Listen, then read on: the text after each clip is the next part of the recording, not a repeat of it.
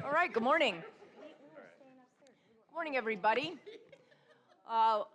Welcome to Wednesday, September 11th, first day of our Coastal Commission meeting here in beautiful Monterey.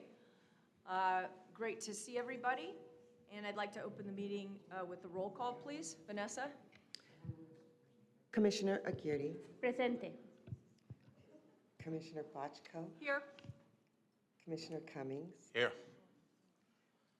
Commissioner Eckerly. Here. Commissioner Escalante. Presente. Commissioner Rice. Here. Commissioner Turnbull Sanders. Commissioner Uranga. Presente. Commissioner Williams. Here. Commissioner Wilson. Aquí. Chair Hart. Presente. How was that? Commissioner Kunkel, I'm sorry. Here. Commissioner Hart. Thanks You so have a much, quorum. Vanessa. Oh, it's setting the tone for the meeting. I like it. It's gonna be great. All right, we'll move to virtual meeting procedures. Will that be you, Chris? Yes. All right, thanks. Good morning. This Coastal Commission meeting is occurring both in person and through Zoom. This meeting is also being webcast and can be viewed online at cal-span.org. If you have access to the internet and wish to watch or listen to the meeting only and not speak on an item, we recommend use the CalSpan website. Those who wish to address the Commission today can do so in person, through the Zoom platform, or by phone. The speaker request forms may be found on the Commission's webpage. Paper forms and a scannable QR code for paperless submittal are available on the Commission staff table just outside the meeting room. For those on Zoom, we have posted virtual hearing procedures on the Commission's agenda webpage, which is a guide on providing comments via Zoom or by phone. Members of the public speaking during general public comment may be given up to 2 minutes to speak at the discretion of the chair. A request to speak during the general public comment period will not be accepted after 9 a.m. on each day of the meeting. In order to provide for the opportunity for the broadest range of public participation, you may speak on a specific topic one time only each month. Those speaking on an agenda item that is not general public comment are typically allowed 2 to 3 minutes to speak at the discretion of the chair. We will accept a request to speak on an item up until the chair opens the hearing on that particular item. If you have access to the internet, please go to the Commission's webpage and click on the link to fill out a speaker request. If you do not have internet access or prefer to testify by phone, please call the Commission staff at 562-477-9089.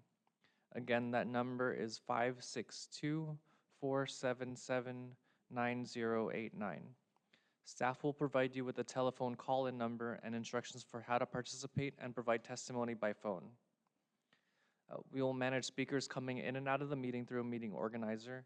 When it is your time to address the Commission, the organizer will invite you to turn on your video and microphone or provide instructions on how to unmute the phone. Madam Chair, that concludes virtual hearing procedures. Thank you so much, and I see that Commissioner Turnbull Sanders is also on Zoom.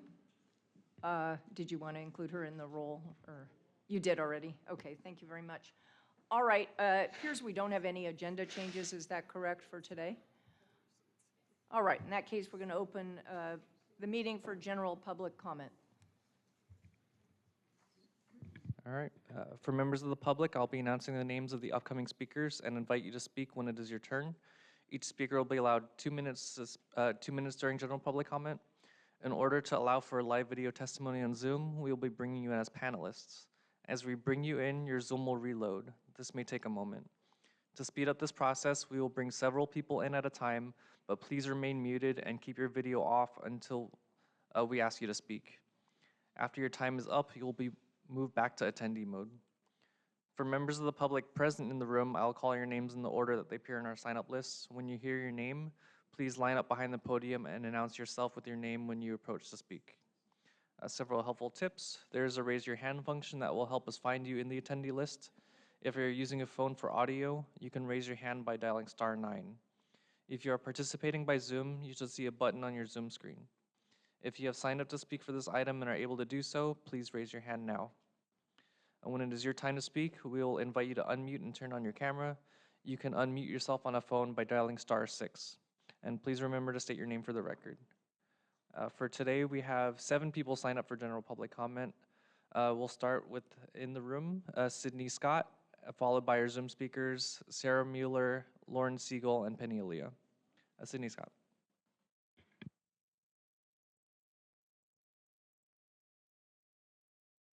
Sorry. Sydney Ramsden Scott, Monterey. We in the Peace and Environmental Sustainability Network in Monterey strongly oppose the escalating militarization of the Pacific Rim. The proposed 290,000 square foot Naval Innovation Center, just 1,000 feet from Monterey Bay Marine Sanctuary, exemplifies this dangerous trend. This war college threatens not only the health of the birds, mammals, and fish of this area, but also the people of the peninsula. Building this will take 2 to 3 years, with 50 construction vehicles entering and leaving the Naval Postgraduate School every working day, and this is according to the Navy, causing traffic to slow to a crawl along both arteries coming onto the peninsula, greatly increasing the amount of CO2 in the air. We were delighted by the Coastal Commission's approval of the Chumash Marine Sanctuary, but we were dismayed that you have decided to support SpaceX's expansion at Vandenberg. Despite acknowledgement of the environmental risks, you appear to prioritize profit over planetary health by providing a huge military industry handshake that could lead to additional satellites being launched, exacerbating the already critical issue of space debris, 62,000 pieces of which already threaten our ozone layer. This violates the Montreal Protocol, a treaty the U.S. committed to in 1989 to protect the ozone layer. We urge you to reconsider this dangerous path.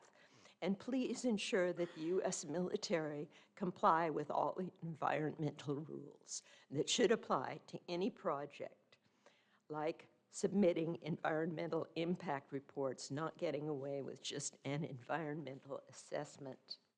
Thank you very much. Thank you. Now moving to Zoom, we have Sarah Mueller, followed by Lauren Siegel, and then Penny Aaliyah. Sarah Mueller.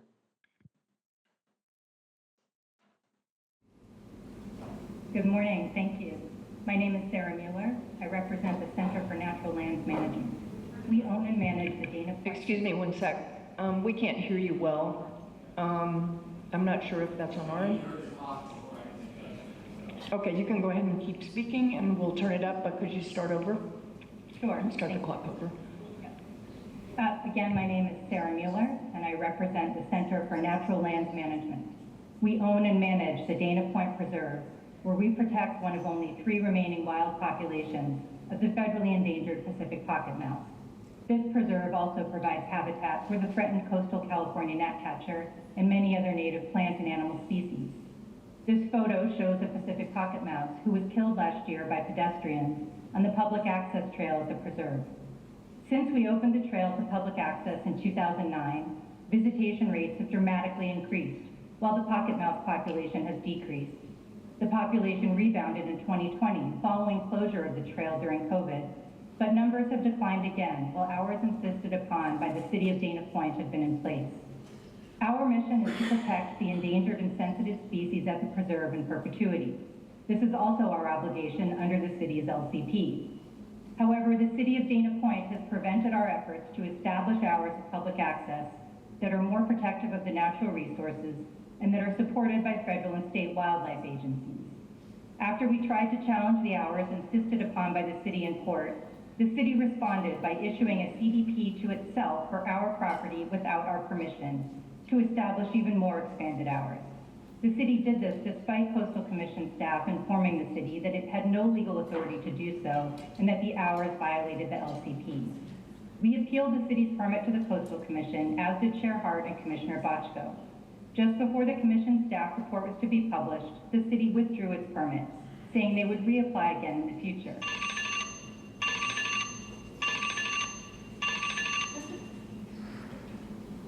you mind if I Thank finish? you. Started late. Next is Lauren Siegel, followed by Penny Aaliyah, and then Jeffrey Caven.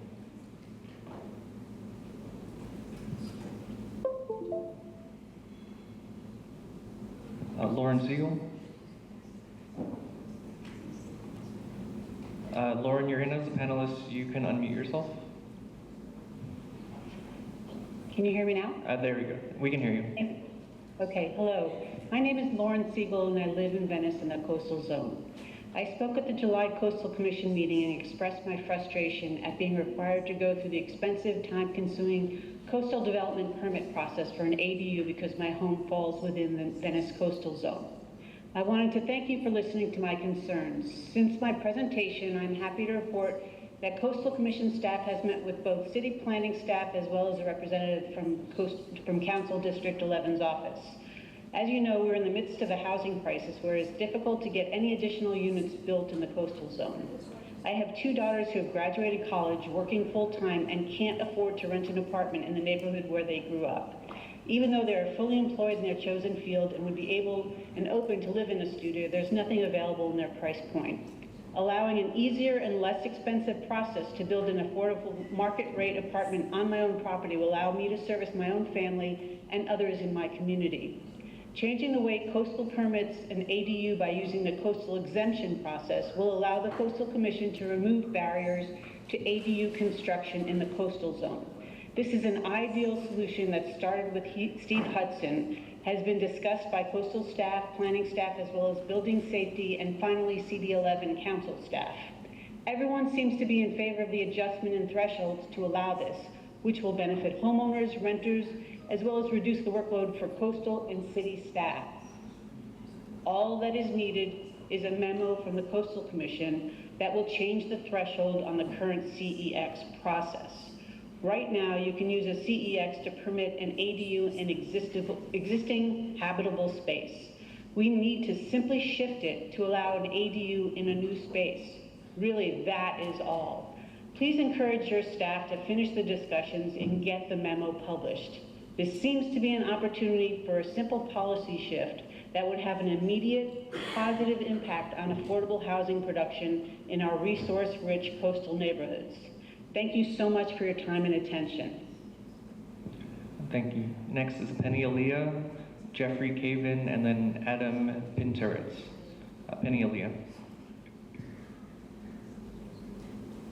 Good morning, Commissioners. Penny Aaliyah, thank you for your time. There are 10 Caltrans projects currently underway along the Mendocino coast that appear to lack condition compliance, a larger issue that applies to many projects up and down our coast, not just Caltrans. As you know, the majority of approved CDPs are heavily conditioned.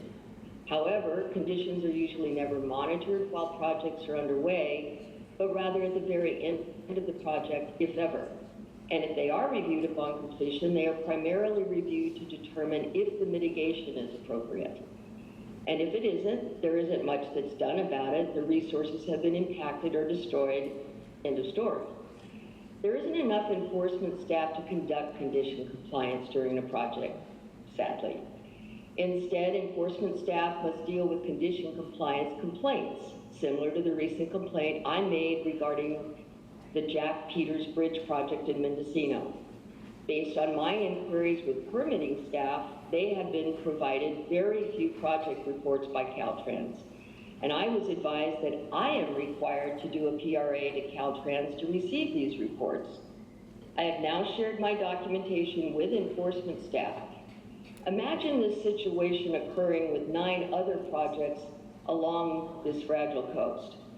How do we work together in 2025 to limit heavily conditioned CDPs and secure funding to hire more enforcement staff so that condition compliance is a proactive process versus a complaint-driven process?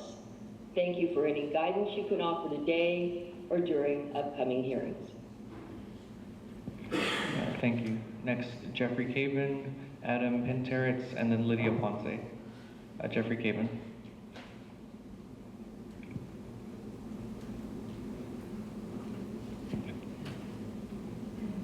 Jeff, you're in as a panelist and you can unmute yourself.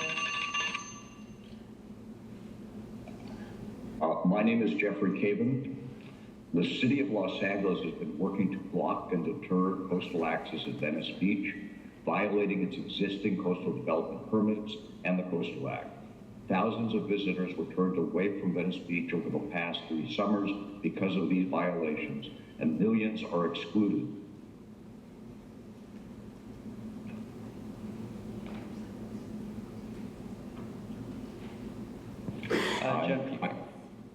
Okay, thank you.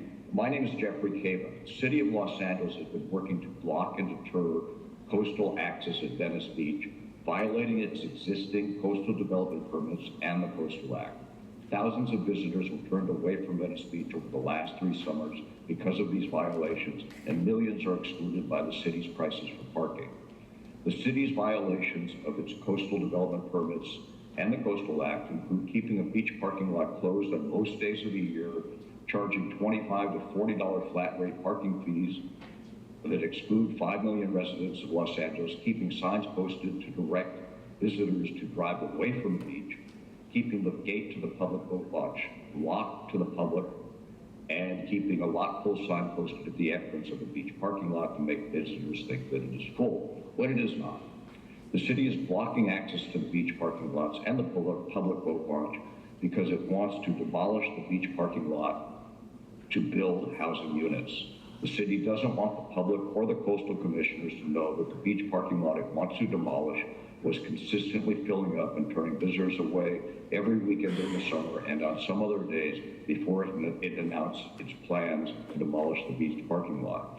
I have studied and documented the existing conditions for coastal access on my bike rides, and visitors are being turned away from the public beach parking lots every weekend, many because of the city's acts to block violence, to block access.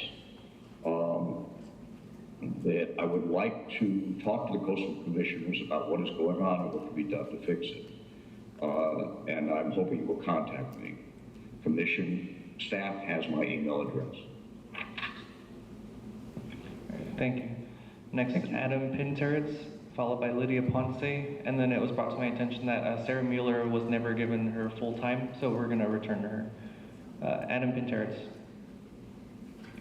Thank you, commissioners and staff. Welcome back to Monterey. I hope you enjoy your time here. My name is Adam Pinterz. I represent the Monterey County Association of Realtors. Recurring years of drought created an unprecedented water crisis in our region that threatened jobs and our local economy. And the California Secretary of Natural Resources, Wade Crowfoot, confirmed that recurring droughts will continue to be a problem for California. The local lack of water has resulted in a building moratorium, exacerbating our housing crisis in the local region, and increasing housing costs and forcing workers to drive long distances between jobs where they can afford to live.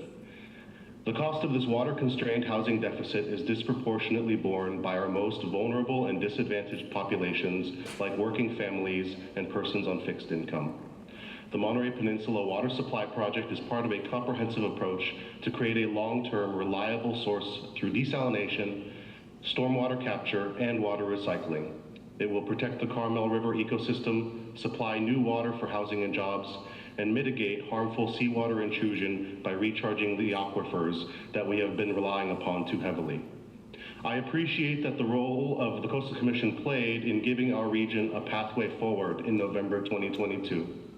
I am here almost 2 years later to submit a reminder for the public record that these regional problems still persist. People here still need housing, water is still the obstacle, and the solution of desalination is still in progress. Thank you for your time and have a nice day.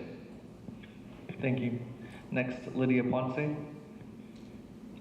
Good morning, relatives. Calling in from the unceded territory of the Tongva people known as Sagna, infamously known as Venice, California.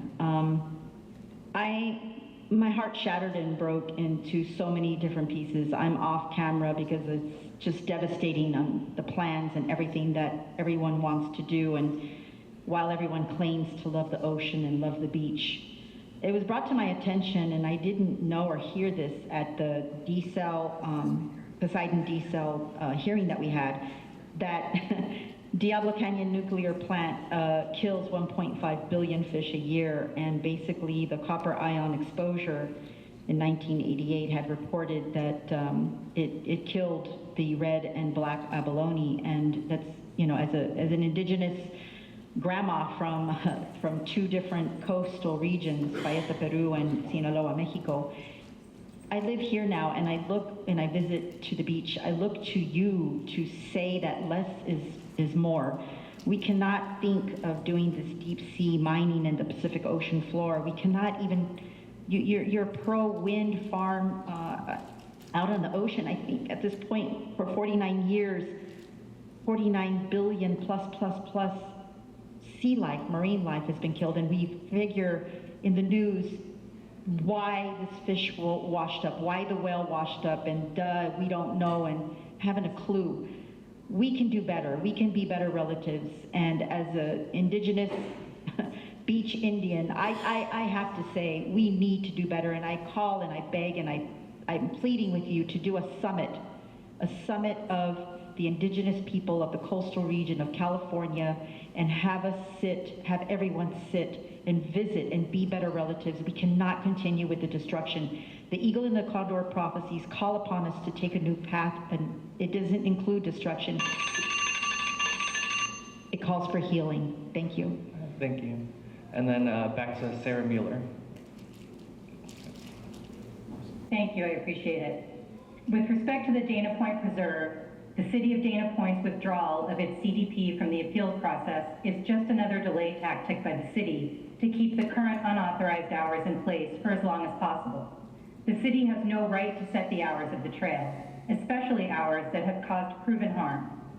We are committed to protecting the pocket mouse and the other rare and endangered species at the preserve, while providing reasonable public access.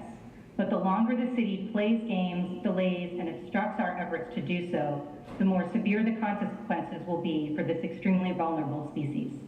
Thank you for your time. Thank you. Madam Chair. All right, great. Thank you so much. All right, we'll now turn to item 6, the Executive Director's Report. Dr. Huckelbridge.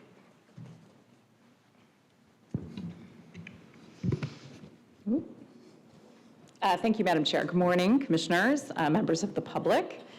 My published ED report can be found on the Commission's website, but I'll spend a couple minutes going over several of the items included. So first up, I would like to report that I recently approved a $500,000 grant to the City of Seal Beach to finalize the city's LCP. Commission staff is already coordinating with the city staff on the draft LUP, which builds on previously completed IP outline, including development of sea level rise policies, a floodplain ordinance, and other hazards-related sections. Importantly, this grant will result in full certification of Seal Beach's LCP for the very first time. Next, as noted in the February and August 2024 Executive Director reports, this year the National Oceanic and Atmospheric Agency, or NOAA, Office of Coastal Management, is reviewing California's coastal management program as required under Section 312 of the Coastal Zone Management Act. The 312 evaluation examines the operation and management of the Coastal Commission, the State Coastal Conservancy, and the Bay Conservation and Development Commission to assess the program's accomplishments and needs, and includes recommendations for program improvements. From August 26th through 30th of this past month, the Commission staff and NOAA's evaluation team met over Zoom for the NOAA 312 evaluation. The meetings included program administration discussions with staff and the federal evaluation team on a variety of topics, including agency accomplishments, successes, and priorities for the future. Numerous stakeholder and partner meetings were held during the week, representing federal, state, and local government partners, as well as NGO, academic, and community group representatives. Target area topics for the evaluation week included coastal hazards, public access, tribal interests, and environmental justice. The week was successfully executed, and the federal evaluation team noted the significant feedback gathered from the stakeholder and partner meetings, as well as to the discussion of program administration priorities with staff. The federal evaluation team plans to release their preliminary findings later this year, and the report will be finalized in early 2025. Once finalized, we are hoping to have a representative from NOAA attend a future commission hearing and report on the findings. Next, I'd like to report on 2 events attended by your staff over the past month.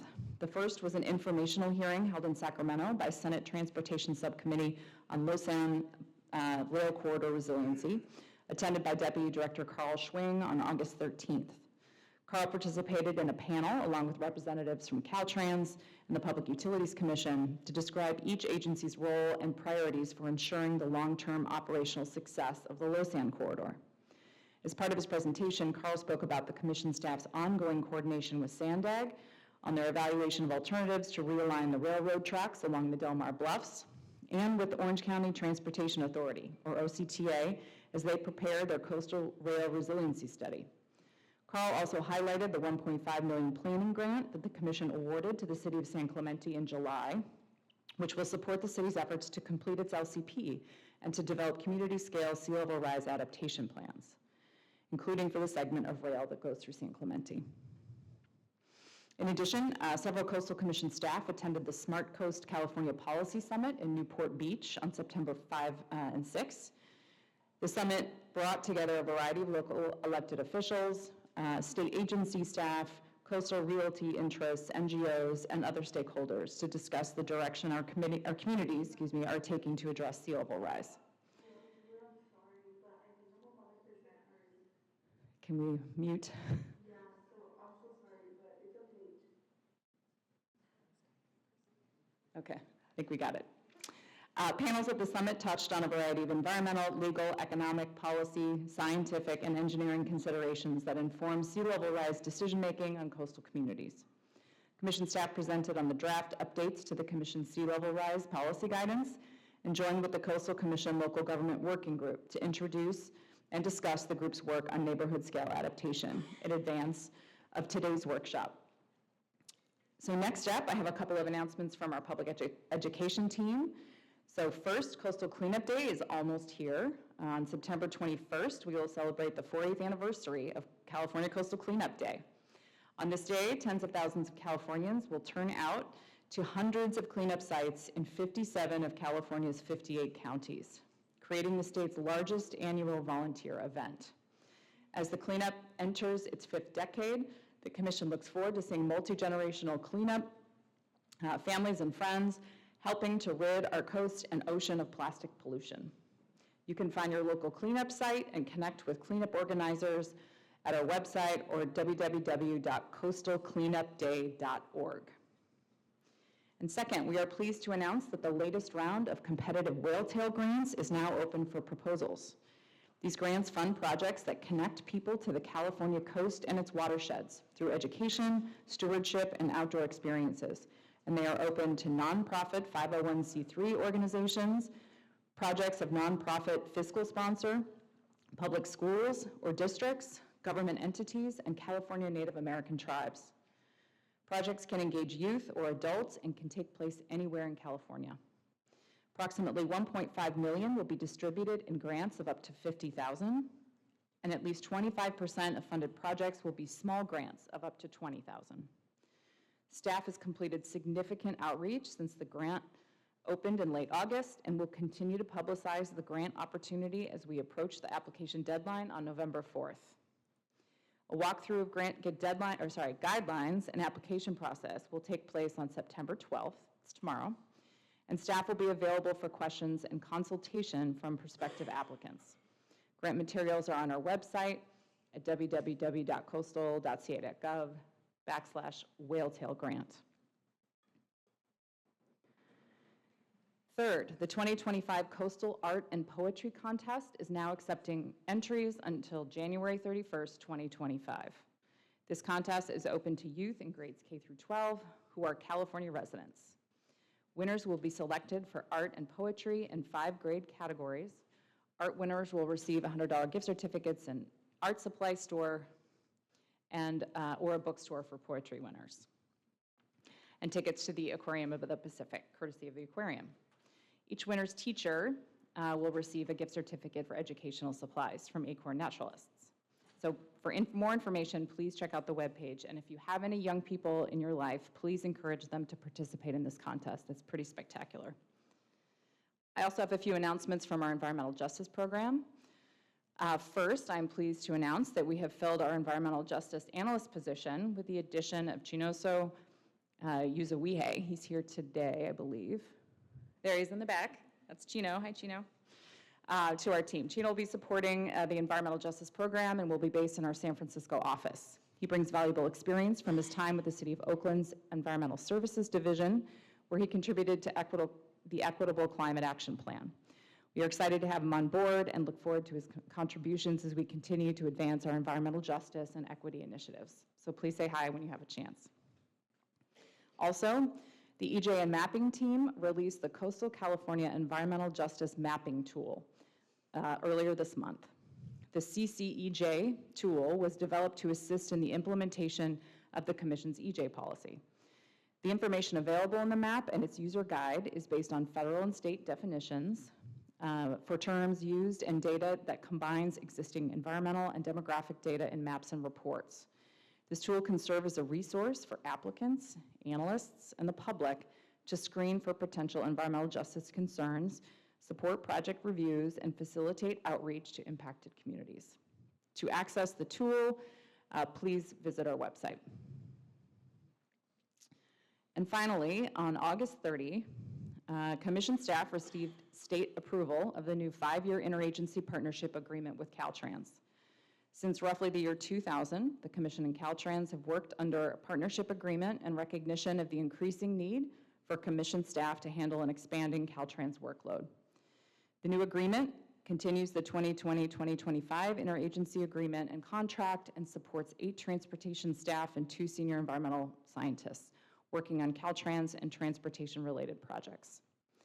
The new agreement aligns with multiple objectives in the Commission's current strategic plan, and it will focus on improving coastal act compliance of Caltrans projects, increasing multimodal transportation in the coastal zone and the California Coastal Trail, addressing environmental justice issues in our coastal transportation networks, and addressing climate change and improving the resiliency of our transportation network to sea level rise. So, Madam Chair, that concludes my Executive Director's report, and I will turn it back to you. Thanks so much, Dr. Huckelbridge. Obviously, there's a lot going on, and thank you for that great report. I'll ask if there's any public comment on the director's report. No speakers for this item. All right, any commission questions or comments? Mr. Williams? Commissioner Williams? Mr. Williams. It's early. It's early in the talking to my game dad here. or something. All right, just a couple of things. Just on the interagency partnership, wanted to just say we appreciate the opportunity to continue working together into the future. And then going back to the NOAA 312 evaluation process, Caltrans also appreciated the opportunity and the invitation to participate in the process and showcase our partnership and the success with we've all achieved in coastal trail expansion over the years. So thank you. Great, thank you. Any other commissioner comments? Commissioner Nada? I just wanted to put a point on how important the 312 review is and how significant that is. And over the years, it really has demonstrated California's leadership at the national level in terms of the comprehensiveness of our coastal management program and how the 3 sister agencies work together. And I noted that this year they were doing it by Zoom, but it seemed like it was a very comprehensive consultation process, and a lot of people were able to be heard. Are there additional opportunities for the public to be heard? Yes, I believe is there a deadline that if people still have comments that there was a public meeting that already occurred, but I believe there still is an opportunity to provide comments. And if anybody's interested in doing that, I believe the information is still on our website, and if not, they can contact me. I also want to take this opportunity to recognize Ashley Reineman, who was your staff person who did just a phenomenal job in working with NOAA to set up that evaluation. There she is on screen. It ran incredibly smoothly, and really thanks to her hard work in putting it together and being very thoughtful about how to run it on Zoom and make it really useful and productive. So thanks, Ashley. Thanks. Go ahead, Ashley. I quickly wanted to say you can still submit written comment in our August ED report. We reported on that public meeting, and the email address that NOAA's also still receiving comments through, I believe it's the end of September. I'd have to double check back on that, but it's in the August ED report. Thank you. Great, and thank you for all your work on that. All right, any other questions? All right, in that case, we'll move on to item 6C, legislative report. Ms. Christie. Good morning, Chair and Commissioners. This is your September legislative report. The 2024 session ended at midnight, August 31st, and now Governor Newsom has until September 30th to sign or veto the more than 600 measures that made it to his desk last month. Your legislative report was focused last month primarily on the bills that had been referred to the suspense file in the two appropriations committees and the question of which ones would be allowed to advance to the floor. While most of the Commission's priority bills did ultimately make it off the suspense file, two significant coastal bills were held in committee. Those were AB 2560 by Assemblymember Alvarez, the bill that dealt with density bonus law and the Coastal Act. The other was SB 1092 by Senator Blakespear, which would have required the Commission to prepare a report on CDP appeals data over the last 4 years. The Commission initially had voted to oppose 2560, but moved to neutral after the bill was amended in the Natural Resources Committee in July. The committee had taken a support position on SB 1092.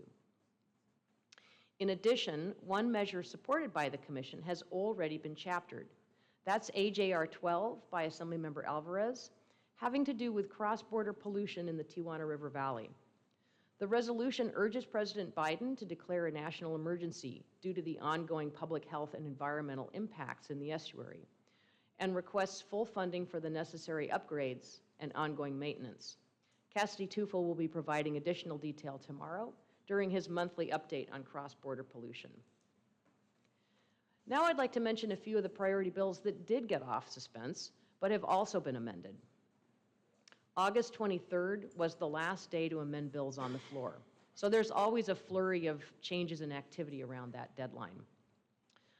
First is AB 1992, a bill that would amend the Coastal Act to give the Commission explicit authority to approve blue carbon demonstration projects, such as eelgrass beds, kelp forests, and coastal wetland restoration projects.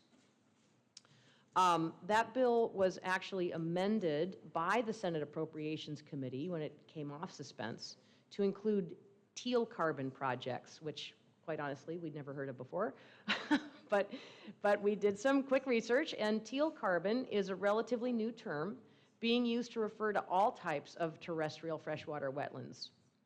With these committee amendments, the bill was effectively expanded to apply both in and out of the coastal zone.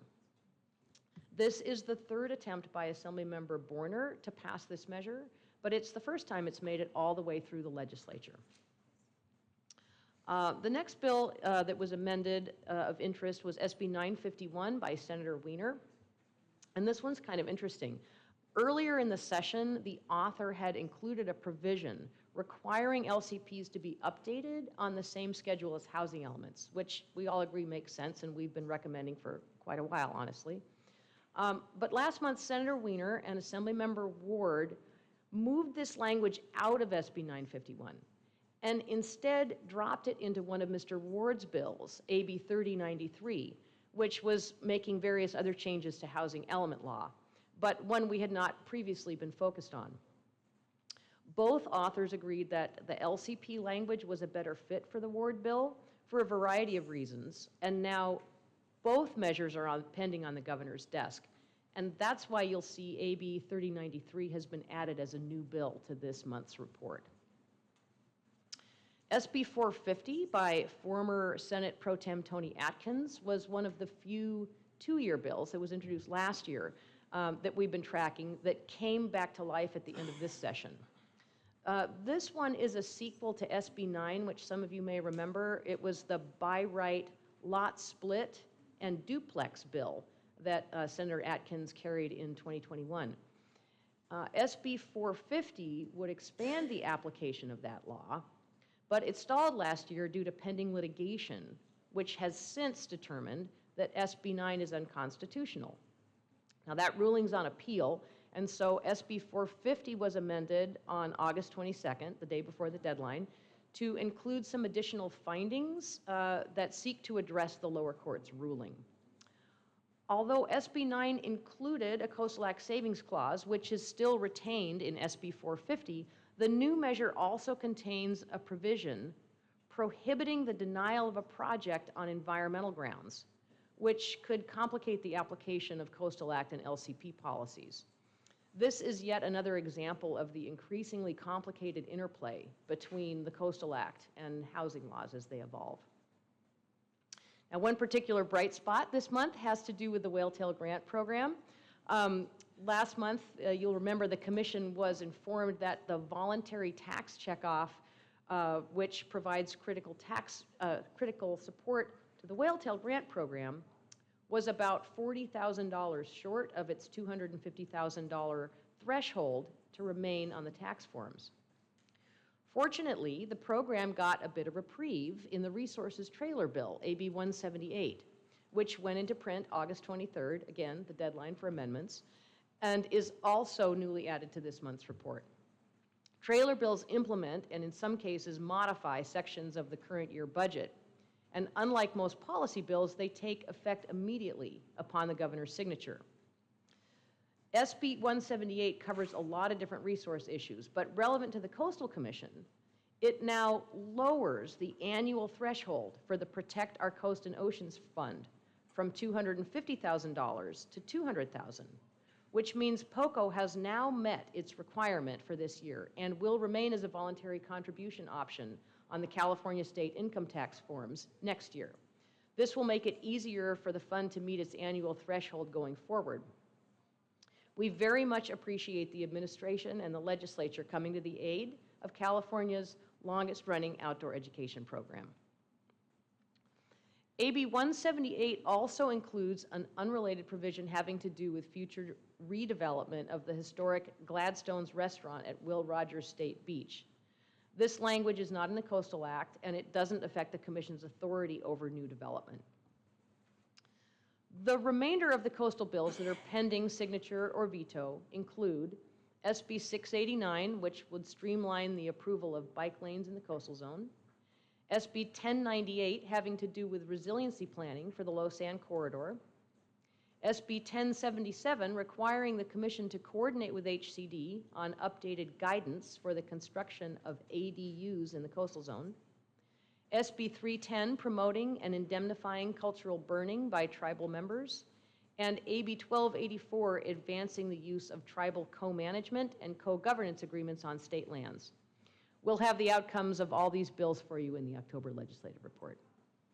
And finally, you may have heard that the governor has called a special session to address volatility in gasoline prices. So far, only one bill has been introduced in the special session, and that is AB X21 by Assemblymember Hart. This bill focuses primarily on expanding the authorities of the Energy Commission, but also requires some consultation with the Coastal Commission, BCDC, and the State Lands Commission, as well as ports and tanker terminal operators. Staff will continue to monitor this and any other bills introduced in the coming weeks to evaluate any potential impact on the coastal program. Madam Chair, that concludes the legislative report, unless there are any questions, which I'm happy to answer to the best of my ability. All right, thanks so much, Ms. Christie. First, I'll ask if there's any public comment on the ledge report. No speakers for this item. All right, bring it back to the commission. Any questions or comments on the ledge report? No? Anybody? Yes. Commissioner Gearing. Thank you, You know Chair. what I'm saying? I just want to mention, because it's a little hard to see everyone, if you want to comment, push the button so I can see your orange light, and then I'll know. Thanks. Just quickly, I want to thank the legislative team for all your hard work. I know you are on the front line of defending the Coastal Act and this commission and our coast. Thank you for all your work. That was an awesome comment. Thanks. All right. All right, seeing no other comments, we'll move on to 60 interagency agreements for implementing California's coastal management program, and that is going to be you, Ashley. Go ahead, please. Thanks so much. Good morning again, Chair Hart and Commissioners. Item 6D seeks the Commission's authorization to enter into 2 interagency agreements to pass through portions of California's annual Coastal Zone Management Award dollars to BCDC and the Coastal Conservancy to implement the state's federally approved coastal management program. and this is a routine item that comes before you each year. As you know, California's coastal management program is administered by 3 state agencies, the Coastal Commission, BCDC, and the Coastal Conservancy. The Commission is the primary recipient of all of our federal funds, and then we pass through the other 2 agencies' shares to them by means of an interagency agreement. For the FY 24-25 Coastal Zone Management Grant Cycle, California will receive $3,137,000. Of this, BCDC will receive $390,950. The Coastal Conservancy will receive $393,300. And the Commission will retain the remaining $2,352,750. The 3 executive directors agreed upon this distribution of funds. The majority of our federal funds will support our core program activities for regulation, planning, and enforcement. A subset of these funds, approximately $386,250, is directed towards projects that seek to enhance our program in the areas of coastal hazards, sustainable development, wildfire resilience, public access vulnerability, and marine debris reduction. Today, I seek your approval of the 2 interagency agreements. There are 2 motions of approval that can be found starting on page 1 of the staff report. Madam Chair, this concludes my remarks, and I'm happy to answer any questions. Great, thanks so much. Is there any public comment on this item? Nope. Chris is on the move. All right. Any commissioner comments? And if not, Commissioner Nodoff is ready to make the motion. Commissioner Nodoff. All right, I move that the commission authorize the executive director to enter into an interagency agreement to pass through $390,950 of federal funds to the San Francisco Bay Conservation and Development Commission for the purpose of implementing the California Coastal Management Program for fiscal year 2024 to 2025. And I recommend a yes vote. Second. All right, we have a motion and a second, and we need a roll call vote because Commissioner Turnbull Sanders is online. Commissioner Aguirre? Yes. Aguirre, yes. Commissioner Bochco? Yes. Bochco, yes. Commissioner Cummings? Yes. Cummings, yes. Commissioner Escalante? Yes. Escalante, yes. Commissioner Nodoff? Aye. Nodoff, yes. Commissioner Rice? Yes. Rice, yes. Commissioner Turnbull Sanders?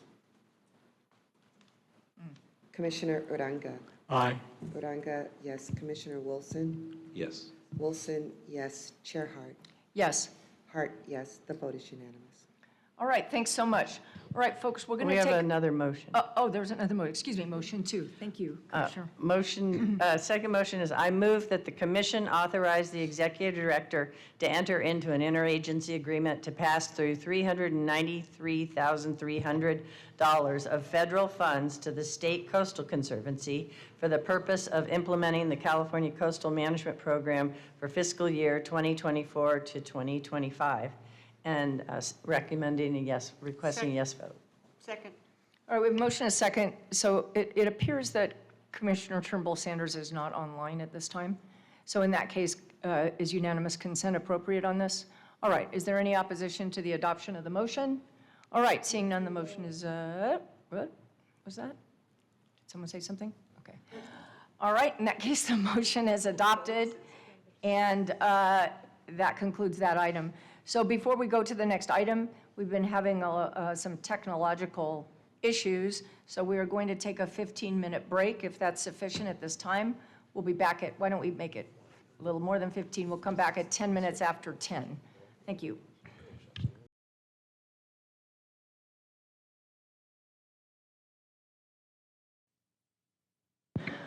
All right, folks, sorry we're a few minutes late, but we're back. All right, so now we are going to move to item 6E, Sea Level Rise Policy Guidance Update. Thank you, Chair Hart. I'd like to turn it over to Karen Vu of our statewide planning unit to kick it off. Hey, Karen. Thanks, Kate. Good morning, commissioners. Today, I will be presenting along with Z. Plasencia, Javier Padilla-Reyes, and Brandon Quintana on the EJ updates to the Sea Level Rise Policy Guidance. Can we pull up this slide, please? Okay.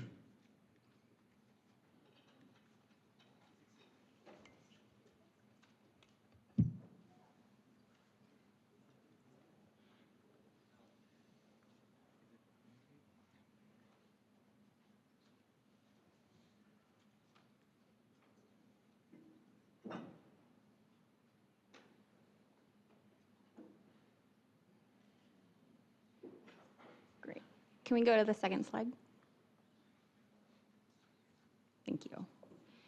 In August of 2015, the Sea Level Rise policy guidance was unanimously adopted by the Commission to provide information and recommendations for how to address sea level rise in the context of the Coastal Act and in various Coastal Commission planning and permitting processes. In 2018, the guidance was updated to reflect evolving science. Now, this current set of updates before you today addresses three main topics.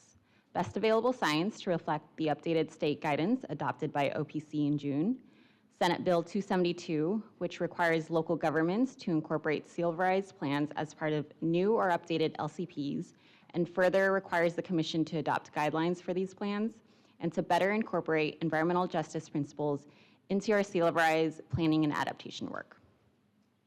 The draft update is available on our website as shown in the link. We color-coded the updates based on topic area. Science updates are highlighted in yellow, SB 272 updates are highlighted in green, and environmental justice updates are highlighted in blue. We also made a few other targeted updates, for example, to reflect newer agency resources, and these updates are highlighted in gray. Where significant portions of text have been updated, the section or chapter title is highlighted. In both instances, and again now, work on the Sea Level Rise policy guidance was supported through funding from NOAA, and we continue to thank our federal partner for this support. At last month's commission hearing, staff introduced the updates related to best available science and SB 272. Today, we will be sharing our efforts to update the Sea Level Rise policy guidance to include more robust information regarding environmental justice principles and considerations. Next slide, please. Beginning in 2020, the Coastal Commission received multiple years of funding through the CZMA Section 309 Enhancement Grant Program to develop policy guidance that would inform our regulatory and planning processes to address sea level rise through an environmental justice lens.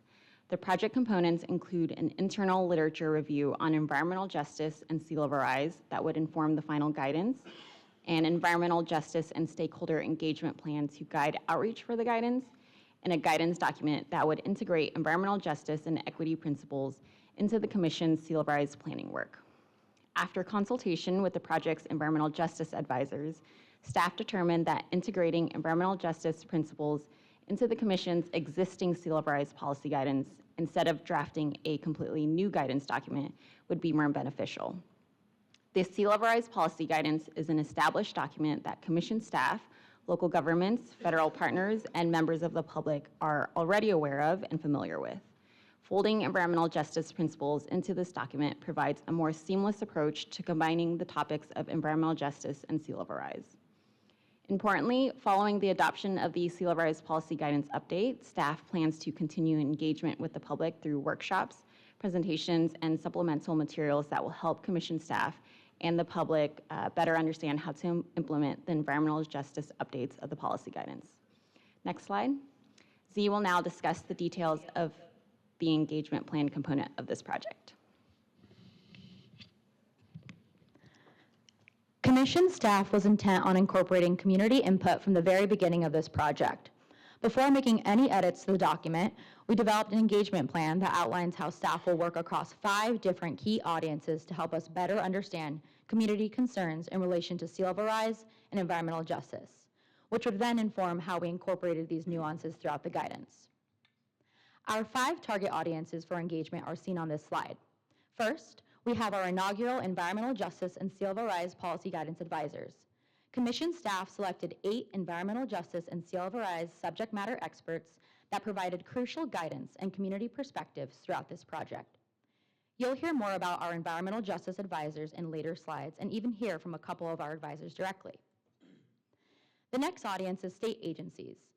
We work closely alongside environmental justice staff from the State Lands Commission, Ocean Protection Council, San Francisco Bay Conservation and Development Commission, and the State Coastal Conservancy throughout the process to ensure that their feedback and review was incorporated into the guidance. We presented to this audience during a standing monthly environmental justice partner call convened by NOAA with staff from these agencies to discuss a variety of environmental justice topics. We used this opportunity to present on the anticipated updates as they were in development and share the administrative draft with this group for their review, specifically flagging the environmental justice updates. We also presented the updates during a call with the Sea Level Rise Collaborative Working Group, which consists of staff from various state agencies, including California Natural Resources Agency, Department of Water Resources, Caltrans, and state parks. Third, local governments. Local governments are critical partners for implementing the environmental justice and sea level rise planning work discussed in the guidance update.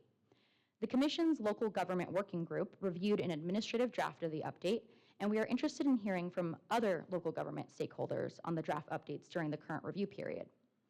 We will also continue to coordinate with local governments on implementing the environmental justice updates, as well as the rest of the updates in the guidance, following adoption of the guidance. Fourth, environmental justice community members and representatives. We are interested in garnering specific feedback from environmental justice community members and representatives and have done so in a variety of ways. As a directive from the Commission's Environmental Justice Policy implementation goals, the Environmental Justice Unit hosts quarterly environmental justice community partner calls with Commission executive leadership to uplift environmental justice community concerns and provide a forum for collaborative discussion. We focus the latest quarterly environmental justice and executive director partner call on the environmental justice updates to the Sea Level Rise policy guidance. After the updated guidance is adopted, we plan to continue outreach to environmental justice community members and representatives by co-partnering with local environmental justice nonprofits and organizations to host a series of informational webinars and community meetings across the state to help explain what the updates are and how they will be implemented. Fifth, general public. We have and will continue to engage with broader members of the public who may be affected by and or are generally interested in the Commission's Sea Level Rise and environmental justice work through a variety of venues. I will share a couple of those resources on the next slide, in addition to sharing other avenues of planned engagement. Next slide.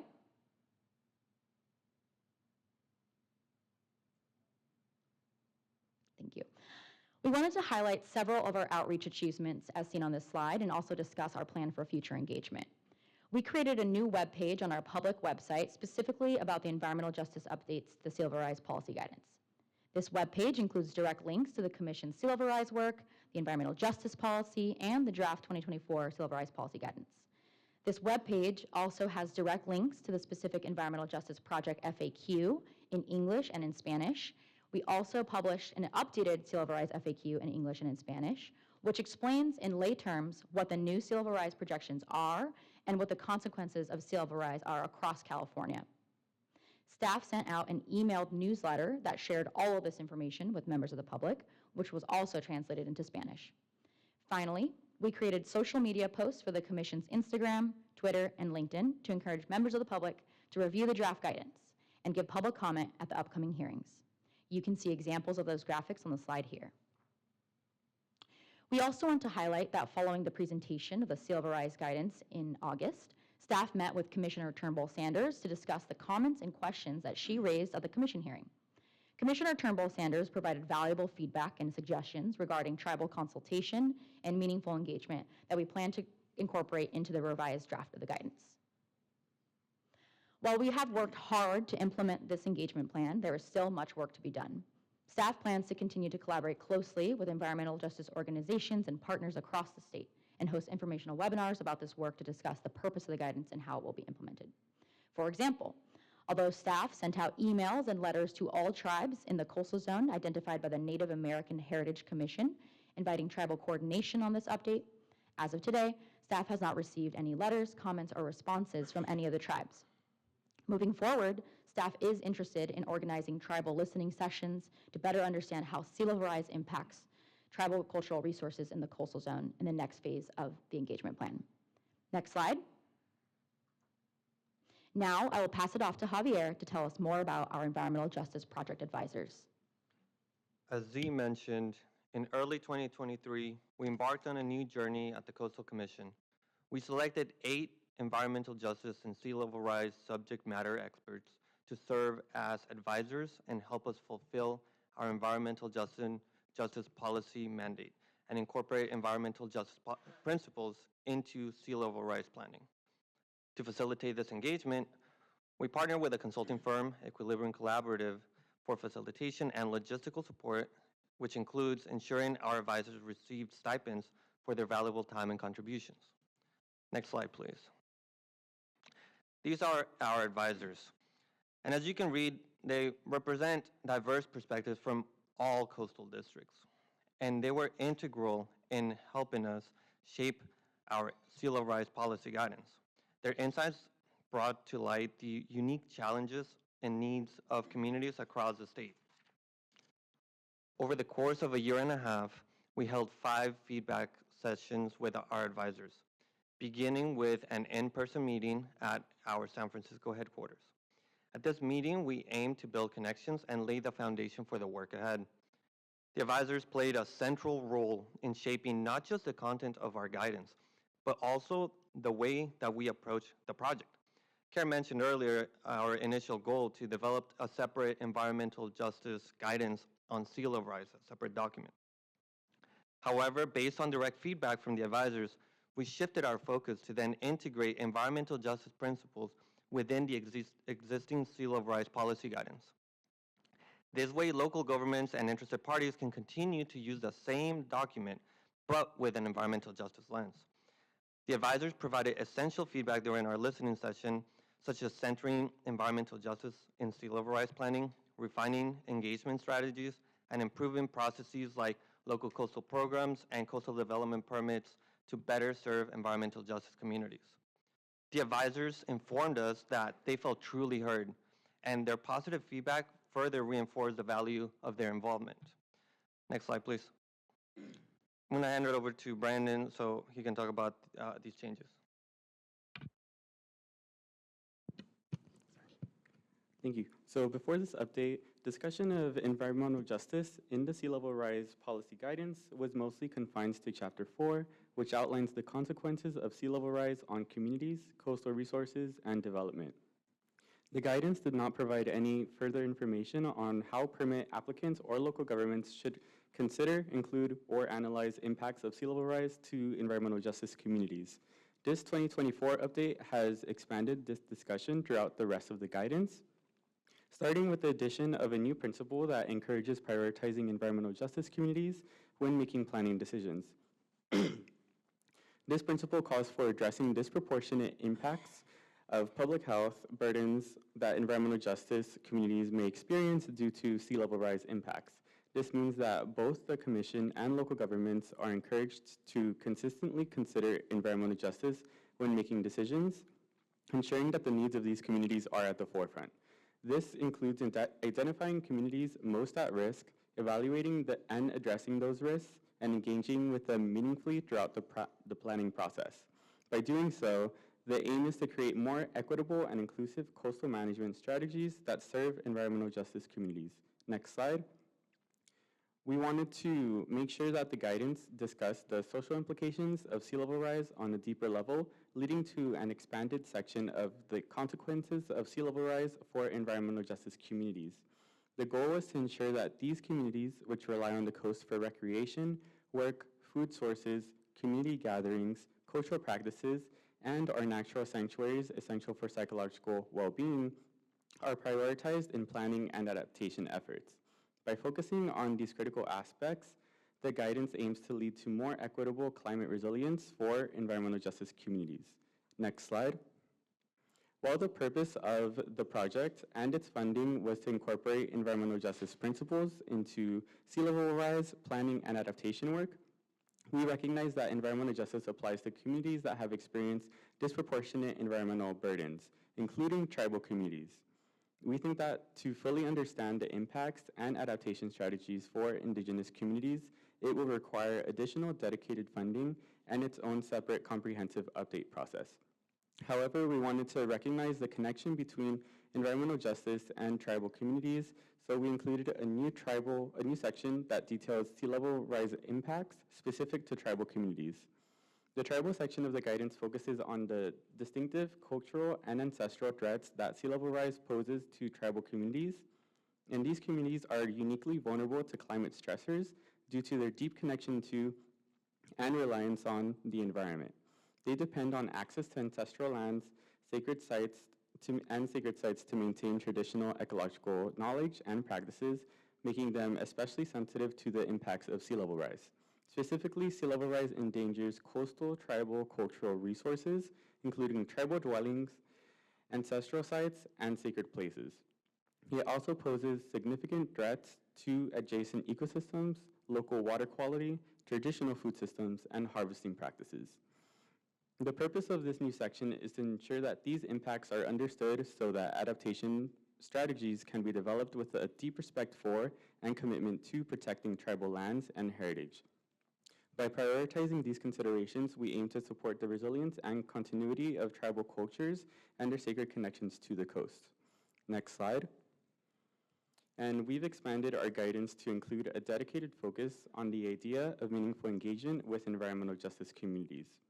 Historically, these communities have been excluded from decision-making practices, facing significant barriers to participation such as language obstacles, lack of access to knowledge, and economic constraints. Due to these challenges, we've outlined best practices for meaningful engagement, which include starting the conversation early, ensuring consistent communication, and tailoring outreach efforts to meet the specific needs of environmental justice communities. We strongly recommend incorporating these meaningful engagement processes into local coastal programs to ensure that all voices are heard and valued in coastal planning.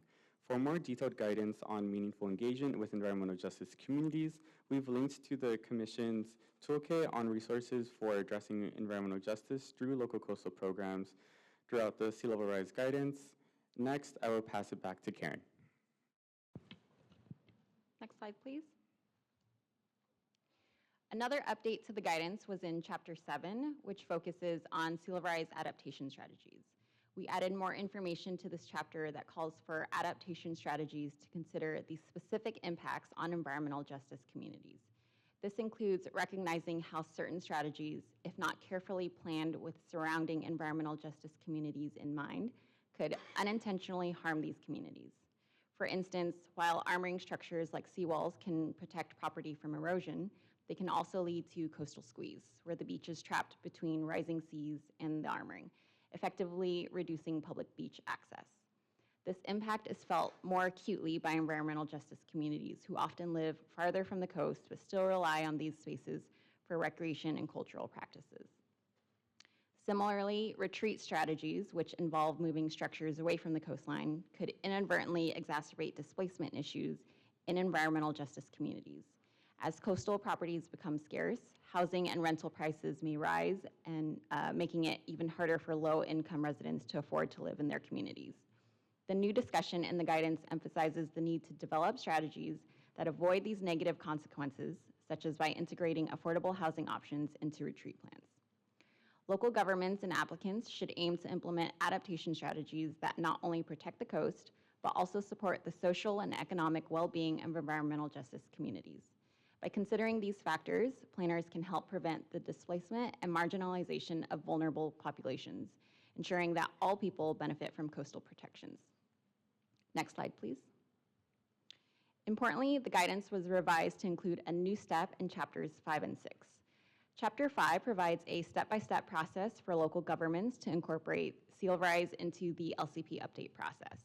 A new step was added to the beginning of the process that instructs local governments to identify environmental justice communities in and around the local jurisdiction, characterize their historic and current environmental burdens, and develop a meaningful engagement plan that will guide outreach with these communities throughout the LCP development or update process.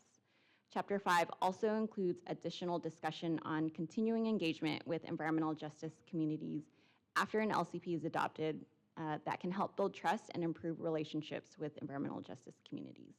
Next slide, please. Similar to the LCP process, a new step was added to Chapter 6, which provides information on how to address sea level rise in the CDP process. This step calls for project applicants to identify environmental justice communities in and around the project site, including environmental justice communities who live outside of a city or county boundary and outside of the coastal zone, but may be affected by development or land use planning activities in the coastal zone, and to engage with these communities that have been historically excluded from planning and permitting decisions and from accessing the benefits of coastal development resources. This step also helps to identify any potential environmental justice concerns and impacts early in the application process to ensure that they can be adequately evaluated and accounted for throughout the analysis process. Other revisions in Chapter 6 include identifying how sea level rise impacts to coastal resources such as public access and marine habitats could exacerbate burdens to environmental justice communities, and a discussion on developing equitable adaptation measures that center environmental justice communities. The revisions in these chapters, as well as throughout the rest of the guidance, are a direct result of guidance and feedback from the environmental justice advisors. The advisors provided valuable information on the variety of consequences that could adversely affect environmental justice communities from sea level rise, how various sea level rise adaptation strategies could exacerbate burdens to environmental justice communities if these communities are not adequately considered and engaged, and how to ensure that adaptation strategies prioritize and benefit environmental justice communities. And lastly, how to better include and account for environmental justice communities throughout the LCP planning and CDP analysis processes. Next slide, please. In closing, I will reiterate that the draft update is available as Exhibit 1 and on the Commission's website, shown here. We will be accepting comments through September 23rd and anticipate bringing a revised draft for adoption later this year. This ends today's briefing, and staff is available for questions. Thanks so much, Ms. Vu and the entire team for this incredible report. And I just want to reiterate that this is the opening of the public comment period. So this is a presentation, and you're welcoming and asking for public input going forward. All right, I'm going to turn to Commissioner Turnbull Sanders, who would like to make a couple comments as our Environmental Justice Commissioner. Thank you. Quick question. Are we going to have public comment before any comments from the commissioner? From the commission? That was my intention, Commissioner. I wanted to give you an opportunity to speak if you needed to, but if you'd prefer to speak after public comment, that's fine too. Would you prefer that? I'd prefer after public comment. Thank you. All right, great. All right, so we'll open the hearing for public comment and ask how many speakers do we have, Chris? We have 7 speakers. All right, so we'll go ahead with each speaker and give them up to 3 minutes each. All right, we have 6 who are the EJ advisors that were listed earlier. We'll start with Orion Camaro, Leslie Gallegos, and then Charming Evelyn. Orion. Hello, can you all hear me okay? Yeah, we can hear you. Awesome, thank you so much. Good afternoon, commissioners and members of the public. My name is Orion Camaro. I am a climate justice advocate with a decade of experience advocating for environmental protections and equity in disadvantaged communities.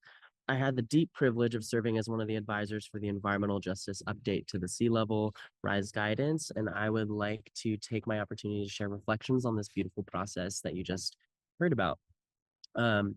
First and foremost, I wanted to celebrate and commend the Coastal Commission team for prioritizing a thoughtful and inclusive approach, particularly through the decision to host an in-person meeting for the advisors. The meeting provided a valuable space for us to get to know one another, exchange ideas, and build meaningful connections that informed our work together. The opportunity to hear directly from community members with different backgrounds and experiences added richness and depth to our discussions, especially in this work together. We all had unique insights, and the open dialogue fostered really collaborative spirit through this process of advising the update. I believe that this project should serve as a model for future policymaking efforts, especially those that impact frontline communities. It's crucial that those that are most vulnerable to sea level rise, most vulnerable to environmental challenges, including sea level rise, are not only consulted, but actively engaged in the decision-making process. It's important that these lived experiences can offer critical insights that shape policy in ways that address those existing inequities. Equally important is recognizing the value of the expertise that these communities bring to the table. Too often, community knowledge is overlooked and undervalued in these processes, but this project did it right by compensating advisors for their time and input, setting an important precedent for how we engage with community members in these processes. By providing compensation, you all are giving the clear message that our contributions are indispensable and deserving of recognition, which I really celebrate and thank you all for prioritizing that.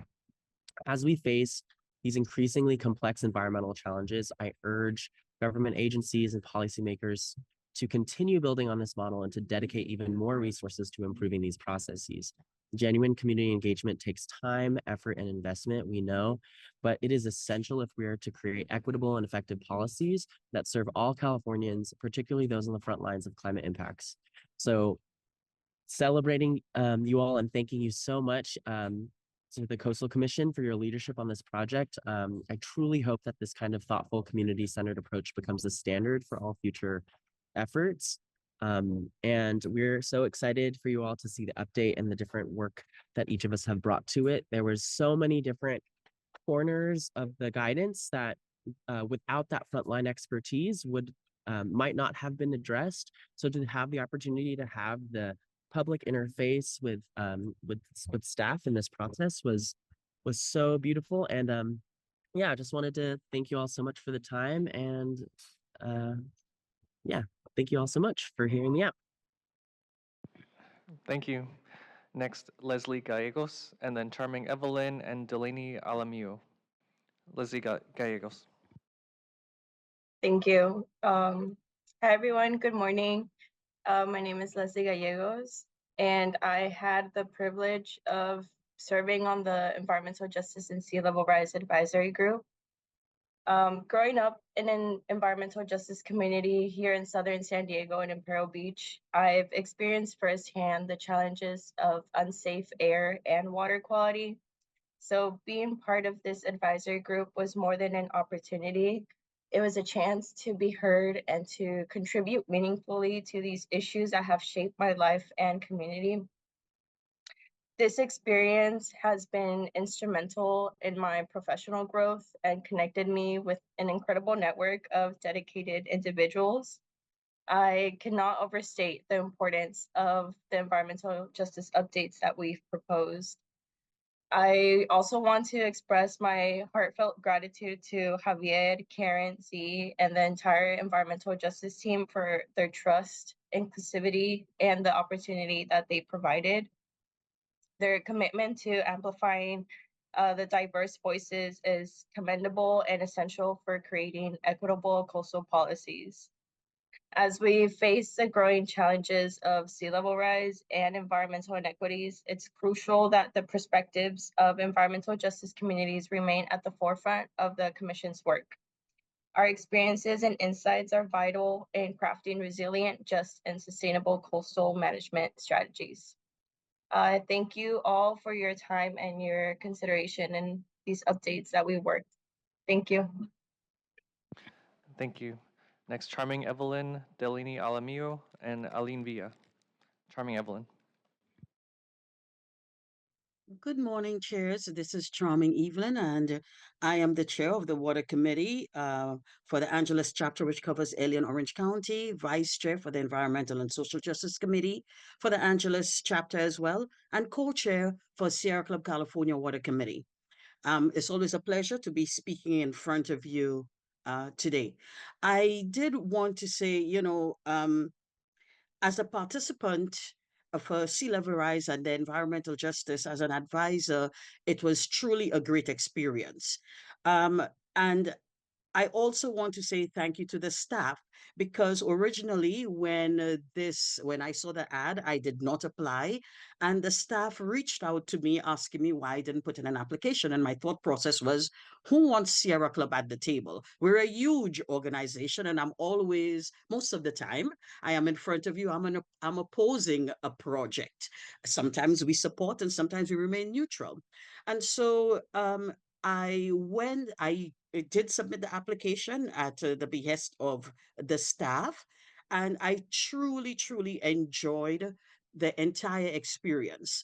I soaked up the diversity of knowledge from each EJ advisor, and I appreciated the ability to liaison with different commission staffers. We, the advisors, came from Northern California to Southern California, representing very different organizations. What we did have in common, however, was a commitment to environmental and social justice issues for underserved and under-resourced communities. We all came from grassroots organizations, but most of them were community-based, unlike Sierra Club.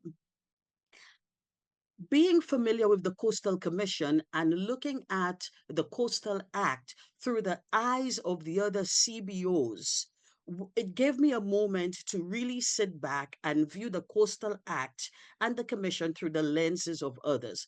It was truly educational. As a volunteer, it was most appreciated for me to be paid for my expertise and time. And the plan to have the first meeting in person at the commission offices was great to establish relationships and ease into a very difficult and sometimes contentious topic. I really want to commend the other advisors and having them on the team because their approach was so completely different from mine. And it took a while to establish trust within all of us and with the staff and what they were doing, and that it was coming from a better place. And I have to thank the staff again because the staff took the time to listen and to realign their plans, their original plans, to what was coming out through the process and how everyone at the table approached EG. So I I just want to thank the staff again and the commission. Thank you very much. Thank you. Next, Delaney Alamillo, Aline Villa, and then Adam Cantor. Delaney. Good morning, commissioners. My name is Delaney Alamillo. I am the executive director of Community Nature Connection, a nonprofit-based organization located in Los Angeles on unceded Tongva land that is focused on facilitating outdoor access and nature equity for Black, Indigenous, and people of color youth and families. I want to thank the Commission for the opportunity to speak on the Coastal Commission's environmental justice updates to the sea level rise guidance document. I too had the pleasure of being a project advisor on this committee and enjoyed working in a collaborative manner with my fellow committee members and commission staff in drafting the draft guidance document that is before you today. Echoing a lot of what you've heard today, I'm someone who has regularly and historically commented on policy documents and permits and advocated for more community engagement in permitting, policy setting, and enforcement efforts. This approach taken by commission staff was both refreshing and inclusive. This is an approach that brought environmental justice community members into a process as knowledgeable members and as a group having critical perspectives that could inform this process. From this collaborative process, the draft guidance document before you has an environmental justice and equity baked into it, as well as clear directions for achieving and garnering meaningful engagement from vulnerable and environmental justice communities.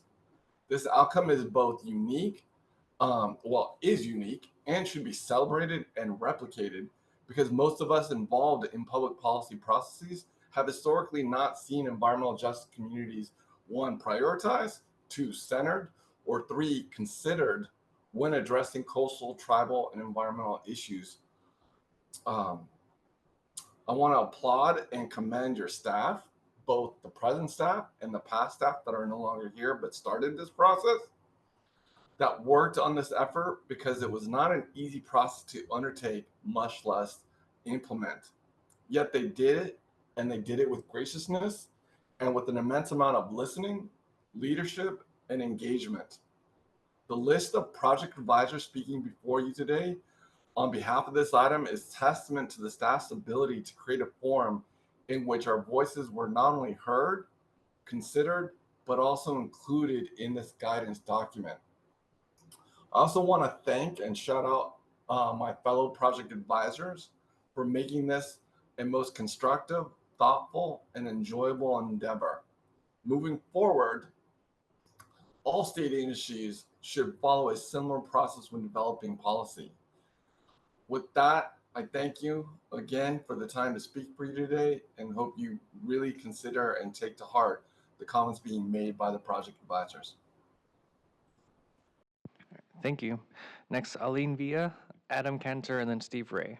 Aline Villa. Good morning, commissioners. My name is Aline Villa, and I'm a lifelong resident of my beautiful coastal town of Oceano and proud member of the Oceano Beach Community Association. I'm speaking here today to support and congratulate the Coastal Commission on the Sea Level Rise Policy Guidance Update. For over a year and a half, I participated in an advisory committee on the environmental justice piece of this policy, along with 7 other environmental justice activists from throughout California. We were able to give our input, and as a result, this policy includes principles, protocols, and practices that will help make this policy more equitable, effective, and democratic. Who better to advise on EJ issues than the EJ activists that live in these communities and deal with these issues daily? Californians deserve the best from the policymakers, and we'll get the best in this crucial policy. We saw quite clearly in the 2023 storms the devastation that climate change can cause. We saw firsthand that the communities hardest hit were EJ communities. Environmental justice must be an integral part in all climate change and sea level rise policy in order to ensure protection of all Californians.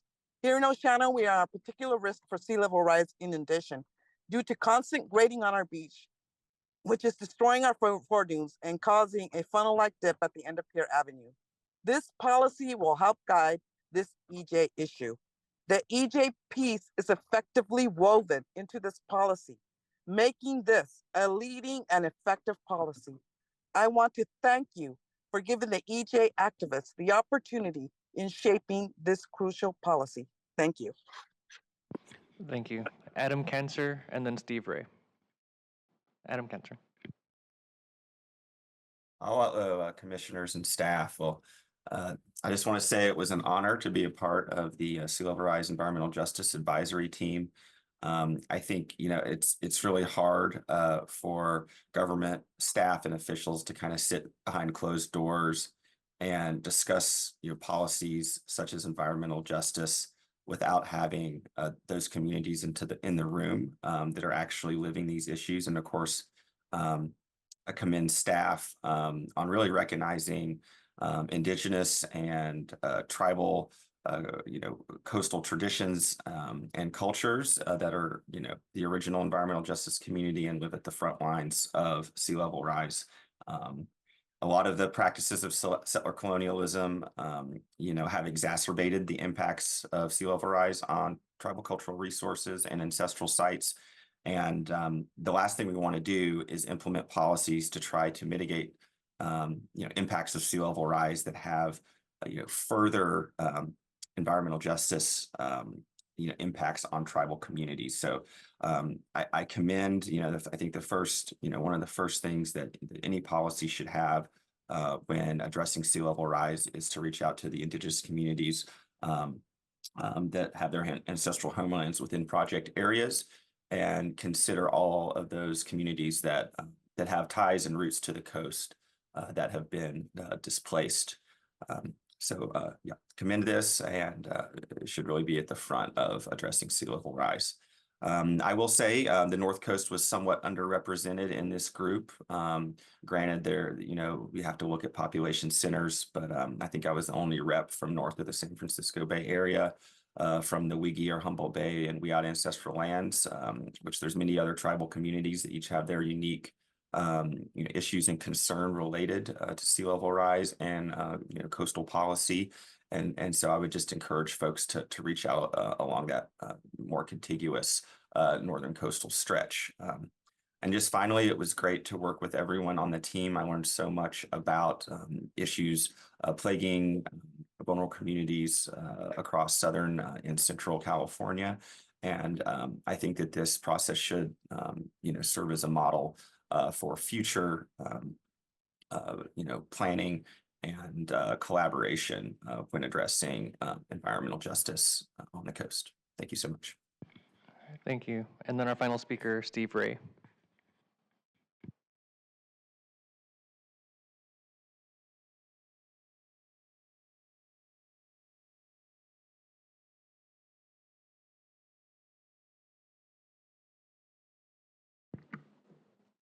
I'm live now. Ooh, still alive too, okay. Well, good morning, Madam Chair, commissioners, staff, and to the public out there. First of all, just as a note, seniors and disableds and people who live on fixed income are part of the environmental justice community too, a trifecta here. So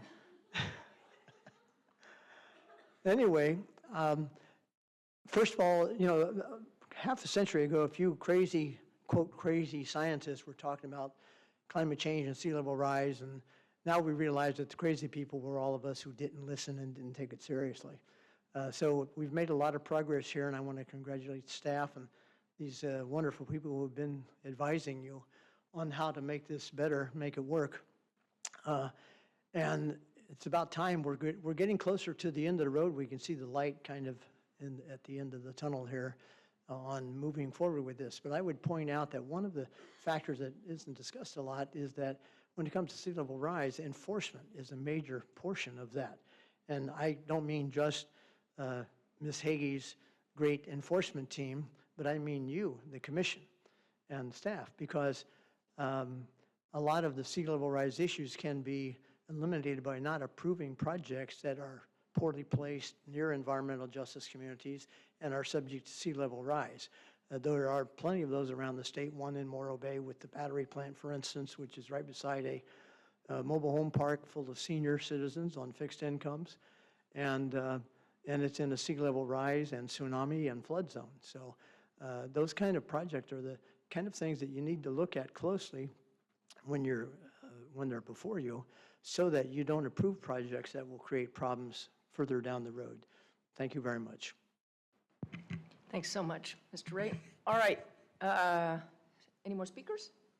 All right, I'm gonna, did staff want to make any more comments before the commission?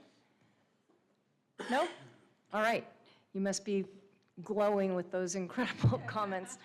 All right, Commissioner Turnbull Sanders, are you prepared to make your comment?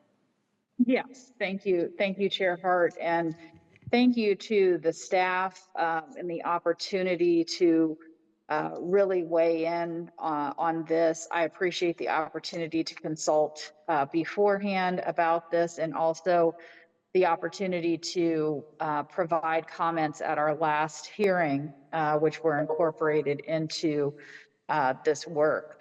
I am incredibly proud of both our staff and the development of our EJ expertise, and also the work of our EJ advisors who contributed so significantly to this draft report. We've come such a long way. I've been on the commission over 10 years, and it's just, it fills my heart to see how far we've come. In particular, and just a quick check, can you guys hear me? Yes. Yeah, okay. Yeah, you sound great. Okay, thank you. A couple specific items. I think when we think about the equitable distribution of benefits and the inequitable distribution of burdens, that's where we get at a mismatch in the balance of things. And this policy attempts to kind of address those things and undo them. And just a reminder, one of my favorite speeches was given by Angela Glover Blackwell of Policy Link, and she talks about something called a curb cut effect. And it's the idea that an investment in one area or in one group can cascade up. And Steve Ray actually reminded me of this in the public comment when he mentioned disabilities. And the idea is that, you know, we all have seen sidewalks, and when sidewalks have curb cuts to assist folks who are differently abled to get through and bypass the sidewalks, it also helps, for example, parents with strollers. It helps others who may have difficulty just generally walking, who may not have a full disability. It makes it easier for us all to get through. And similarly, this work on sea level rise and EJ, as we start thinking about the preservation of our coast and climate adaptation and developing more resilience, it has a multiplier effect that not only helps EJ communities, but it helps the rest of us also be able to enjoy the coast unimpeded. A couple of specific comments. On page 41, there is a call out for AB 2616, and it says that the governor signed it into law. I'm a governor's appointee, and I love that Jerry Brown signed this into law. But if we could also put the author of the bill, which was Autumn Burke, and the co-author, I believe, was Mark Stone, so please fact check me on that. Also appreciated on page 34, the beginning conversation of encouraging local governments to develop EJ policies, and would love to see, in addition to today's conversation, more of those opportunities to meet with local governments to talk about how they may implement EJ policies. I also love the fact that in the implementation, I believe it's in chapter 5 on page 135, even the maps were the maps that local communities use. There was a recommendation by staff to include EJ communities mapped there for more meaningful engagement, and also really appreciated the staff's close attention to placing EJ in that cascade of elements for local governments to consider above economic interests. And just in the consideration, usually it's always like the last thing. It's an add-on, it's an afterthought, and to the point of, I think some of the EJ advisors who testified, the idea of prioritizing this, and it really is what equity calls for, is to start with the focus on EJ communities and historically disadvantaged communities first, and then to start thinking about the other challenges, which I think is also a significant shift in our staff and our staff's approach, which I really appreciate, and just very grateful to have been a part of this process. And I'll turn it back over to the chair. So thank you. Thank you so much, Commissioner. Commissioner Escalante. Thank you, Madam Chair. And first, I want to recognize and thank Commissioner Termont Sanders for her leadership for so many years on this and helping make this agency a model agency in terms of its policy around environmental justice issues. So, Effie, I consider you a mentor, and hopefully we'll be able to build some sort of monument to your contributions to this and how we're going to develop the future of the coast of California, being inclusive of all Californians. Of course, thank you and congrats to our amazing EJ team, Mr. Padilla, Ms. Plasencia. Nice to meet you, Ms. Wu, and Mr. Quintana. You guys did a wonderful job today. And I was particularly taken by the thoughtfulness and intentionality of really every aspect of this process, including, as some of the advisory board members mentioned, sort of revising your approach in order to come out to end up in this outcome. So I congratulate you and hope that this will just not only continue being part of your work, but really that everybody else, including all the other teams, sort of take this approach to heart as we move forward dealing with these challenges. And it's a pleasure to hear and to meet from our advisory board members. I'm delighted to hear from their perspective, and very glad to know that this was a good process for them, and it gives us hope that not just the Coastal Commission, but the state government and local governments can also learn from this, and taking to heart particular comments from some of the members, including maybe doing a little more work on some of this tribal engagement issues not just sort of in the North Coast, but across the state. And I thought that whoever mentioned today that we should have some sort of summit with tribes, I think we should. I know that sounds, like a lot of work, but I know that the Energy Commission and CPUC did something like that with the Yurok tribe on dealing with some of those giant issues up there. But I think that we could try to do something. I don't have any really great ideas right now, but I'm just going to put it out there. And my last point in terms of looking forward, and this is when I have to put on my glasses because my scribbles. And to last one is just to the advisory board is that you guys keep up the good work. We see you, as the kids say nowadays, and we hear you, and we encourage you to continue being active and engaged. I think that your time is incredibly valuable in this, and it is really making a difference. So please just keep it up. And lastly, sort of moving forward, and what I'll be looking at this, and from looking at everything that's happening across the state, just currently, Palos Verdes sliding into the ocean, all the wildfires in Southern California, making and the heat. The extreme heat that keeps pushing people, desperately into the coast. And, we know that we can't fit the 40 million Californians that live here in the coastal zone.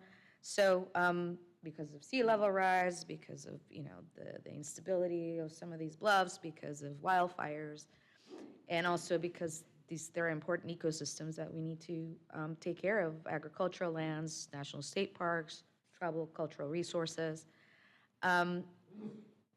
So I'm feeling like we also need to be very intentional about planning for this climate impacts mitigations. Some of the, there will be, I hear going to be just sort of seeing all this flood of impacts of tourism, visitors. I'm assuming that during the hottest days, the coast just becomes impossible to reach. It's only going to get worse. So I would hope that, staff can maybe fill us in into what we're thinking, how we're maybe planning to engage with some of those inland communities that more and more will feel the pressure of having easier access, more direct access to the coast. So during this very, when there's thousands of people without power, and the only places where they can find some relief, how is it that we'll be able to move people easier in and out of these areas? Because we know we can't fit everybody there permanently. So what is that vision going to be for the near future to adapt to this is something that is top of mind. So I look forward to continuing these conversations. Thank you, everyone. Commissioner Wilson? Thank you, Chair Hart. I just want to, my focus comment will be very narrow. 20 years ago, I was involved in a project in Humboldt Bay, which was a bioengineering revetment project to protect a culturally sensitive site. And doing that permitting process and working with the commission staff at the time, we really had to, and it was the privilege to work, for the tribe in that space in doing that. But the bureaucratic gymnastics in terms of what we had to do to make that work, because we didn't have this tool, right? And I just want to this is a very practical thing. It's not just an esoteric sort of, it's not just about policy. It will have application. And I just want to really appreciate that, how far we've come. We didn't even have in our vernacular sea level rise, environmental justice in those discussions. We just knew there was something that had to be done, and we had to make this work. And so I just want to be very, very thankful and mindful that these will have real consequence on the ground for real projects and real people. And so I just want to thank you for that. Thank you. Commissioner Cummings?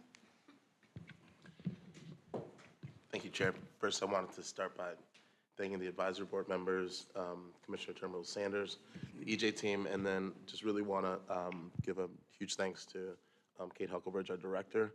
I've served on some committees before that try to focus on bringing community input into decision making, And oftentimes it seems like, here's what we're doing, and we'll listen to you for a second, but we're just going to keep doing what we're doing. And they really don't take that feedback into account.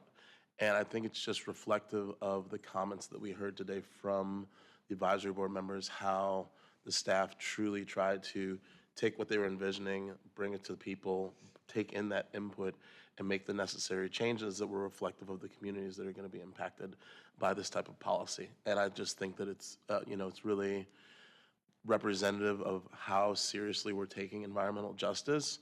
And so I hope that, we can share this process out maybe after we've gone through, maybe when we have the policy finalized. But I think it is something that should be shared with other agencies and institutions so that they really understand how, when they want to be inclusive, how they can actually be inclusive and not just kind of, EJ wash what they're trying to do. And then also I think it's worth, sharing this effort with the governor and the state legislature. I mean, last year we were accused on multiple occasions of being a racist agency that tries to perpetuate redlining and keep people of color outside of the coastal zone. And I think the reality is, and the truth has always been, that we're not, right? We're really trying to promote more affordable housing, more, diversity. We're trying to protect coastal resources for everyone in our state, and especially try to get more people who've been historically kept out of these areas into the coastal zone.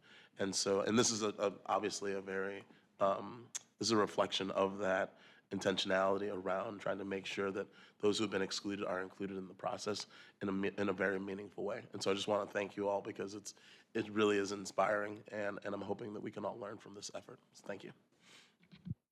Commissioner Uranga. Thank you, Chair. I just want to note the fact that I was involved with part of these discussions back in 2015 to the present. And back then, I brought up the issue about this is guidance. It is not policy.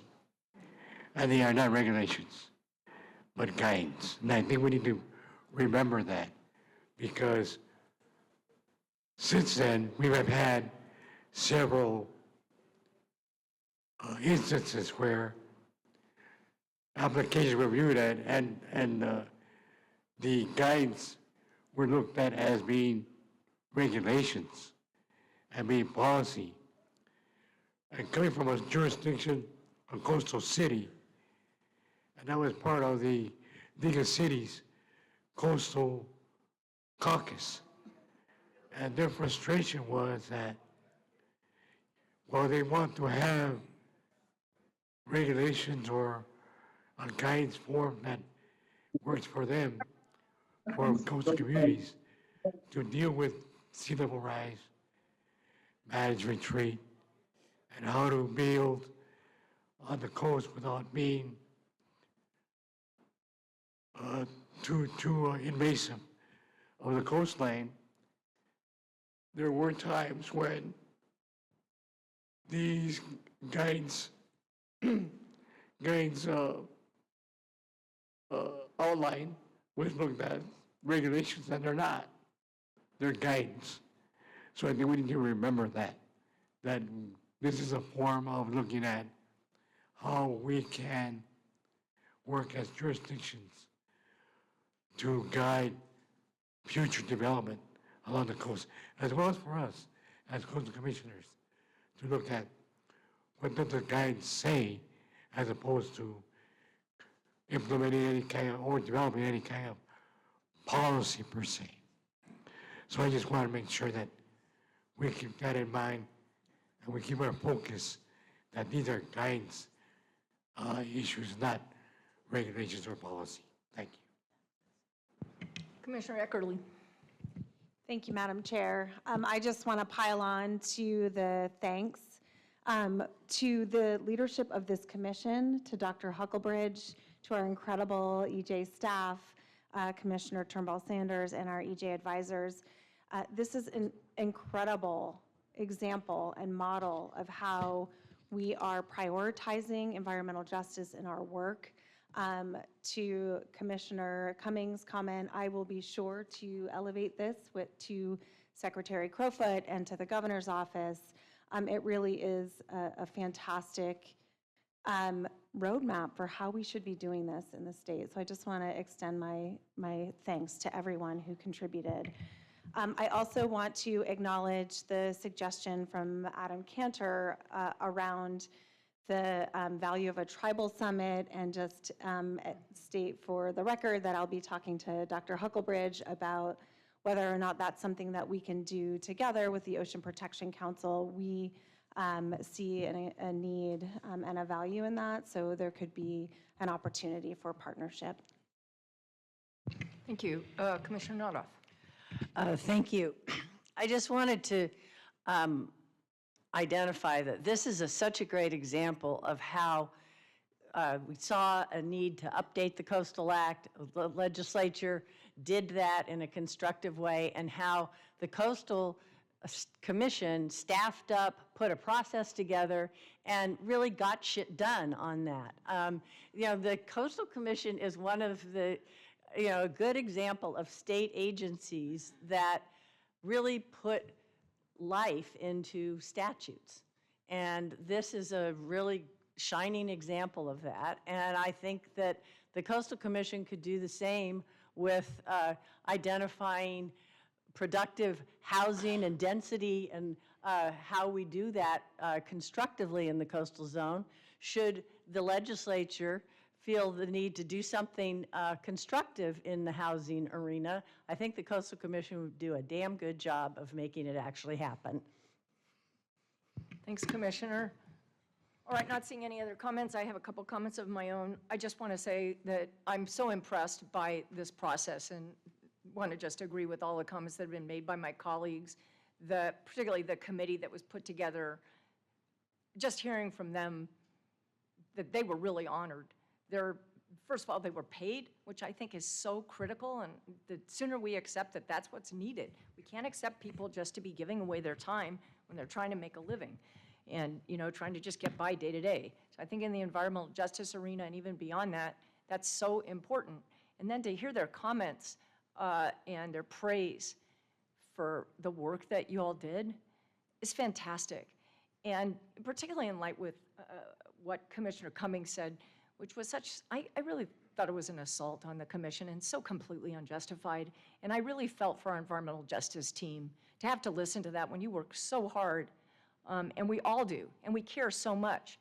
And our incredible Commissioner Turnbull Sanders works so hard on these issues. So I hope that people hear of this work that you're doing, which it sounds like they will, and it's going to go up the flagpole and to Secretary Crowfoot. I just want to appreciate all the work.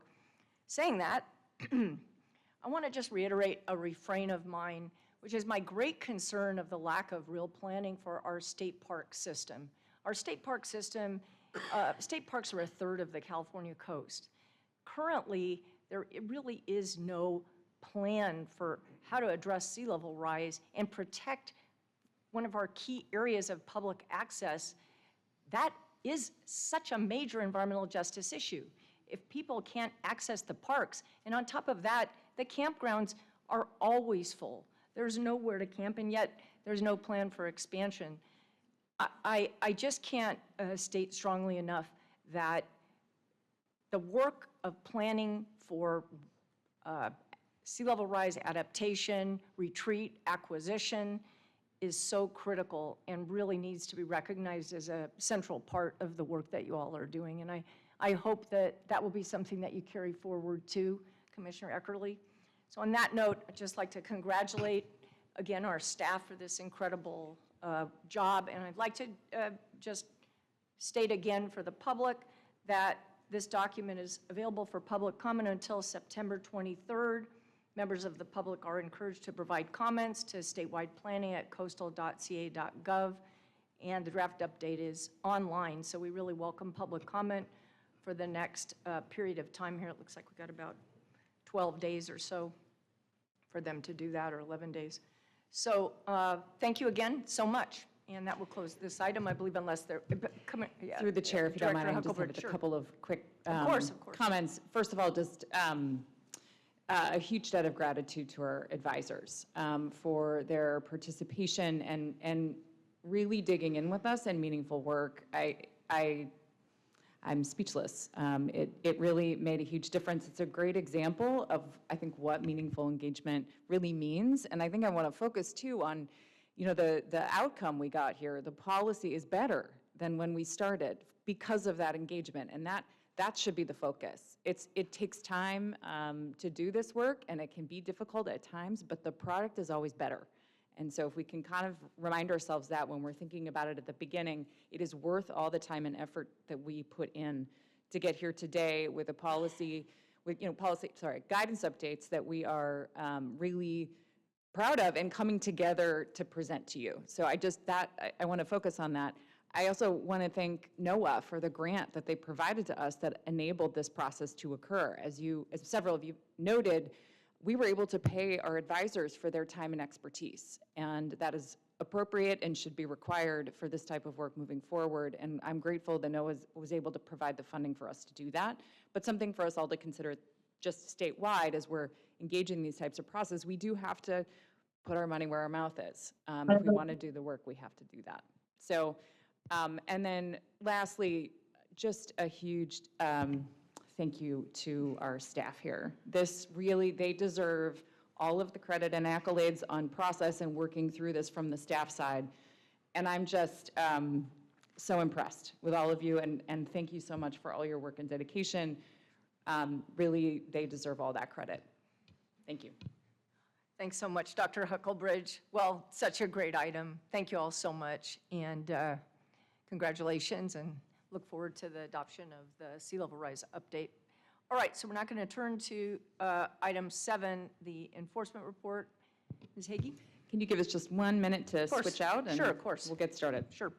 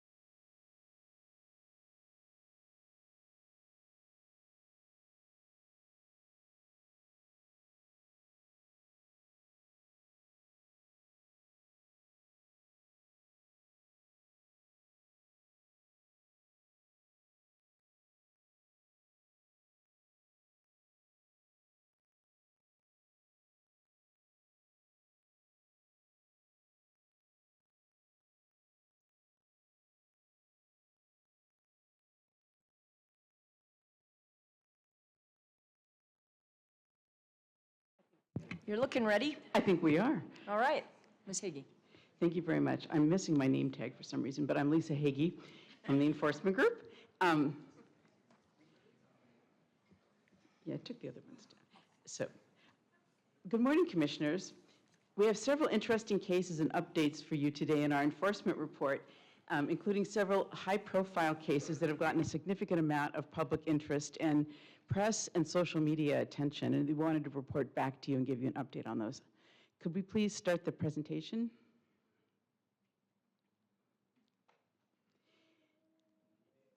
And equally exciting is that today's presentation will be given by a number of our talented enforcement staff.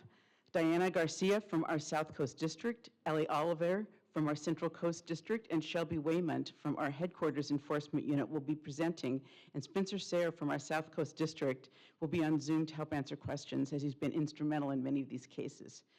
The cases today are illustrative of the many types of cases that Enforcement Unit works on and resolves without having to bring them to you for a formal order. And we're happy to present some examples of the range of cases that we've worked on this summer. The first case we're going to report on arose out of Victoria Beach and Laguna Beach. You may have read about it or heard about it, and we're going to give you an update today. One of our intrepid Southern California enforcement staff, Diana Garcia, was our lead in this matter and will be presenting. Diana? Thank you. Good morning, Commissioners. Oh, next slide, please.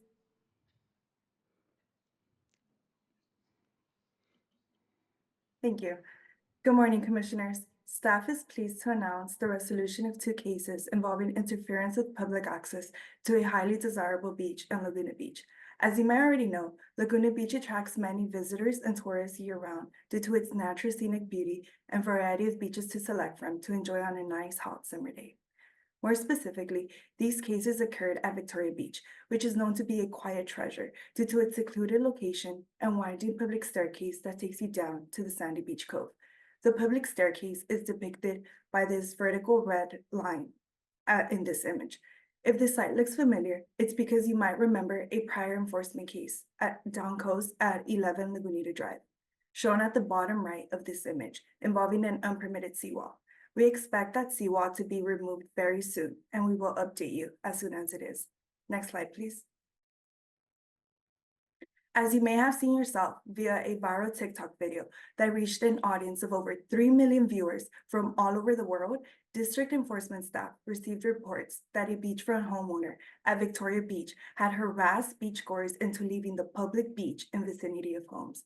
Please click play on this video to see a short snippet of the original clip. It's not harassment on the beach, it's harassment in my home property. Whoa. Get out of here. Now. Thank you. Upon receipt of this information, enforcement staff quickly arranged a call with the party that reported the harassment to further investigate the details of the incident. On that call, we learned that an out-of-state family visiting this area of the coast had set up their belongings on public land near the homeowner's property when they were confronted, verbally harassed, and directed to leave the public beach by the homeowner. Further, staff learned that the homeowner had also staged unoccupied beach furniture such as umbrellas and chairs throughout the public beach and fenced off areas of public beach with a rope fence. Next slide, please. Following an extensive review of the permit and legal history for properties in this area, staff determined that the properties shown in this image, including the homeowner's property, sit inland of a so-called paper street, which is a public area designated to be a street. And in this image, it's outlined in red. In this case, the paper street is held by the city of Laguna Beach, meaning that the land immediately seaward of the homeowner's property line is public land.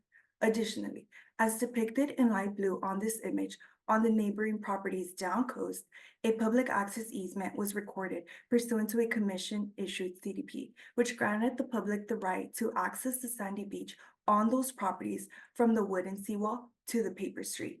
Staff determined that either by being on virtue of the paper street, the public access easement, or on state tidelands, or all of the above, the beachgoers were very likely on public land when they were directed to leave the beach. Next slide, please. As such, staff determined that the homeowner in the video had taken a variety of measures to prevent public use of the beach in the vicinity of her home, which resulted in a significant infringement upon the public's right of access to the coast and thereby constituted unpermitted development under the Coastal Act. The next few slides will describe the enforcement case opened against the homeowner that harassed the beachgoers, whom I will reference here as the Upcoast homeowner for simplicity's sake. Next slide, please. As you can see in the screen capture from this video, as well as the video itself, the Upcoast homeowner is physically restricting public access to the beach by fencing it with a rope. As you might be able to imagine, the rope fence alone creates a physical impediment to the public's use of the sandy beach, and yet it was amplified even further by the homeowner's forcible verbal exclusion of public access to the beach. Next slide, please. Moreover, the homeowner had staged unoccupied beach furniture, such as umbrellas and chairs, throughout public areas of Victoria Beach, including within the easement at the neighboring property and public land adjacent to her property. You can actually see some of the beach furniture encroaching onto public beach in this photo, which was submitted by a member of the public with the arrows already in place. In this case, given that the properties are covered by the City of Laguna Beach's Certified Local Coastal Program, Commission and City staff promptly coordinated for Commission enforcement staff to take primary enforcement authority over this violation. As such, enforcement staff investigated the identity of the homeowner in the video and sent her a notice of violation letter, in which we clarified that the property immediately seaward of the property line is public property, and therefore the public has the right to access that property regardless of the location of the mean high tide line.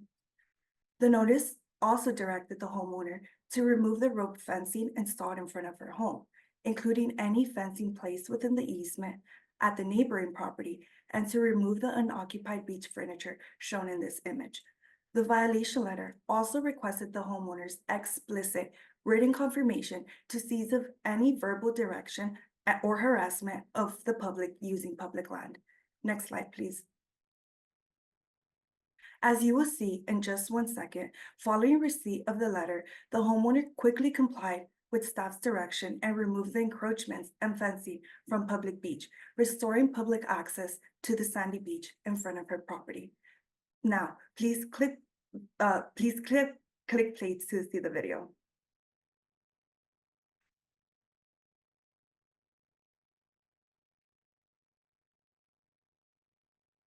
Thank you. Here, you can see the beautiful sandy beach that the public is now able to access freely. Equally as important, and as requested by staff, the homeowner provided written confirmation that she would not direct members of the public to leave public beach. Next, I will discuss the unpermitted development addressed at the neighboring property, which staff became aware of while investigating this incident. As you may know, a common mechanism for providing public access under the Coastal Act is to require the dedication of a public access easement for new development when legally appropriate. The easements provide a critical coastal resource because as tides continue to rise, beachgoers are pushed further landward, thereby making open sandy beach space available for recreation along a developed shoreline even much more scarce and valuable. As I briefly mentioned earlier in this presentation, pursuant to a commission-issued CDP, the neighboring properties recorded a lateral public access easement from the exposed face of the seawall to the seaward property line, as shown in blue on this slide.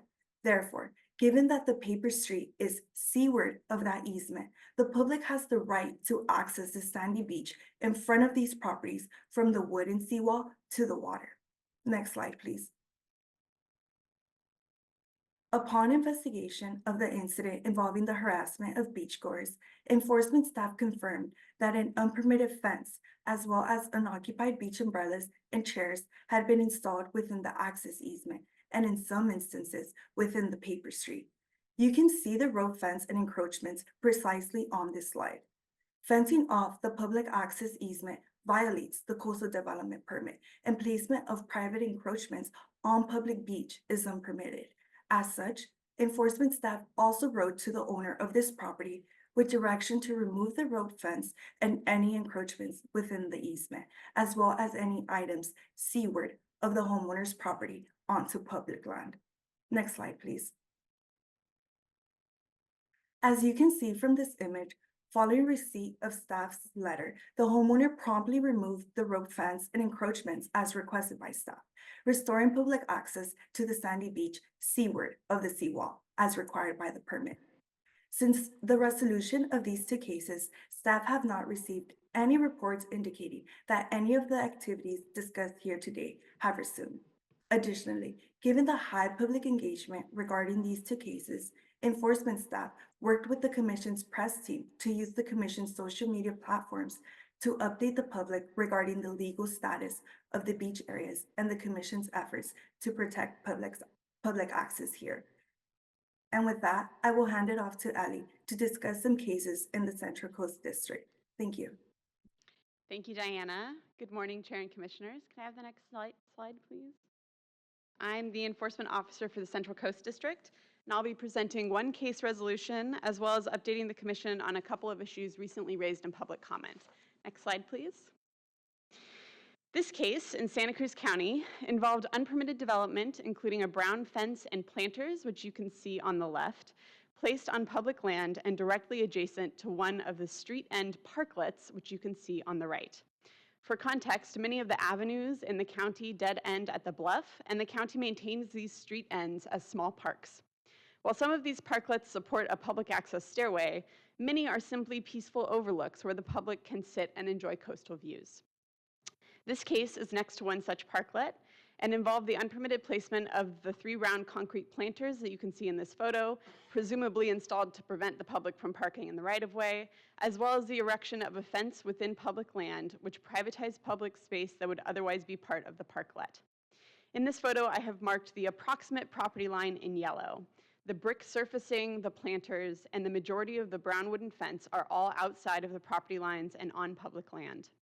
While violations such as these may seem small on their face, this is one of dozens of cases in the Live Oak area of Santa Cruz County where encroachments such as these have the cumulative effect of limiting public access, public recreation, and coastal views.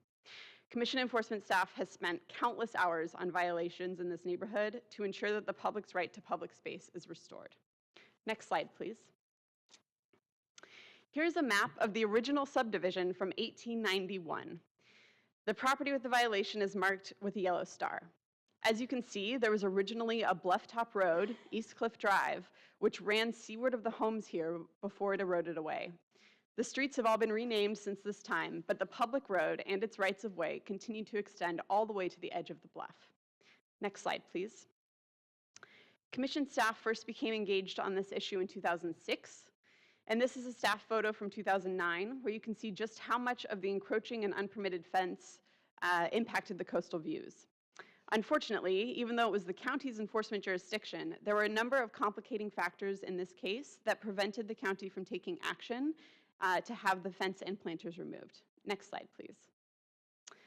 One issue is that many of the property owners erroneously believe that this street is private and that the public has no rights here.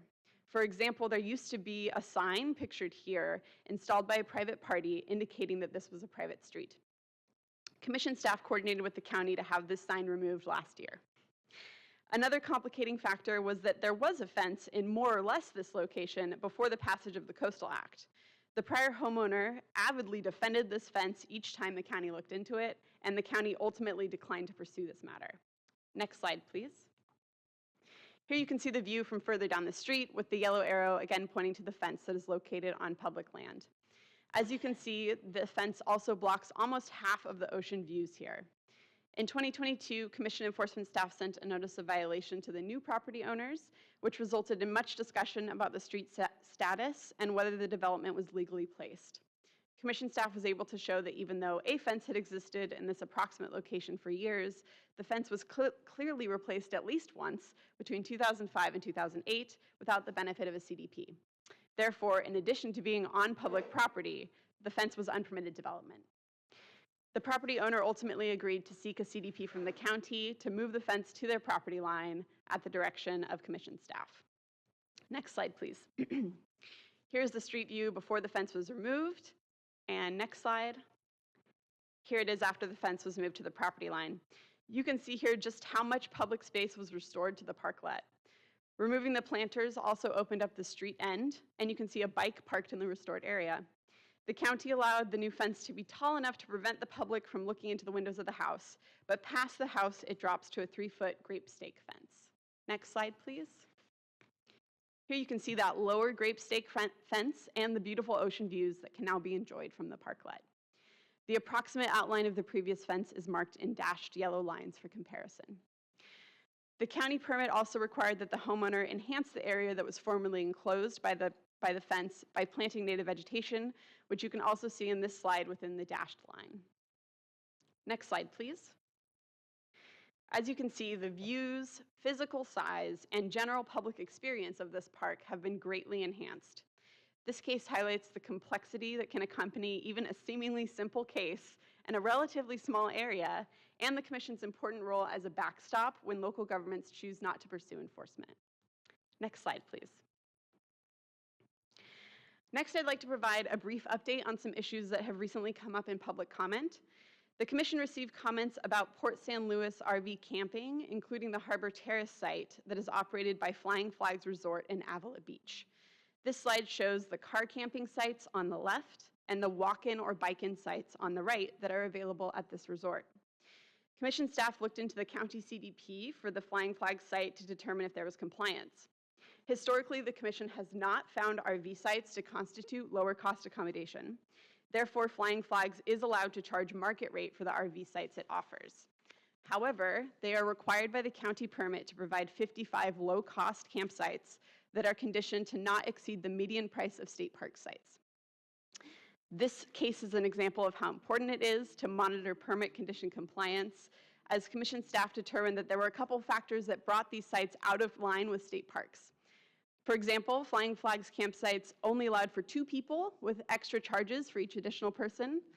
Also, they only allowed 1 tent per site and had minimum stay requirements of 2 nights. Additionally, their website was confusing with conflicting information, and it gave the impression that there were much higher minimum stays and that an additional grounds fee would be charged.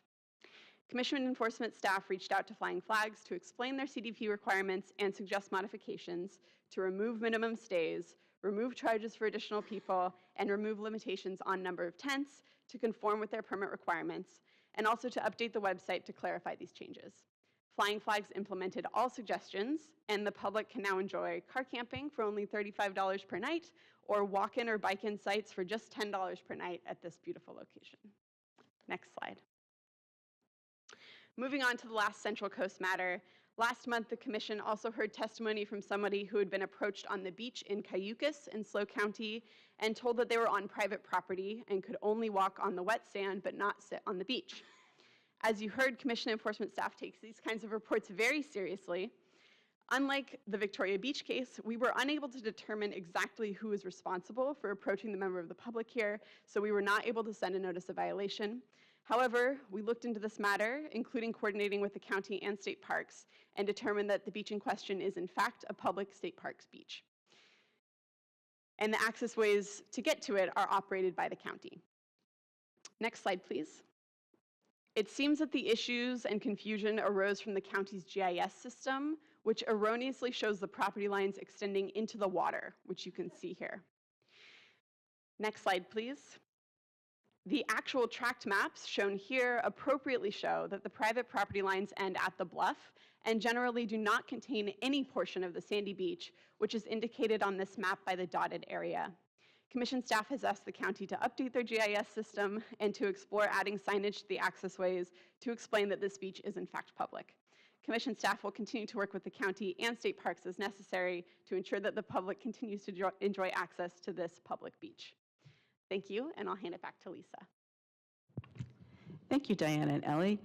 I will note that this summer we had an extraordinary number of beach use issues and public interest and attention in social media, as you just saw. And in fact, we were gratified to find that some of the over 19,000 comments on the TikTok video said, "Wait till the commission finds out about this." It has been a challenge for our small staff to investigate, prioritize, and address these cases, but as you saw, we had a significant number of successful case resolutions. We've also been trying, just to change gears, we've been trying for some time to address the situation involving the very popular Pacific Air Show in Huntington Beach. You've also heard about this in the press and in public comment. It has public access and other impacts. Next slide, please. I'm sorry, we need to go back to our PowerPoint. One picture of the event is shown on this slide here. We worked hard to find a creative means to protect public access here and still have the air show take place. It is a phenomenally popular event, and we wanted to facilitate the public being able to enjoy it, but still protect public access to the public beach areas. We're now going to present information regarding a consent executive director cease and desist order issued by our director, Kate Hucklebridge. I would like to note that this presentation does not include the entirety of the legal analysis or factual issues, as this case will be returning to you in the future, either as a CDP or a follow-up commission order, but we wanted to give you an update on the public portions since this has gotten so much press. The Pacific Air Show has been told that we're doing this presentation today, and they may disagree with some of the facts or presentations, but they've worked with us on the consent orders, have agreed not to contest the issuance of the order, and have agreed to abide by its terms. They've worked closely with us on this interim solution, and I'd like to now turn it over to Shelby Waymont from our headquarters unit to explain more about this kind of order and this matter in particular. Shelby? Thanks, Lisa. In today's presentation, I would like to report on a consent executive director's cease and desist order that the executive director issued recently on September 9th, 2024. I'd also like to give a special thank you to Spencer Sayer in our South Coast District for all of his hard work on this case over the past year. Under Section 13187B of the Commission's regulations, we are required to report to you at the next Commission hearing whenever the executive director issues an executive director's cease and desist order, which for shorthand, I'll call an EDCDO. In this case, she issued a consent EDCDO, which means that the other party worked collaboratively with us to reach this agreement. We'd like to thank Kevin Elliott from Pacific Air Show, LLC, and Counsel Tim Paone for their collaboration in coming to an agreement on the terms of this EDCDO. In this case, the EDCDO was issued Monday to require public access throughout the duration of the Huntington Beach Pacific Air Show, which is set to take place on October 4th through 6th in Huntington Beach. The air show is a complicated situation, as there are numerous factors and parties involved, including the City of Huntington Beach and the State Lands Commission. As you can see from the slide, much of the beach, state waters, and the entire Huntington Beach Pier was blocked to public access throughout the duration of last year's event. Most of these pictures were taken from the Pacific Air Show's website and depict the event in past years. Next slide, please. The authority for the executive director to issue an EDCDO is found in Section 30809 of the Coastal Act, and a summary of that section is shown here on the slide. The executive director may issue an EDCDO when she determines that activity is occurring without the required Coastal Act authorization or is inconsistent with the previously issued CDP. Under Section 30809C, the terms and conditions of an EDCDO are those that the executive director determines are necessary to avoid irreparable injury to coastal resources. I want to note that an EDCDO expires 90 days after it is issued, so it will apply for the duration of this year's Pacific Air Show. It is therefore intended as a temporary measure to address short-term issues like these, where there was not sufficient time to bring a formal commission action. Next slide, please. The Pacific Air Show is an extremely popular event in Huntington Beach that draws hundreds of thousands of people to the beach to watch the aerobatic displays. As you can see from the slide, the event takes place south of the Huntington Beach Municipal Pier, which is slightly visible in the top left of this image, and it stretches for over a mile of sandy beach. The crowd depicted in this area are part of the air show's ticketed event area, where tickets range from $30 to $3,490. The Pacific Air Show has not obtained a coastal development permit or other Coastal Act authorization to hold the event. Much of the event falls within the Commission's permit jurisdiction, including public lands, some of which is subject to a lease managed by the California State Lands Commission. We have worked collaboratively with the State Lands Commission, which leases the pier, an area around the mean high tide line, through the course of this EDCDO, although they may be also bringing a separate action under their authority later. Due to the timing of the event, when the air show first responded to Commission staff and Coastal Act scheduling and notice requirements, there was not time to bring a formal Commission action before you. However, through this interim agreement, the Pacific Air Show has committed to seek Coastal Act authorization for any future air shows. Next slide, please. This case involves the closure of over a mile of public sandy beach on the southern side of the Huntington Beach Pier, which was blocked off to prevent public access for the air show's patrons who bought tickets. The picture on this slide shows the blockage of the pier to public access. There were no vertical public access ways throughout the event, and members of the public were blocked from swimming, wading, and walking in state tidelands and waters. The entirety of the Huntington Beach Municipal Pier was blocked for premium ticket purchasers to enjoy the event, and RV and public parking spaces were blocked to the public or were rented out at extremely high rates. Next slide, please. After working with Commission staff to reach an agreement through the EDCDO, the Pacific Air Show will now provide 2 vertical public access routes throughout the event area, which will be spaced out to better accommodate people with disabilities, mobility issues, and young children. Horizontal public access along the shoreline will be provided, so members of the public will be able to walk and wade along the water and access state tidelands and waters. The air show will provide at least 100 free tickets per day to the event for peer seating for underserved youth and their guardians. Additionally, all of the public access opportunities will be posted throughout the event on signage and on the air show's website. Next slide, please. This slide demonstrates the Pacific Air Show's event map south of the Huntington Beach Pier before the EDCDO was issued. It includes gates at the entrances, a parachute landing zone, and private seating on the pier. Under the order, the air show will submit a public access plan detailing the public access routes throughout the event area. Next slide, please. After working with commission staff to reach an agreement through the EDCDO, the Pacific Air Show will now provide 2 vertical public access routes throughout the event area, the approximate locations of which are shown by the arrows on the top of the image. Horizontal public access along the shoreline will also be provided, which is shown on the arrow on the right side of the screen. Next slide, please. This slide shows the gates blocking off the ticketed event area. Due to the heightened security risk of the event, the Pacific Air Show may need to perform bag checks or employ metal detectors at both the ticketed and public entrances to the event area. Although the Pacific Air Show has worked with staff to ensure these security measures will be the least restrictive measures possible. Horizontal public access will also briefly be closed during each morning of the air show due to safety concerns.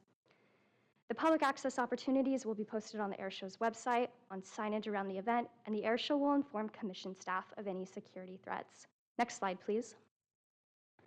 The air show had previously blocked off the Huntington Beach Municipal Pier in prior years for premium seating, as you can see on this slide. As I mentioned previously, the air show has agreed to provide at least 100 free pier seating tickets each day to underserved youth and their guardians or caretakers. And if the air show can extend the seating capacity on the pier seaward, they will provide all the additional seating free of charge to underserved youth and their guardians, which will be implemented and managed with the help of our wonderful environmental justice team here at the Commission. Additionally, through this EDCDO, the air show has agreed to inform pilots to try and avoid flying over the nearby Bolsa Chica Ecological Reserve to the north, and if that is not possible, to fly at a higher altitude to avoid any impact on the sensitive marine life at the reserve. Next slide, please, and I'll turn it back over to Lisa now. Thank you, Shelby. I just wanted to note, as I sort of hinted at before, that this EDCDO will be followed by a future commission action. However, due to the imminent timing of the event, this was the only way that we could ensure public access was guaranteed through the event being held this year without stopping it altogether. This order represents a collaboration between the Pacific Air Show and commission staff to try to find a means to allow it to go forward and allow hundreds of thousands of people to access the coast and enjoy coastal resources in a unique manner while ensuring that coastal resources are not irreparably harmed, and with some very significant provisions for the public to access the area in the event for the first time ever. We appreciate their cooperation and hope that this is a first step forward and provides a framework for us to work together going forward. So that concludes our presentation, and we're available for questions. And Spencer Sayre, again, who is our local enforcement officer and is very familiar with the air show, is also available for questions via Zoom. Thank you. As is Alex Helper, our counsel. Great. All done?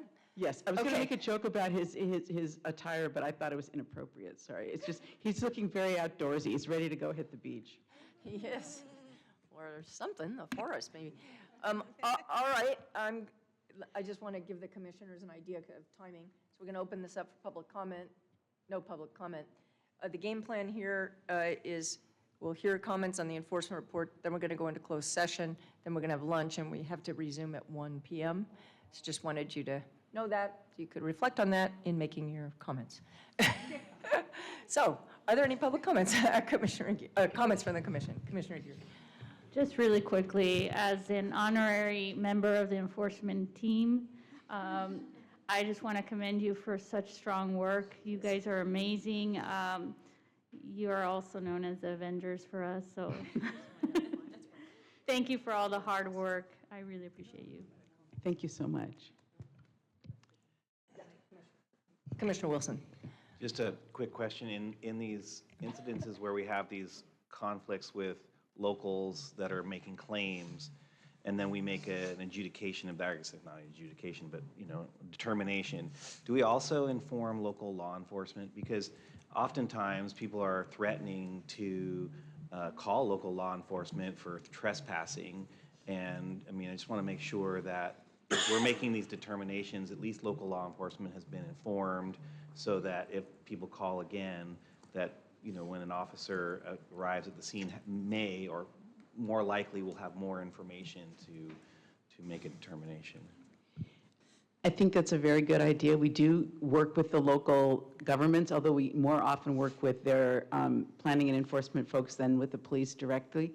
I will say that we have in the past, and especially in Southern California, we've actually done workshops with the local police departments to try to educate them, because the stuff we showed you today was a little bit nuanced. We've had police taking people off what was clearly below the mean high tide line. And so we were trying to at least impart that information to them, that under the Constitution of California, that those areas are in fact public. We can certainly do more to reach out, and I think that's a great suggestion. And just as a follow-up, many law enforcement agencies are actually separately elected offices of the local jurisdiction. And so, all right, thanks. Noted, thank you. Thank you, Commissioner. Great suggestion. Commissioner Noroff? Thanks for the wonderful report. And I just wanted to highlight the important role that the public plays in bringing a lot of these cases to our attention. Once again, it's just great to see how staff is pays attention, follows up, and I just want to thank the public for working with our staff and encourage the 40 million people to be our eyes and ears as much as possible. Thank you. Commissioner Escalante? Yes, much appreciated. To our enforcement team, you guys are awesome. And I'm glad that, all of these issues have been addressed. My question, I guess, is for the members of the public who are harassed and illegally removed, say, by law enforcement or just by, residents who live there, what is their right when this is happening to them? Because I feel like, these violators, they kind of have a process to fix their problem, and, maybe the embarrassment of nowadays social media exposure and appearing in the Daily Mail. But other than that, it seems like there's still sort of the process allows them to make these mistakes, but the public that's traumatized and that is attacked in this, and especially if law enforcement comes, I mean, that's a whole different level. What tools, what avenues of defense does the public have when this happens, other than just running away and being maybe discouraged from coming back to the beach, any beach again? Executive Director would like to. No, that's a great point. And I think that's part of what we're trying to provide to the public is somewhere to go when something like this happens for some type of recourse. And so I think our enforcement team tries to provide that service. We're tiny. We can't possibly claim to do that adequately given the staff and constraints we have, but that's, we try to get the word out that if something like this, if a member of a public is experiencing this, there is a process for them.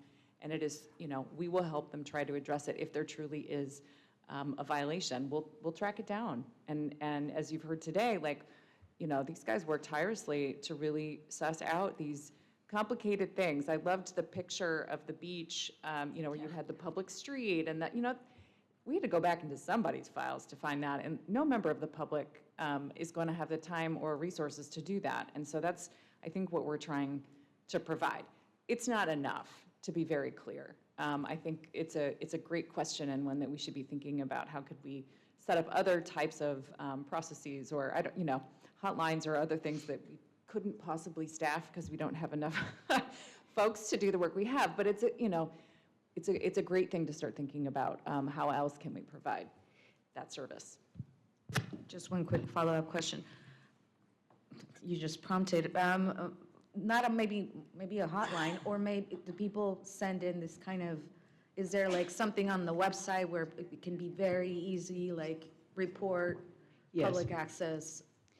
We have information how to contact each of the district officers on our website. I think it needs improving. We've talked internally about trying to put a button on the homepage. We also have at every single commission hearing and all the offices, we have a little pamphlet that we publish saying how to report a violation with our contact information. We're trying to get the word out as much as possible, and quite frankly, that's one of the reasons we do these enforcement reports. We want to create a deterrent. We want people to know that we're out there. We want them to know that we're a resource, and we want them to know what their rights are. And back to your original question, one of the things that we did do, and we funded it under another enforcement action was we have the Your Coast app. And that has a lot of information about where there is public access available, and we try to keep that updated. So that is a big resource for the public, and I would suggest that they use that. I mean, there was that old famous case where one of the commissioners took one of our maps and plopped herself down on Broad Beach and stood up to it when the homeowners called the sheriffs, because she had our information in front of her, knowing that she was in a public access easement. I don't suggest that people should precipitate confrontations, certainly not commissioners, but we want everybody to be safe, but we do want people to be informed of their rights so that they can assert them. Most of these instances, though, were not the police being called at. It was the homeowners. So that's an unfortunate thing, and that's why in the case that Ellie was presenting, we wanted to educate them about where their rights were and weren't, so that there was no ambiguity as to whether or not this was a public beach.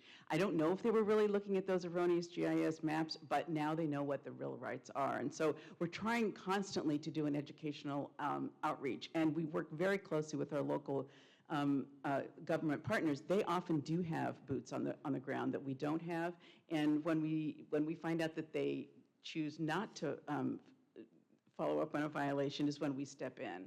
So it's a whole patchwork of things, but we're obviously open to any suggestions that you and the public have, and we greatly appreciate the participation of the public and their reporting these violations to us. We can't do it without them.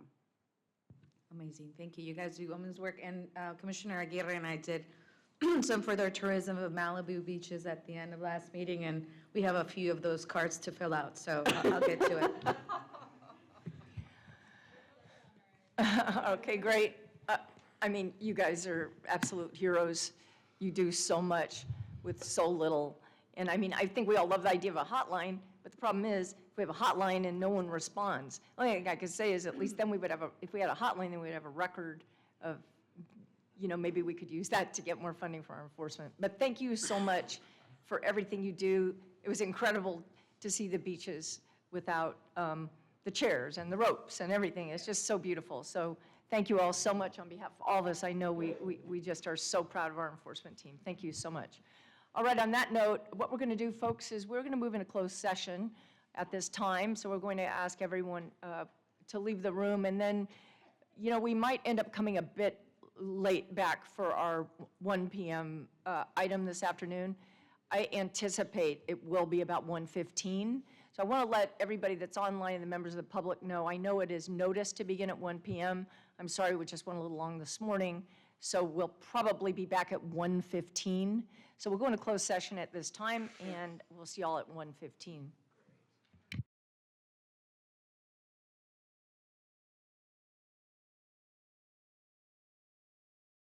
All right, let me just see if we have a quorum here. Looks like we do. We'll have a report out of closed session. Great, thank you, Chair Hart.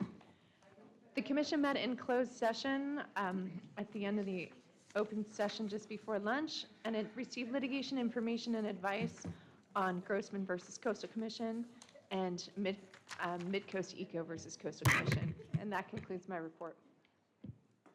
All right, thank you so much. All right, well, welcome everyone. It's great to see everyone here. I'm sorry that we started a little late. Our morning session went a little late. So I'm now going to turn to item 8, California Coastal Commission and Local Government Working Group Workshop. And how do you want to proceed? Is Kalen here? We're getting him. I think we need to find our facilitator. All right, our facilitator is making his entrance. His grand entrance. His grand entrance.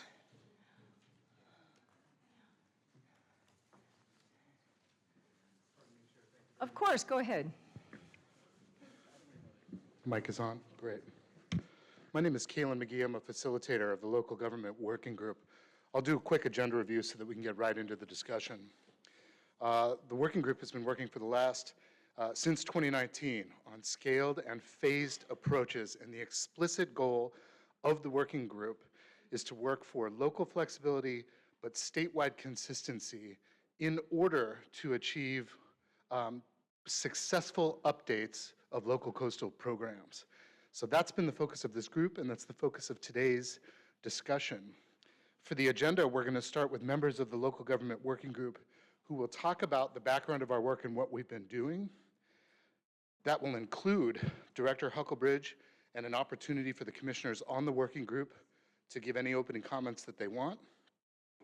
After that, commission staff will give us an overview of the latest work product, Neighborhood Scale Approaches, which again is a strategy aimed at facilitating the inclusion of sea level rise and adaptation planning in local coastal programs and making for successful updates.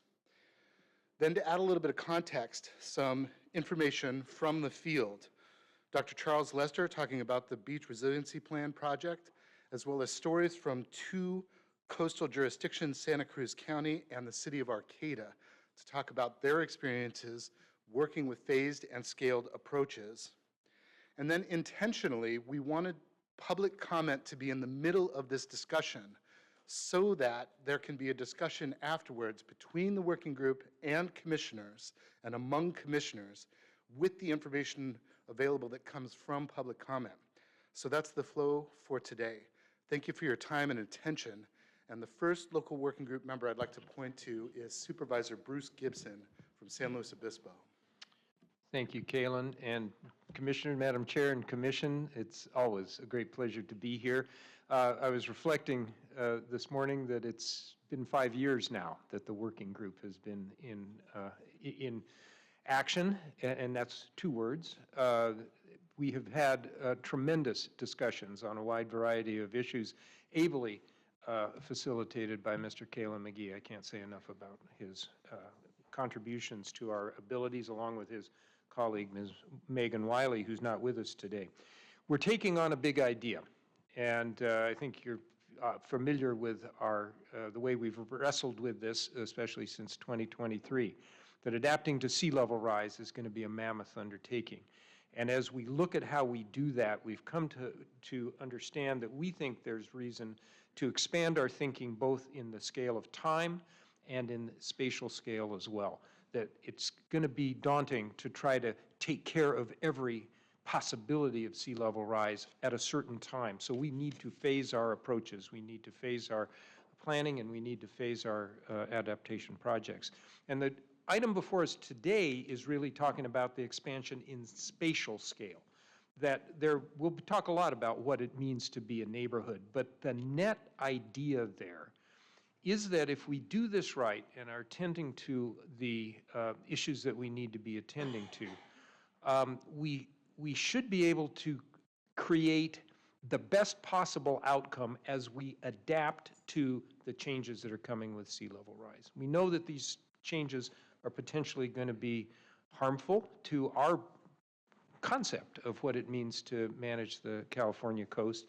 But our view is that there is that we're going to seek the best, and that is, I think, our responsibility, both at the local jurisdiction level and and as we talk about this at the state level. And finally, in the last year, what the working group has specifically tried to do is broaden the conversation. As we've rolled this idea out, we have heard concerns voiced, and you'll hear many of them today. I'm glad to hear those concerns. I'm fully optimistic that those concerns can be addressed. And if we work at it and come to this question with the trust that the working group has developed, I think we're going to see a great outcome. I've never been criticized for speaking for too short a time, and so I will at this point yield the floor. And I do believe next up is my supervisorial colleague from Ventura County. Is he with us? We might get Supervisor Levere. For the moment, would love to go to Council Member and Mayor Pro Tem from Pacifica, Sue Beckmeyer. Very good. Thank you, Carol. Thank you very much. Thank you, Chair Hart. Thank you, Commissioners, for having us here. This is my 3rd one of these meetings, and it's been a wild ride, and it continues to be. I'm joined by Eric Friedman, who is the former chair of the Coastal Cities Group of the League of Cities. I'm the current chair. And we really stand on the shoulders of the former chairs of that group, working with the local government working group through all the years. It's been a process of, as you said, Supervisor Gibson, building trust, building an opportunity to have conversations, to go, yes, but, have you thought of this? And we spent this last year and a half, doing a lot of listening sessions where we approached different jurisdictions, counties, cities, city managers, planners, all different sides of the point of view, the Surfrider Foundation, Smart Coast California. And we were gathering input and information and points of view. They didn't surprise us always. We kind of knew a lot of what we were going to hear, and we continue to hear it. And the broader and the wider this conversation goes, the more we'll hear. But that's the way we solve problems, and that's the way we get the items and the issues out on the table. So I'm not going to speak too much longer than that to say I'm really honored to be here and honored to be doing this work. Eric has a couple of comments. Great, thank you, Sue. Thank you, Chair Hart and the Commission for hosting the working group meeting today. It's very important for us to continue that dialogue, and I want to thank Executive Director Hucklebridge and your staff for continuing to put the resources into this working group that's been for over 5 years now. And this is my third time also attending these workshops, and they've been very productive, and it's a good chance for the Commission to hear from the local government representatives, but also for us to hear from you in that spirit of collaboration on trying to really improve the coastal processes that will lead to better outcomes in the long range. And just at a high level with the neighborhood approach, it's important that we all understand and we all are in agreement on the two primary issues. Is everyone in this room and everybody watching is supportive of coastal access, not only just maintaining, but if we can expand it and ensuring that it's available for the generations to come, and also coastal protection. And that's where this working group has really tried to find common ground of how to get those policies together. And it's important to recognize that. And then for me, it's exciting to be here as part of the Coastal Commission and meeting, and just really have this opportunity. The neighborhood scale approach is, at a general level, it's really looking to expand opportunities and some of the tools in the toolbox to really holistically look at how do we do coastal planning and adaptation in the future, rather than a parcel by parcel basis. When you're just doing individual parcels, you miss out, and you can actually have worse outcomes because you're not looking holistically at a project. And an example I could give is 20 years ago when I was first getting started in public policy, was actually with the Santa Barbara chapter of the Surfrider Foundation. And we were battling a golf course going in on the Gaviota Coast. And part of the tools we use within the Coastal Act and within state policies was you actually are not supposed to look at an individual parcel. You need to look at the cumulative effects of all the development that could take place, whether it's through an EIR process or not. And so that's what the neighborhood approach in general is looking at. And what I want to wrap up with is to really appreciate the comments that are in the report today from those who raise significant questions and concerns about this approach. And those are critical for us, because right now it's a general concept. And our task is to say, do we want to continue to explore the potential benefits of this? But the only way it's going to work is if we address all those questions and the feedback that we have and make it more specific. And there's a reason it's not specific today, is because we haven't had the direction from the Coastal Commission, but we also wanted to hear what the specific questions and concerns from the public and the interest groups are. So that's why this discussion today is going to really inform us where we go from here, and appreciate your time in working with all of you today. Thank you. Director Hucklebridge. Thank you. And thank you, all of you, for being here today and for your collaboration over the last 5 or more years. It's, I think, a testament we're all here having this discussion about, this is hard work that we're all doing, and it has taken time to build trust and get to a place where we can start to find areas of agreement and where we can move forward and push this planning forward in a way that's successful for Californians. And so I just, appreciate all the participation from you all today and in the past. It's been really, it's been transformative, I think. So I think some of my comments, I think, will really echo a lot of what Eric said. I think just to talk a little bit about the context of why we're here, I think this commission, our local government partners, the members here of the public, we're all very well aware of the threat of sea level rise and the dire need to do adaptation and planning for our coastline. I don't think that's in question. But what we're trying to do is find an approach that we can work on together that will be successful. This commission is often looking at that type of planning and adaptation on a parcel by parcel scale. And I think we can all agree that that is not really successful. It's not a recipe for success when you're looking at resources that exist on a much larger scale than a parcel. It's hard to talk about beach access when you're looking at a very narrow place. We have to be thinking really more expansively about how are we ensuring public access to our coast for all those Californians and visitors to California that deserve it and that have a right to it. So parcel by parcel, I think, also often amplifies the voices of the privileged. It's the folks that have the resources to own property on the coast. And so if we're really serious about centering this discussion on the voices and perspectives of EJ communities, tribes, and other folks that don't historically haven't had that voice in this process, I think we need to take a broader perspective and open that up a little bit to think on a little bit larger scale. I took to heart very much Commissioner Escalante's comments from this morning about, we have these increasing climate impacts, we have people that are trying to flee heat and fire and other things, and often will end up on the coast. Very narrow strip with a lot of people that need to be there. And how are we going to provide for that? And I think if we're focused in on these little parcels, we're not thinking in the right scale.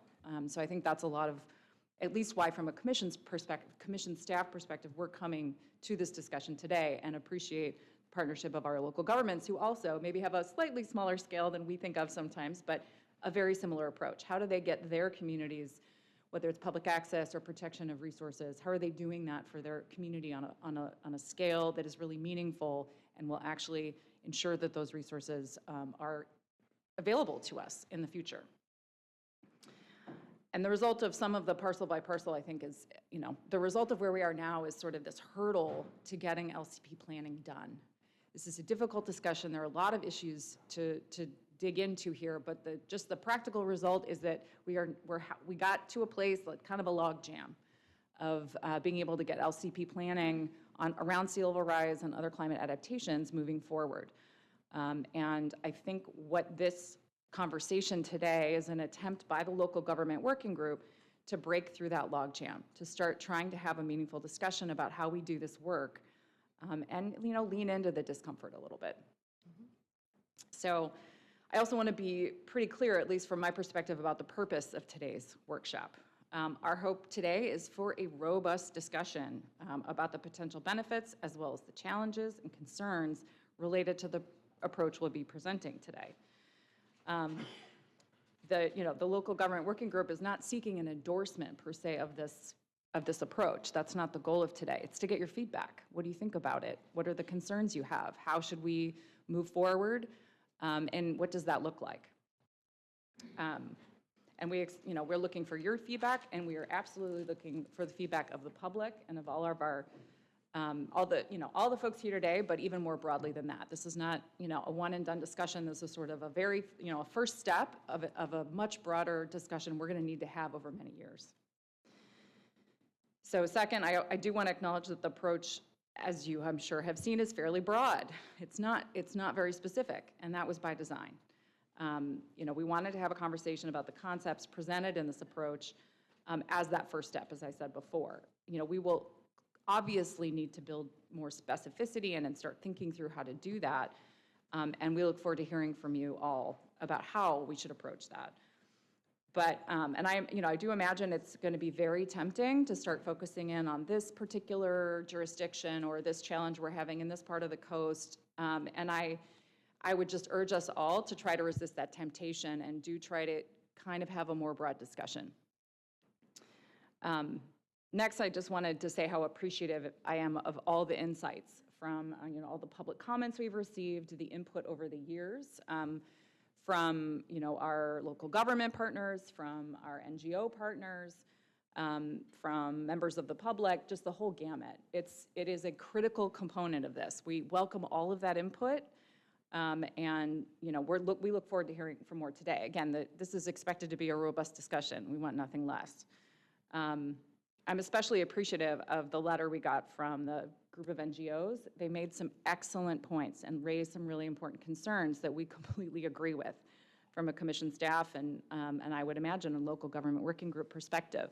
Those are exactly the types of concerns we want to be thinking through. Okay, well, how are we going to address this? How do we move forward with this approach to ensure that we are being responsible in how we're planning for sea level rise and protective of the resources that we all know and love?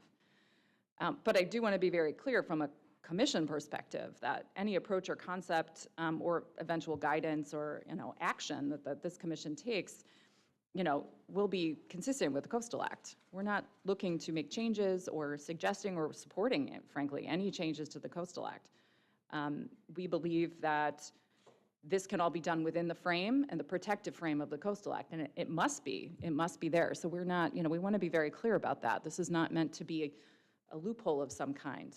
We really want to get through some of these challenges and figure out how to do that in a way that is, it speaks to both the intent and the specific policies of the Coastal Act. So I think it probably makes sense to move on to the discussion. I did again want to just acknowledge that some of the concepts and things we're talking about are uncomfortable. There's some disagreements, and that is okay. And I think we need to lean into that and talk through it as we have in the local government working group for several years and have made progress towards that front. And so I just, I think we're going to have to get uncomfortable. This is a hard thing to figure out. It's scary, but if we want, again, to protect the beaches and the coastal resources, the coastal communities that make California unique, we have to figure this out. So with that, I'll turn it back to you, Kaylin. Thank you. Just before we turn to the concept paper, which outlines this approach, I want to make room for the two commissioners that serve on the local government working group, Commissioners Wilson and Harmon, if there's anything they want to add. As Commissioner Harmon has said before, we like to use this term. I like to associate myself with all the comments that have been made here today. Speaking for Commissioner Harmon and myself, we're a lot of gratitude for the work that's been done by everyone in this committee and or in the working group and the staff to get us this far. Yes, there is an inherent tension between the Coastal Act and local government. It's been there since the beginning. As a matter of fact, the act was created out of that cauldron.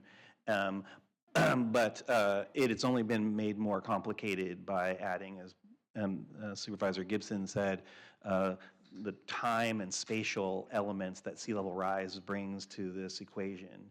And so that's what makes this inherently more difficult to deal with. I want to thank the commission for engaging in this on an annual basis and for these updates. And I want to really thank the local governments that are coming to us and seeing that there's a lot of discussion around the flexibility, the insights, the creativity, the ingenuity that local governments are bringing to the table because they have their own interests in their own ideas. And we are looking for alignment in those spaces where we can find it. And I think there are a lot of opportunities for that. And so thank you to everybody who's working diligently to get us there. So that's all I've got to say for now. Thank you, and thank you, Commissioner Wilson. I'll just add very briefly, I'm new to this group, and in the last 6+ months, my schedule has been very much dictated by baby Andrew more than meetings, so take this with a grain of salt. But I did want to say, and it really came up in all of the opening comments that we had, as someone personally who straddles the sometimes challenging line between a local government representative and a member of the Coastal Act who is tasked, obligated, and honored to effectuate the Coastal Act in our state, that's a real challenge. And to see the work that this group has done and to come into it late, I really sort of jumped in after you had done a lot of the hard work of moving this forward, but to hear the respect and commitment with which you all are having those conversations. To me, as much as the work that we do month after month is ensuring the future of the Coastal Act for our whole state, so too are the conversations that you are having and that we intend to have today. So I had to add to what Commissioner Wilson said, especially as someone who's sort of floating around the outside of this for now, but intends to be more involved. I really am grateful for the work that you do, and particularly Councilmember Friedman for always keeping me updated on what happened in the last meeting. So every Tuesday he tells me what's been discussed, so I really appreciate it. All of the products of the working group come from not only the working group members, but on the working group are staff from the commission, as well as from local jurisdictions, as well as CSAC, as well as Cal Cities. And however, there's someone that's really key for the synthesis of these ideas, and that's Kelsey Ducklow, who can give us an overview of the concept paper that is describing the nature and the goals of this approach. All right, thanks everyone. And I do have, well, I have 2 PowerPoints, but the one that's labeled number 1 hopefully should be the first one. Thank you. And you can skip ahead to the next slide, second slide. No worries. I'll just go ahead and start. So, just to quickly set the stage and sort of lay out how we got here today. We've heard a little bit already. Skip to slide 2. Over the past several years, the efforts of the local government working group have helped to open conversations, improve coordination, and lay a foundation for LCP updates that address sea level rise, but a variety of challenges still remain which have slowed or stalled many LCP update efforts. For the past 2 years, the local government working group has worked to better understand these policy conflicts and other challenges that are facing communities as they attempt to update their LCPs, and developing a possible approach for addressing some of these challenges.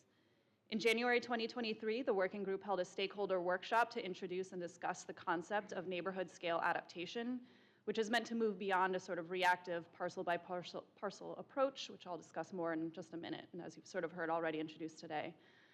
Following the workshop, the group held a series of interviews with local governments to gather additional feedback. And following that outreach, the working group developed a draft concept paper that was shared with stakeholders, including through a targeted listening session held in June. And that draft concept paper is currently available as an exhibit to the staff report for this item. Next slide. The purpose of the paper is to provide something for stakeholders to respond to and to really move out of the more hypothetical conceptual stage the working group had been in into something more tangible that folks can really reflect on, consider what this approach is and what it would entail to implement it. I want to be clear that at this point in time, the paper is meant for discussion purposes only, and we expect to refine the concepts in it following this workshop. This is not something that is meant to be adopted by the Commission in this form, and certainly not at this time, but rather, again, to provide something tangible for the Commission and other stakeholders to reflect on and respond to. The box on the left-hand side, it is the right-hand side of the slide, summarizes the contents of the draft paper. It includes a background on the local government working group work to date, a summary of the stakeholder feedback we received from the workshop and interviews regarding the challenges associated with sea level rise planning, an introduction to neighborhood scale approach and discussion of the opportunities the working group thinks it provides for overcoming a lot of those cited challenges, and a brief introduction to the types of LCP components such an approach would entail. Next slide. Diving in a bit more, we want to touch on the challenges that we heard from stakeholders because these really set the stage for understanding where we are with LCP updates and why that is. This slide shows the key topic areas we heard discussed, and though we have them listed out as distinct issues, really they all interrelate with the implications of one topic feeding into and driving the concerns of another, as I'll touch on. Next slide. One category of challenges and concerns we have heard relate to policy and legal issues, a primary one being conflicting interpretations of the definition of existing structure as it relates to Section 30235 of the Coastal Act, which has important implications for when shoreline protection is approvable. And really, this is an issue that has been a major impetus for the working group's efforts over the past several years. In short, the Commission's interpretation of this term is existing at the time the Coastal Act became effective in 1977, while other interpretations include existing at the time of a permit application or an LCP certification. This disagreement has resulted in a variety of stalled or abandoned LCP updates, with many citing a desire to wait for a judicial ruling or regulatory or legislative changes prior to moving forward.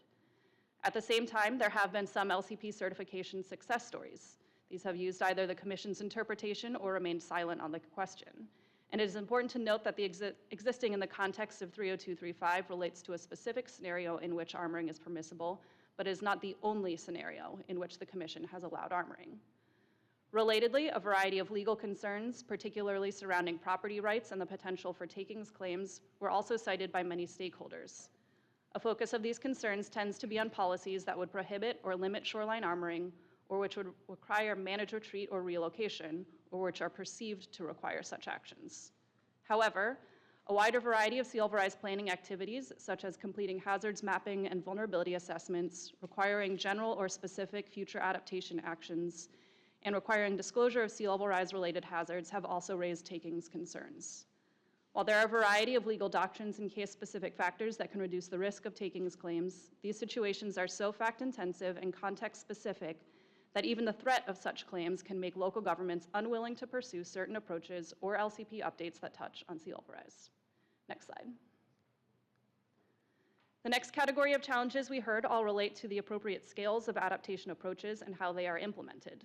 A long-time concern regarding sea level rise adaptation planning has been the need for flexibility to address local contexts and goals and to avoid one-size-fits-all approaches. What works on an urbanized beach in LA will necessarily be different than what works on a more rural coastline in Del Norte. I also want to note that this doesn't just operate solely at the statewide level. Just as we don't expect there to be a single strategy used throughout the whole of California, nor should we expect that there will be a single strategy that fits an entire county or city coastline. A related issue is that the current status of planning is such that most adaptation actions are implemented on a parcel-by-parcel basis, and without a shift towards more holistic planning, there is no reason to expect that to change. Without that sort of proactive planning, though, individual property owners are left to their own devices for protecting their own property, often turning to armoring where allowable, as a variety of softer or nature-based strategies are infeasible at a parcel scale. What we have and will continue to end up with then is this patchwork of development with different entitlements to armoring, a mix of armoring and other adaptation strategies, and an inability to effectively mitigate impacts and protect coastal resources now and into the future. At the same time, the seeming infeasibility of wide-scale adaptation strategies, specifically but not exclusively including managed retreat, is a challenge cited by many. The funding needs, along with the cross-property planning and coordination that is often needed for these strategies, can stop them from even being evaluated, or where specific projects are further along, legal challenges can add to the time, complexity, funding, and other resources needed to carry out implementation. Next slide. The last major category of challenges I'll touch on relates to uncertainty in a variety of forms. First, a lack of certainty about outcomes has been highlighted by various stakeholders as both a reason for reluctance to complete LCP updates and a consequence of the lack of LCP updates. In short, there are concerns that updates to LCPs may potentially weaken certain protections or limit important adaptation options. For property owners, concerns about limits on armoring. For others, concerns about allowing armoring to the detriment of beaches and coastal resources. Yet, as I touched on earlier, the working group would also contend that the status quo isn't better for coastal resource outcomes.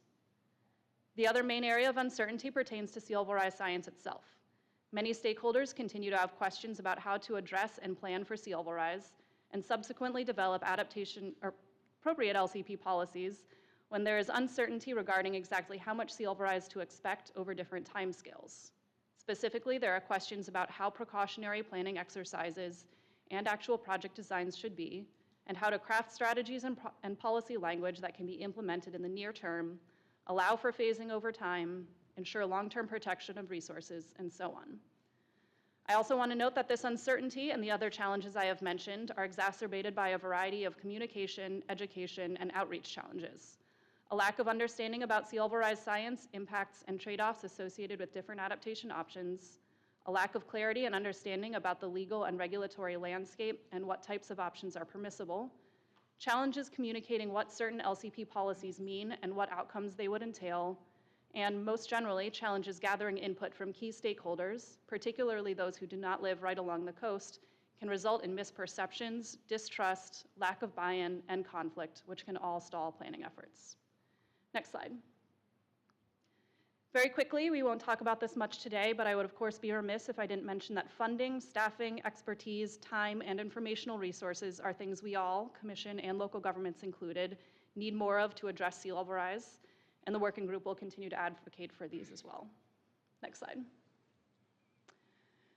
Switching gears to what we do about all of this, the local government working group has suggested that neighborhood scale adaptation is one approach that can help to overcome many of these challenges. This refers to the concept of identifying and developing adaptation strategies that are specific to defined areas or assets with shared characteristics, and developing LCP policies to support and implement a phased approach to adaptation over time as sea levels rise. I want to note here that we are using neighborhood as a general term without a precise definition to refer to any sub-area with shared geologic, land use, or other characteristics that make sense as a unit for focused adaptation planning. These could be different sizes, such as long stretch of rural coastline, a single beach, an area of development, a hydrologic or watershed unit, or a specific facility to reflect relevant planning features. We also want to be clear that the local government working group has primarily focused on this approach as a way of moving beyond the specific challenges related to disagreements about the definition of existing structure and the commonly held perception that this definition is the sole determinator for whether or not something is allowed armoring. Instead of arguing about a legal interpretation and waiting and hoping for a judicial or legislative answer, the local government working group suggests committed to doing the planning exercise to think about what adaptation strategies are appropriate and useful in specific contexts, and if that means armoring in some cases, how do we appropriately limit that approach, plan for phasing, mitigate impacts, prioritize softer solutions, and ensure balanced protection of coastal resources across the jurisdiction and over time as sea levels rise. Next slide. I also want to take a moment to note that the Commission does continue to approve armoring, including sometimes to protect structures that don't meet the Commission's interpretation of existing. Sometimes this is done through conflict resolution, for example, in a variety of instances for critical infrastructure like wastewater treatment plants, where damage to such structures could result in water quality impacts. In other instances, armoring has been approved fronting structures that are not existing, but whose direct neighbors have a right to armoring, like in the project shown here in Santa Cruz County. All of these instances can raise a variety of questions and concerns, like what are the cumulative impacts associated with each of these decisions? How can we plan, condition, and implement projects to avoid maladaptive approaches that will make communities less resilient over time? How much and what type of mitigation can fully address impacts associated with armoring? In the project shown on this slide, the Commission approved armoring fronting 3 homes, in part determining that the lateral access incorporated in the armoring represented a mitigation package that will substantially improve public access by providing a continuous, safe public access way across a larger stretch of the coast where no such meaningful access currently existed. Yet some commissioners and stakeholders raised the types of concerns I mentioned, wary in part because these problems are particularly difficult to solve on a project-by-project and parcel-by-parcel scale. Next slide. These are concerns that can, however, be addressed at a broader LCP planning scale with a neighborhood scale approach. The working group believes that such an approach would lead to more meaningful protection of coastal resources and more proactive balancing of competing resource needs. In short, in order to certify an LCP update that includes neighborhood scale strategies, the Commission would need to find that it is, on balance, protective of coastal resources. This would mean that if armoring is to be used in some manner, ensuring protection of coastal resources over time would necessarily require a combination of meaningful mitigation and use of additional alternative strategies elsewhere and in the future that ensure protection of beaches, wetlands, and other resources. The working group believes this would in turn help to re-emphasize the need to evaluate, identify, and implement alternative strategies. In addition to addressing some of the conflicts related to the definition of existing, the working group believes that a neighborhood scale approach can address a variety of other challenges I highlighted earlier. For example, by actually committing to these planning exercises, identifying an appropriate suite of adaptation strategies, and memorializing these in an LCP certification, we will have greater certainty regarding what strategies are appropriate and allowable, and how individual projects and strategies fit into and are consistent with an overarching plan to protect coastal resources now and into the future. Such an approach is also by nature a flexible approach that would specifically account for different geophysical factors, patterns of development, resource needs, local goals, statewide resource requirements, and so on. Lastly, this fits in with topics the working group has previously worked on, such as recommendations for phased and more routine LCP updates and regional approaches, as well as the types of planning requirements addressed in SB 272. Next slide. I also want to take this opportunity to note that this approach has been used before, and we have been working with a variety of local jurisdictions on this type of planning, even if we didn't call it that at the time. For example, the City of Morro Bay's LCP was approved as submitted and includes varied approaches that reflect the context of both the largely armored or managed shoreline within the estuary, much of which includes coastal dependent or related working waterfront and visitor serving uses, as well as in the more natural open coast shoreline. This isn't to say that these are easy to do, and coming up next, we'll hear from 2 local governments who are working on LCP updates to better address sea level rise and some of the questions that have arisen in their planning processes. Next slide. A key set of questions we have heard more recently relates to how a neighborhood scale approach would be incorporated into an LCP. The last section of the draft concept paper introduces a discussion of the types of LCP components that a neighborhood scale LCP would likely entail. We want to caution that this discussion is a key area where we intend to provide additional detail in the future, and as such should not be considered an exhaustive list right now, but rather to provide some insight into what we've been thinking. Generally, we see such an update as including baseline sea level rise policies that apply to all areas or development, including requirements for best available science and risk disclosures, policies informed by a vulnerability assessment and adaptation plan, and a commitment to update and refine such studies, more detailed or refined policies that define an adaptation approach at a neighborhood-specific scale, and identified planning horizons and requirements for LCP updates. And as I've touched on already, we have noted a variety of factors that we think will be important to consider and include to ensure such an approach is consistent with the Coastal Act.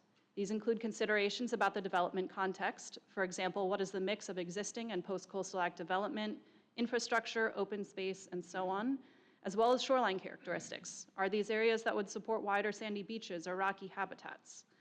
Other factors relate to a mix of adaptation strategies. Where can manage retreat, nature-based strategies, or elevation be used to limit armoring? How can and should strategies be phased over time, and what are the planning, monitoring, and policy update requirements needed to make sure these shifts happen? And lastly, how can the mix of strategies improve the status quo? What type of mitigation projects might be needed to fully and holistically address impacts from any continued armoring?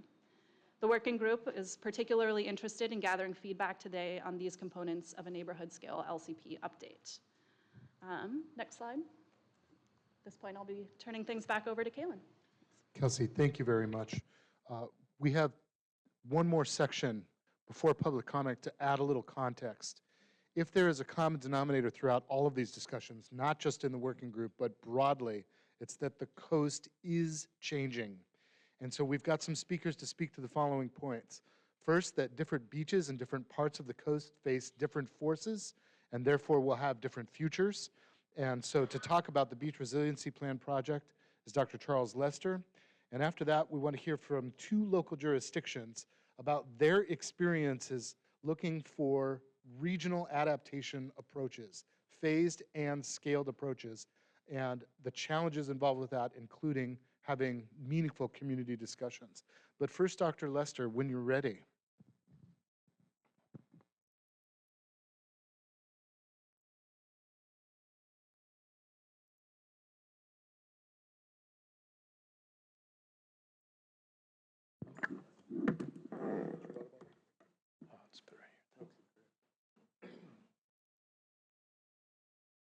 Great. Well, the slides are coming up. It's great to be here again, twice in 2 months.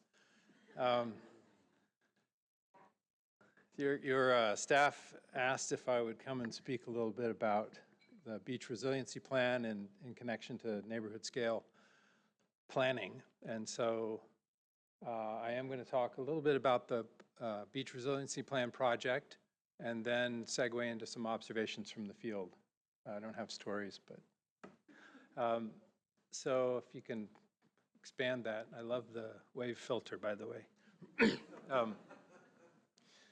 The Beach Resiliency Plan is a OPC-funded project. I think I briefly mentioned it last month. And it's a grant coming to UC Santa Barbara, which I'll be leading with some other folks at Santa Barbara and some other people I'll talk about in a minute. But we have this opportunity to take a look at beach resiliency planning for the state. If you could go to the next slide. You hit the little icon in the lower right, just to the left of the corner, it'll expand it. Next, just to the left of the Zoom bar.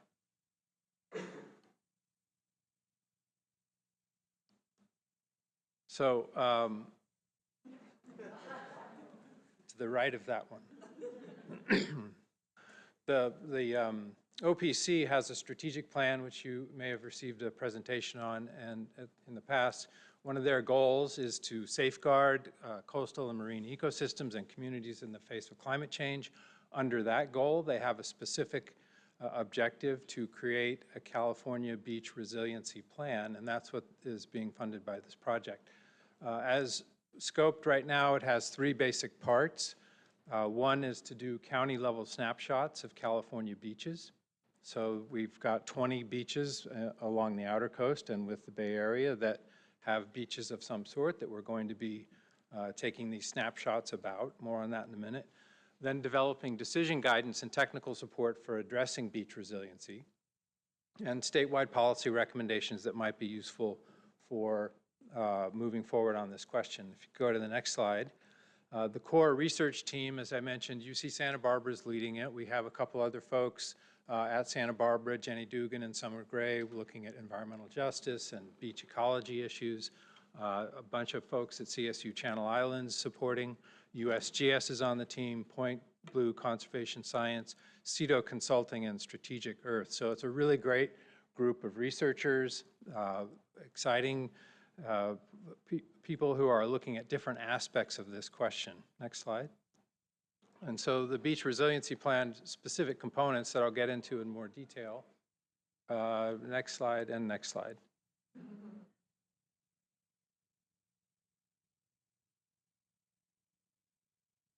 Components include an update to USGS's coastal storm modeling system, and this will be to couple beach erosion and response.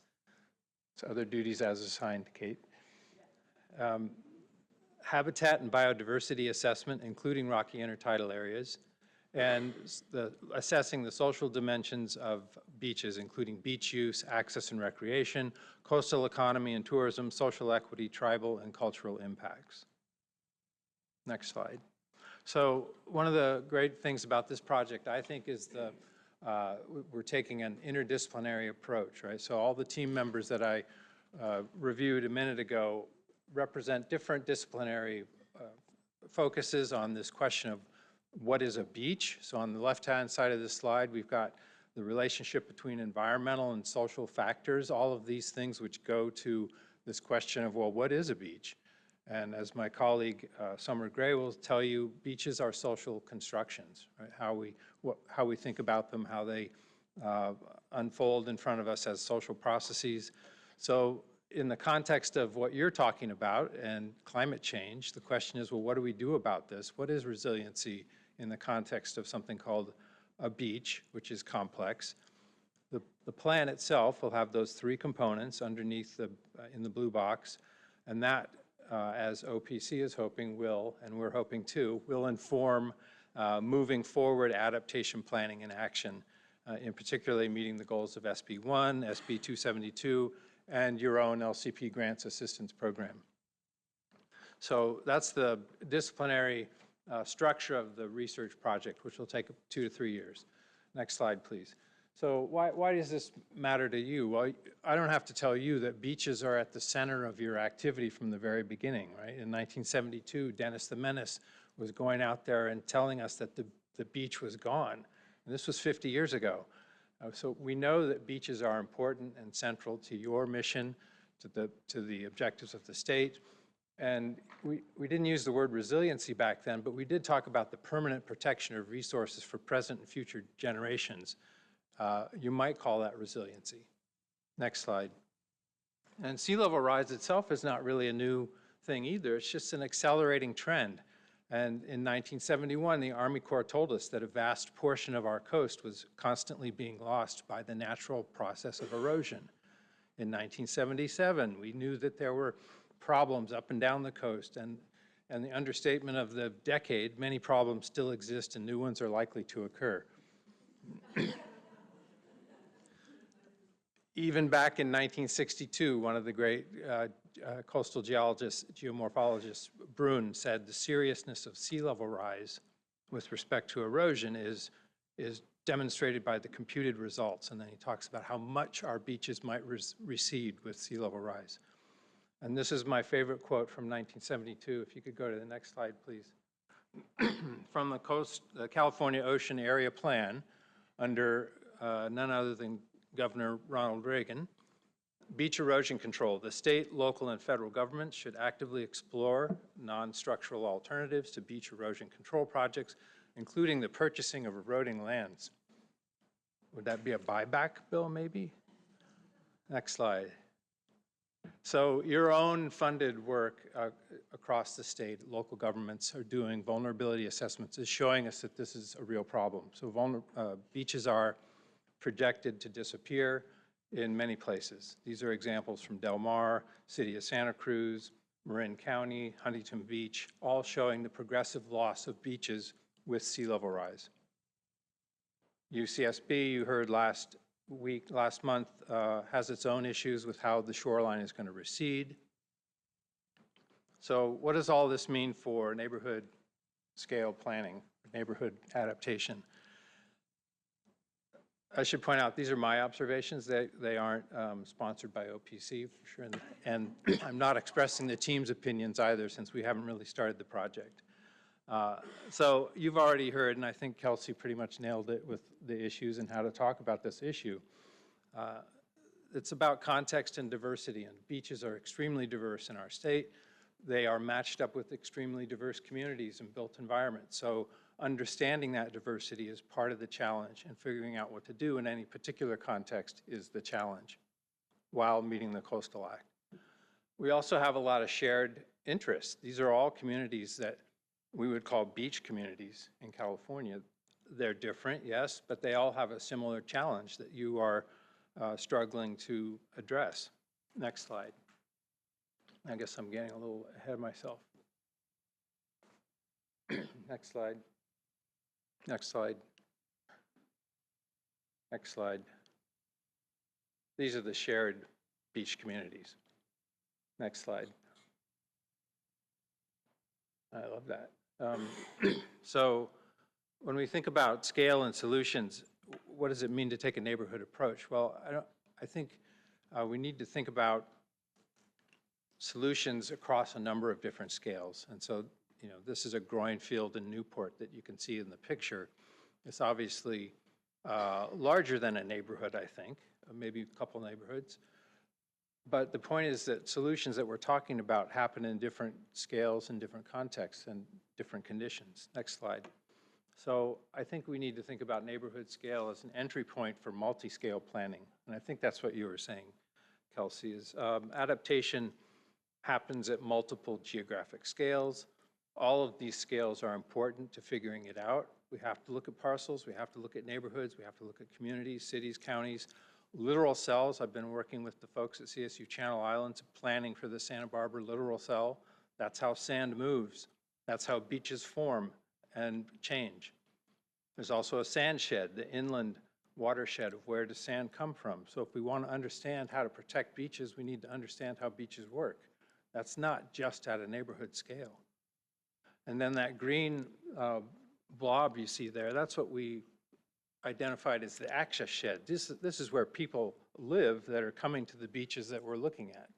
So if you want to plan for those, for beach access in those places, you need to understand that access shed. All of these different scales overlap, and they might express themselves at a neighborhood. So next slide. How you doing, Billy? LCPs, you've been doing LCP planning for 40 plus years. These are a planning mechanism that provide for the connectivity across scales, putting parcels in a planning frame. So that concept of doing planning, which would encompass the cumulative impacts of a build out of a bunch of parcels, that's not news, right? That's planning. That's LCP planning. And that's what counties and cities have been doing for a long time. So next slide. Neighborhood scale can't only be about the immediate neighborhood or the front line of development. your work over the years in the lower right, all those access easements that have been extracted over the years. That's on the front line of development, but you're not doing that for the front line, right? You're doing that for the state of California. It's a bigger than a neighborhood question. Next slide. And that really goes to, what are you trying to accomplish within a neighborhood? And that's to provide access for all, in part, especially when talking about beaches. And these are, the green and the yellow box are excerpts from the California Coastal Plan, which, as you know, set up the question of putting an affordable housing policy in the act. But I put them here because the coastal plan talked about affordable housing not as important for housing, although it also said that, but important for access. And that vision in the orange box was from the coastal plan. It said, well-maintained, older, less expensive housing that provides opportunities for people of all incomes to live near the ocean. So we thought about living near the ocean as access. That's how you make it equal, is you're able to live there. And of course, that became a focus on equality of affordable housing in the coastal zone and that policy. Excuse me. So what this does for me is highlights the broader social scale of what you need to think about when you're doing neighborhood scale work. Next slide. Another part of this project that's exciting is we will be looking at beaches as ancestral lands and sacred places, and this just highlights the critical importance of engaging with tribal communities in California and asking how do we express their needs and concerns and capture their interests also when we talk about beaches and beach resiliency and in relationship to all these other factors. Next slide. And then, of course, it's not only about people, right? Beaches in California provide a lot of important ecological function. I assume most of you are familiar with Children's Pool, for better or worse, and the dynamics around that. Next slide. I went down to San Carlos Beach this morning before coming here just to see the local expression of marine mammals on the beaches, which is quite impressive, also pretty smelly. Next slide. So I had an opportunity to work with Ocean Sciences Trust Project looking at the intersection of equity and living shorelines, or the environmental dimension of adaptation strategies. And I think this is important for the neighborhood scale approach because it goes to context, but it also frames for us that any given intervention will have equity implications and ecological implications. And you could plot those on this 2x2 and ask, how equitable is it? How environmental or living is it? And ask yourself, are you meeting the targets or the right balance that you want between those things? Next slide. So neighborhoods, I think, can be places to find balance and make trade-offs. Next slide. But all these trade-offs are different again. In particular, we have a theme of the trade-off between housing, infrastructure, and resources or beaches, right? What's the right strategy there? Good luck with that. So next slide, please. We need to ask, particularly in the context of what I think you're going to hear next and you're going to be dealing with for many years, will every built environment become a beach sacrifice zone? We know that if sea level continues to rise and we harden the back of the shore, we're going to lose beaches. Next slide. But this is a particularly interesting question that is going to be asked by the OPC project. Will beaches disappear no matter what we do? So what's going to happen in all of these different places as sea level continues to rise? And it's really a geological question, technical question that USGS is going to look at. These are beaches at Santa Barbara, and even in that one campus, we have different kinds of beaches. We have the steep campus East Beach, we have the Dunes Beach, and I'm much more optimistic about the Dunes Beach being able to survive sea level rise than I am that steep East Beach environment. Next slide. We have great examples that you've seen a lot where we can see beaches be resilient, like at Fort Ord, where the revetment was put down over years. Next slide. And when we took it out, the beach nicely recovered. But that's because it's easily erodible, right? That particular area of the environment could recover. And I'm optimistic about that in the future with sea level rise. Next slide. We also know in contexts like lower bluffs at the Half Moon Bay Ritz, it could also continue to be resilient, particularly if the Coastal Commission intervenes and orders the revetment out. Next slide. And you can see the beach is recovered and continues to erode. So there are places where this happens. And if you go to the next slide, it's one of my favorite examples, Moss Beach in Monterey. In the upper left, 1972, you can see a nice lateral beach in front of those parcels. In 2023, 2 houses on either side of the beach that you see there have been armored, but the beach has continued to persist where it's been able to erode. And that's what you see on the upper right is that shot of that beach. A great example of if you allow the beach to continue to persist through the erosion, natural erosion processes, maybe it will. So the question we're framing is, where are those places where this may or may not be more likely? Next slide. And last month I talked a little bit about vision, and I want to put it back on the table again because I do think it's a really important thing to keep in mind for this neighborhood scale planning. This is the City of Monterey example called Window on the Bay. Decades ago, the city decided they wanted to convert this mixed commercial strip along Del Monte Avenue into an oceanfront public park. And through systematic focusing on willing sellers, buying up land, demolishing structures, they created that park. And so it's an example where they set out a vision for how to adapt a neighborhood. I think this is a neighborhood, right? How to change that neighborhood to a beachfront park. And they did it by working with the marketplace systematically. Next slide. Of course, now they have been in the middle of planning for that exact same area in the face of sea level rise. And in terms of visioning, they've framed, I don't know the exact status of this today, but a couple of years back, they framed these 2 alternatives. One, a seawall, and we know what happens there. The ocean is going to come up and we're going to lose the beach. And if you go to the next slide, you'll see a vision of another way we could adapt. Oh, back up. Oh, you blew the punchline, Billy. Next one up.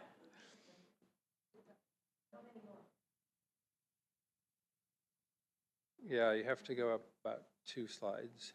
3, 2. Up, other way.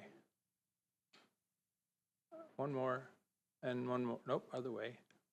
One more. There you go.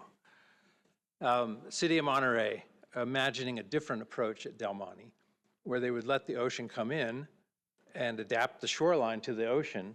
And in that one box in the center, the green box says, hey, look at this. This alternative would create 2+ miles of more beach. All right, so we're creating a different beach environment, but it's a matter of what kind of adaptation alternative you select. Next slide.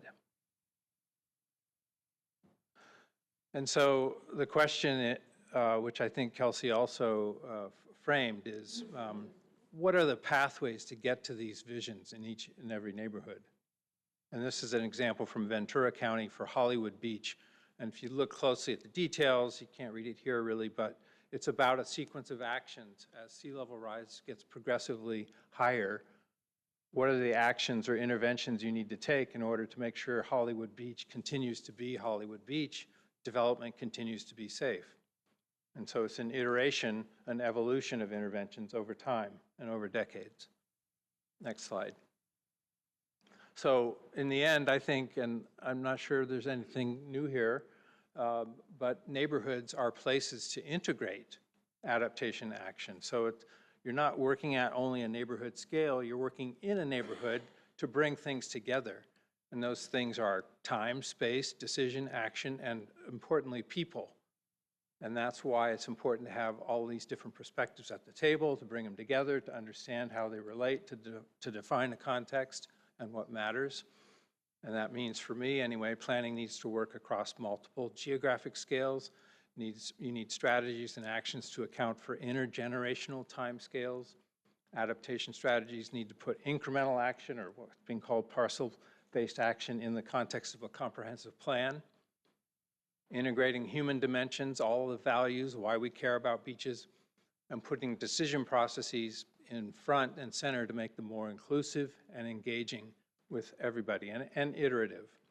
So now you can go to the comic strip. Next slide. So I threw this back up because this was, back in the thick of the battle around the Geffen easement, which is now the Linda Laughlin easement, which is great.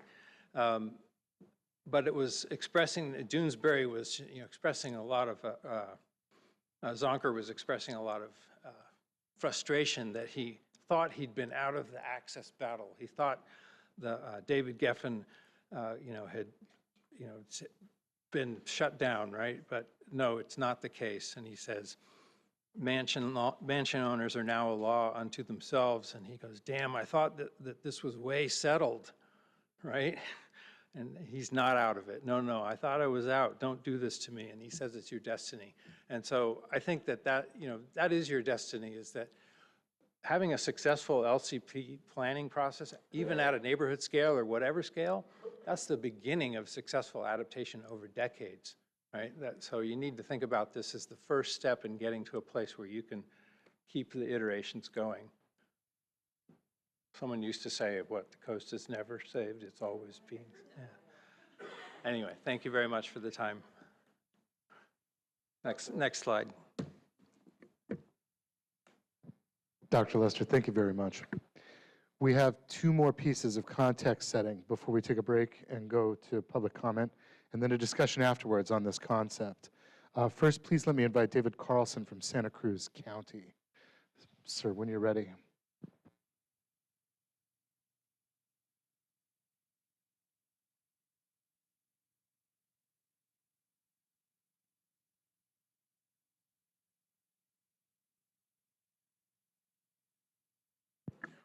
Okay, thank you, commissioners, for holding this workshop, and to your staff for the invitation to bring the County of Santa Cruz local government staff experience and perspective to the issue of neighborhood scale adaptation planning.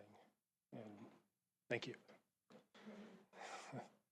Okay, next slide. So the presentation will include some background on local LCP planning for coastal hazards in Santa Cruz, and take a look at coastal hazards that impact our coast. I'll show some types of neighborhood areas that characterize Santa Cruz coast, and finish up with some thoughts on adaptation planning locally. Next slide. Next slide. Okay, these are pictures of construction of an upper bluff retaining wall to protect existing development located just a few feet from the edge of the bluff and threatened by erosion.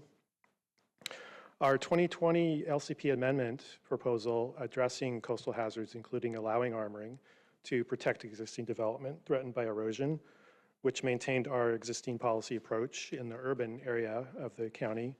It also meant using the current definition of existing development in the county's LCP, shown here, and allowing new development to rely on existing armoring. Next slide. The commission denied that LCP amendment. The staff report described the policy conflicts with the Coastal Act and the over-reliance on armoring. Commissioners echoed these concerns and highlighted the importance of respecting the commission's definition of existing development. We were encouraged to take advantage of the LCP grants program, which we did. Also at the hearing, the executive director at the time recommended exploring a neighborhood scale approach and provided some guidance, while encouraging creativity and pushing the boundaries of the status quo. He cautioned that approach needs to have robust sideboards involving appropriate mitigation, development restrictions, and long-term adaptation planning. Next slide. In September 2023, the Coastal Commission awarded the county grant funds to complete a comprehensive sea level rise vulnerability assessment on the LCP amendment. The project will complete a series of technical studies on sea level rise hazards, economic impacts, and adaptation pathways, and that will culminate in an LCP amendment addressing coastal hazards.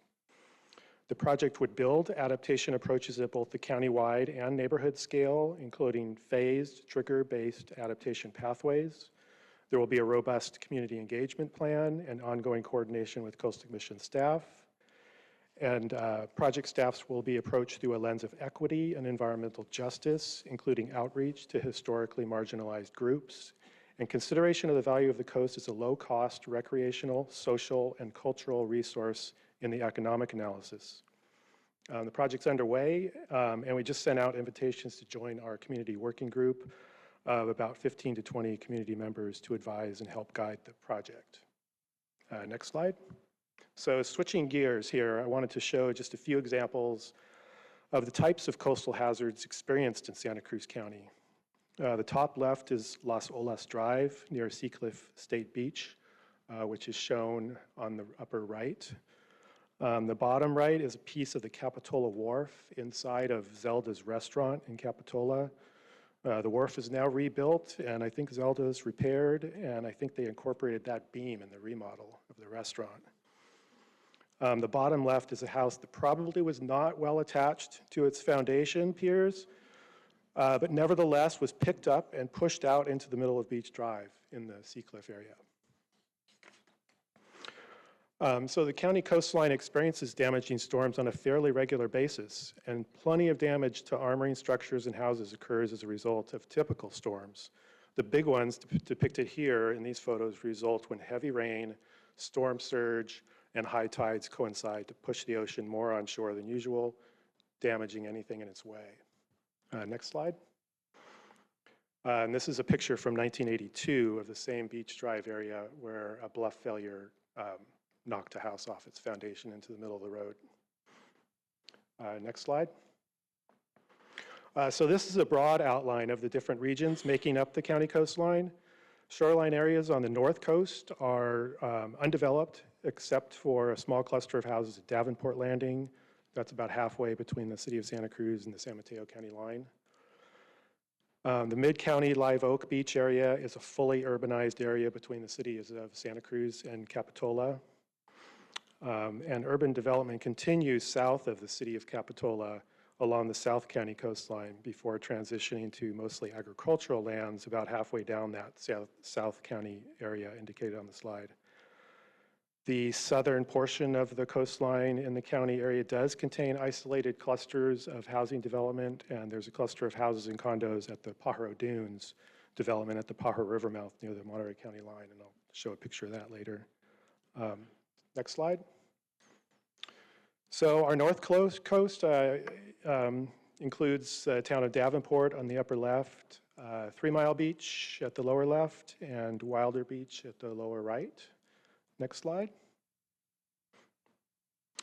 The Mid-County Live Oak Beach area has a variety of neighborhoods, depending on how detailed you want to get.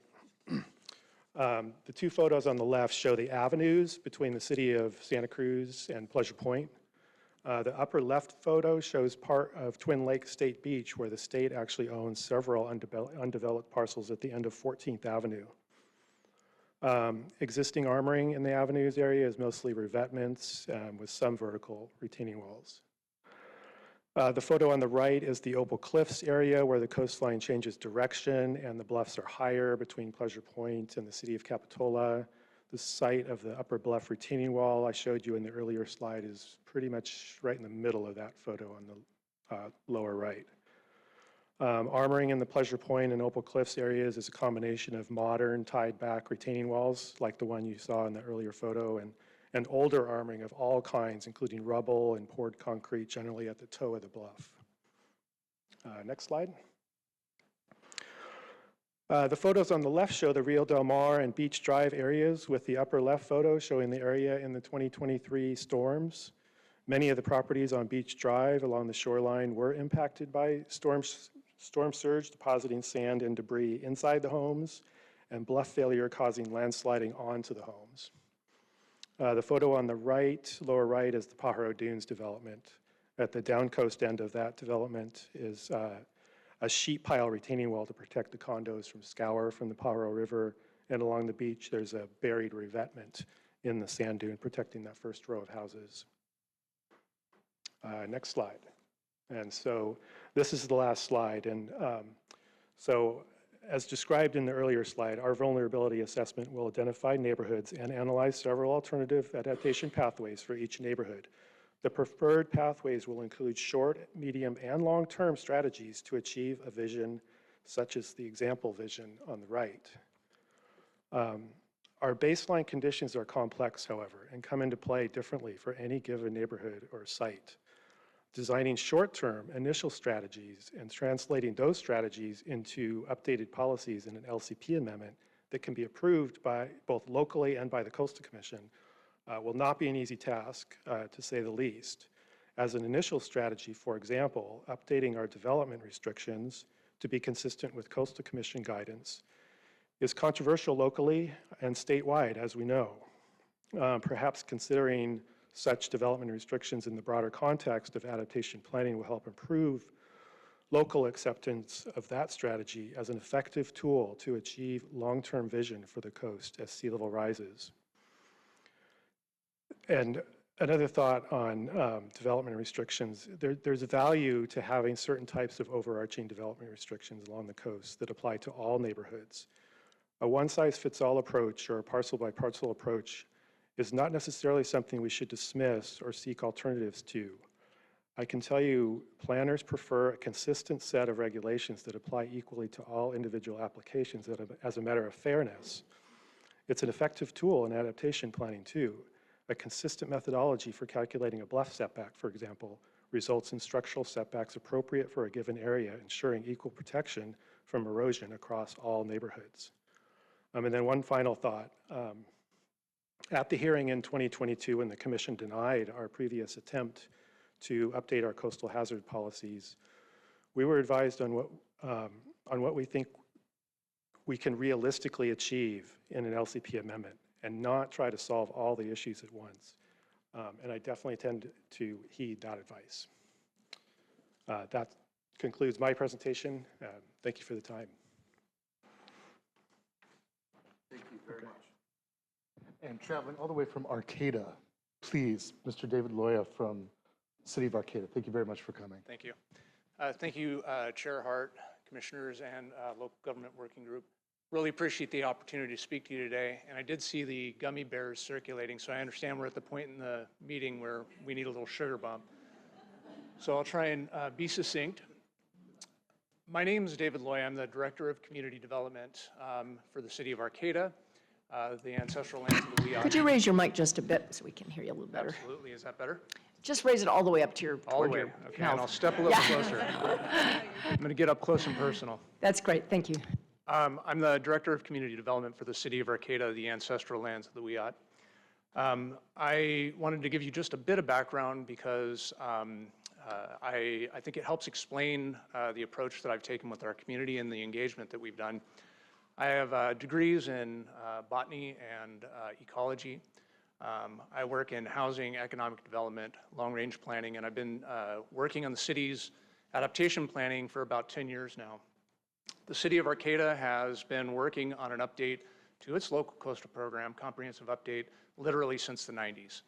And so I've been involved in the last 10 or so years and have a lot of familiarity with this. I think the conversations, the relationships with local staff, statewide staff, and the commission as a whole has only improved over the time that I've been working for the City of Arcata, and so I'm really encouraged by these improved relationships. And I'm more encouraged by the discussions in sea level rise that we've moved beyond just the science, best available science, and we're taking into consideration the whole range of affected sectors. Next slide. I'm going to do a little bit of a skimming the pond here with the work that we've been doing over the last 10 years, literally hundreds of hours of public engagement. And I know some of this information is you have a very strong command of these details, but I just wanted to give you a sense for how our community has been digesting this information. So this is obviously recent Ocean Protection Council guidance on projections for sea level rise. Next. And the H++ scenario, which was a very conservative approach to planning for sea level rise, we now know there's a 0 chance of that occurring. And the reason I point this out is because when we approach sea level rise projections from the mindset of a hazard mitigation approach, and we take extreme conservative approaches to those, sometimes they don't result in the conclusions that work for our local jurisdiction. Next couple, please. For example, and these are within the 2100 timeframe, not the 2150 as shown here, but there's a less than 1% chance of the extreme projections. Next slide. Whereas there's a near certainty that we're going to have at least a foot of sea level rise up to 2 feet before 2150. The middle projection, I think there's one more on this one. Middle projection is projected to be 6 feet by 2150, which is, quite a bit for the city of Arcata. And I neglected to put a context slide to show you where Arcata is. We're located on Wiggy or Humboldt Bay. We don't have beaches. We have really unique scenarios, and you'll see some of those images as we come through this projection, or through this slide. But the context for what sea level rise means for us is really different than the last two presentations. So next slide. So this is an image of what 6 feet of sea level rise would look like for Arcata. You can see going east to west there, Highway 255 or Samoa, and the big interchange for 101, which goes through the center of town. All of the blue, of course, is the maximum sea level extent at 6 feet of sea level rise. And that's pretty dramatic. If you can look into that neighborhood, you can see that the streets are covered in water. You can see the roofs sticking out of water. And so that would be a really dramatic result. Next slide. So I had never heard of this term neighborhood scale adaptation before. Kelsey reached out to me a couple of months ago and shared with me the draft document that's before you today. And what I found was that a lot of the concepts in there really resonated with the work that I've done with our community, with our council and planning commission. And so I'll adopt that framework, this neighborhood scale adaptation, for the purposes of this discussion. So looking here, we've got a neighborhood that is in that blue area. This is the exact same neighborhood where the roofs were poking out from the water. Next slide. Zooming into, we have kind of two sub-neighborhoods, and I appreciated what Dr. Lester said, the concept of neighborhood, we need to scale it appropriately, so I'm just going to use this framework, but we do have an area that's primarily residential. Next slide. We're going to take a look from South G Street here. Next slide.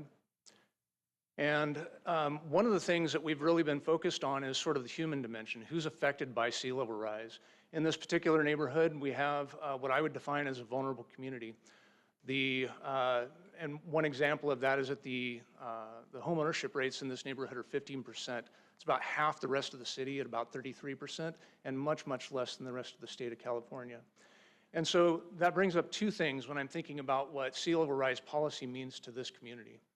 For those who own their home, this is basically their entire life savings, and what we say in our policy dramatically affects their entire livelihood. For those who aren't fortunate enough to own their own homes, they don't have the resources to relocate. And moreover, there's nowhere for them to relocate in the city of Arcata right now. And so when we're thinking about how do we plan for adaptation, we're taking a little bit longer scale approach when we think about how do we relocate these people from these neighborhoods. Next slide, please. Zooming back out, next slide. And looking at this area down here, this is primarily an industrial neighborhood, if you will. And in this area we have, you can see some legacy uses. There's, scrap yards, a bunch of bone yards for heavy equipment. There's a lot of potential for contamination. You can imagine if the water were flooding the streets here, we'd be worried about the fluids in those machines leaking out into the bay and affecting the ecosystems. Next slide. And so we have multiple reasons, from these different segments, whether it's, the human scale, the ecology, the contamination, that we need to focus on, well, how do we approach adaptation in this area, in this neighborhood? So we're going to zoom out a little bit and take a look at the topography of this area. Thank you, very intuitive. This is a LiDAR image showing lower elevations in darker blue and higher elevations in lighter blue. So this is part of what informs us about our sea level rise adaptation strategy in this area. We already have a lead in terms of elevation in that area. There's already a lot of infrastructure that's built up. In fact, this is former bay that has been filled and developed since back in the 1800s. Go ahead and go forward too. This area also has a lot of infrastructure that's already in place that's designed to manage stormwater. This is an inventory of the levees and other protective structures that surround this neighborhood. Red being bad, the lowest areas, black being good, you're in the highest areas in those, and you can see we have a lot of gaps in between. But what this tells us is that we wouldn't be building from scratch. We've got a lot of existing floodwater infrastructure in place, and whether that's stormwater coming down our creeks or floodwaters from the bay, we're not starting from scratch, and so that informs some of our local sea level rise adaptation policy. Next slide. We also don't want to go on a fool's errand here. We wanted to look at this from a cost feasibility perspective. In this area, we have what we'd estimate to fill most of those gaps to about 15 feet in elevation, 15 feet in elevation, a cost of about $30 million, which is, a significant sum if we were to do it all at once. Nobody's proposing to do it all at once, so. But the value of both private and public assets behind that infrastructure totals about $140 million. In addition, because there are businesses who make sales in that area, there's one indicator of the economic activity, sales tax revenue to the city of Arcata to the amount of $55,000 a year. And so the policies that we put into place, the ways that we approach the sea level rise adaptation strategies can really affect the values of these properties, the viability of functionally implementing adaptation, and the livelihoods of the people who rely on this. And then I also want to point out that the primary public value that's in that area is the Arcata wastewater treatment plant. And so everyone in the city of Arcata is affected by the sea level rise policy that we take on here. Next slide. Okay, so zooming out just a little more. Next slide. I wanted to give you sort of the more regional context for the work that we're doing. Next slide. One of the things we're proposing in our current local coastal program update is a coastal visitor serving overlay. We don't have any special overlays or special zoning types for the coastal zone at this point, but we're proposing to do one here. And part of the reason why we're doing this is because we think we can incentivize redevelopment of these properties and encourage people to move in the direction, move us towards uses that are easier to either adapt, become more resilient, or retreat over time. One of the examples I use is if we took one of those scrap yards and turned it into an RV park, they'd be cleaning up that scrap yard, moving all that junk to somewhere more appropriate, and then putting in a use that can maybe be used when there's periodic winter flooding in the near term. And then over the long term, that's a very easy asset to retreat from, right? Not a whole lot of contaminated equipment that no one's going to have the incentive to move once sea level rise is lapping at the doorstep there. Next slide. In addition, we're pairing this with the planning, long-range planning that we're doing in areas that aren't going to be subject to sea level rise within that time frame.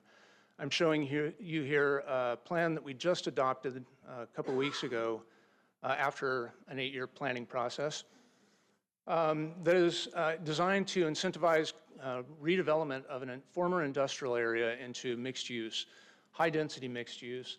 That prepares us for places where we can relocate the businesses and occupants that live in this area that's potentially vulnerable to sea level rise in the future. And so we're taking this broader scale approach to try and plan for an adaptation strategy that doesn't impact current property values by coming out strong and saying, look, you just can't redevelop your properties anymore. And it also provides for a transition for our community. It starts to build out these new residences that will be required in order to have these people stay in our community. Next slide. Okay, I'm going to zoom out one more time because I've focused a lot on the urban infrastructure that we have that's subject to these vulnerabilities. Next slide. Up in the corner here, we have what was formerly a grazing paddock. It was agricultural lands. that the city of Arcata purchased and then reestablished tidal influence into that area, pulling back the levee and creating new habitats. There's about 5 different habitats that occur in this area. The city has, over the last several decades, acquired lots of property in this area. Next slide. And we're doing projects all over the place to improve the habitat, to prepare for sea level rise, and to do what we can now so that as those sea levels rise, we'll have areas for the tidal marshes to migrate to.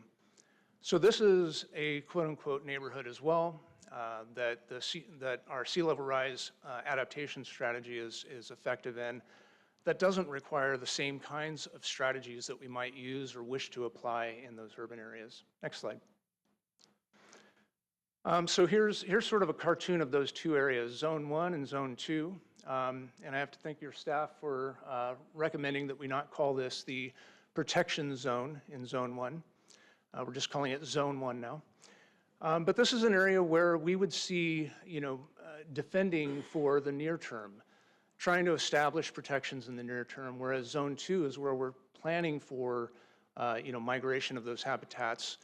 And, we are now beginning on our pathways adaptation planning that would incorporate things like eco-levees, not hard armoring necessarily, but soft armoring that would include things like trails, coastal trails, that would expand on the Arcata Marsh and Wildlife Sanctuary, for example, that is already sort of world-renowned out there. Next slide. So I just want to give you a tangible example as I close. This is an image from the work that we've been doing recently on our wastewater treatment upgrade.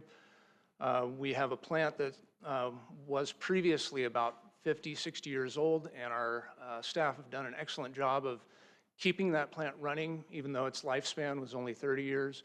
We're working with the Regional Water Board now to do an approximate $80 million project to upgrade our wastewater treatment plant. You've seen this project and approved phase 1 of this project. Phase 1 was broken out from phase 2, largely because of questions around sea level rise.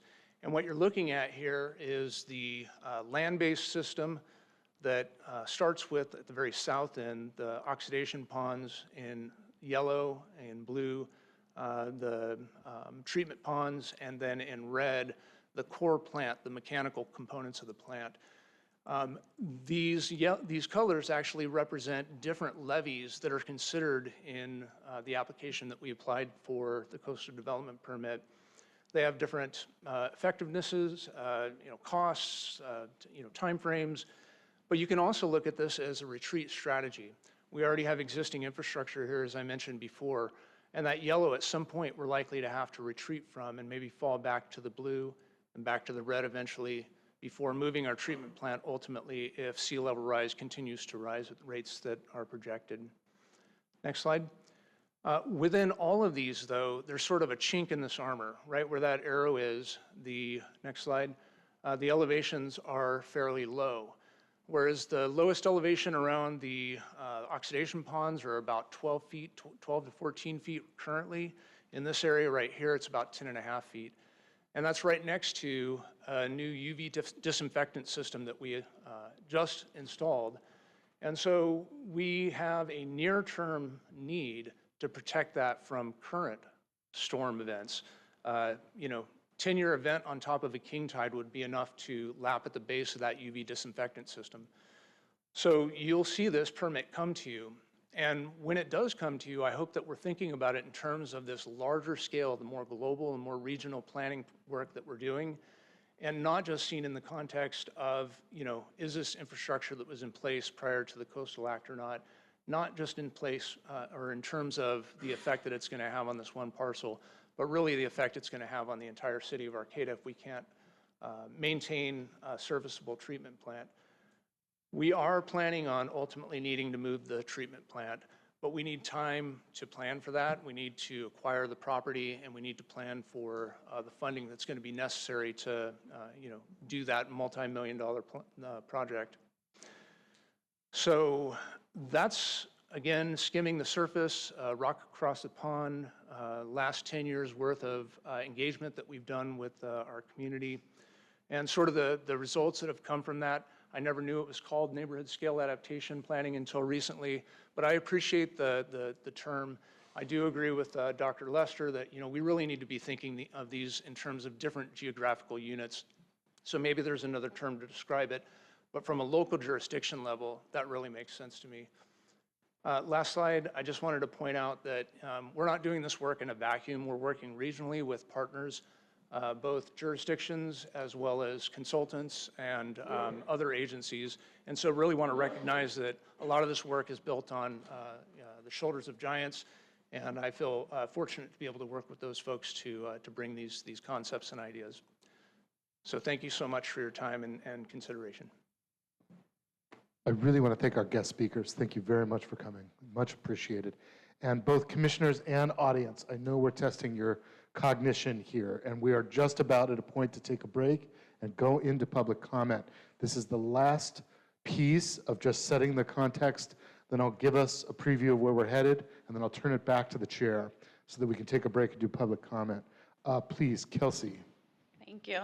Really quickly, and I do have a second slide presentation, should be labeled number 2.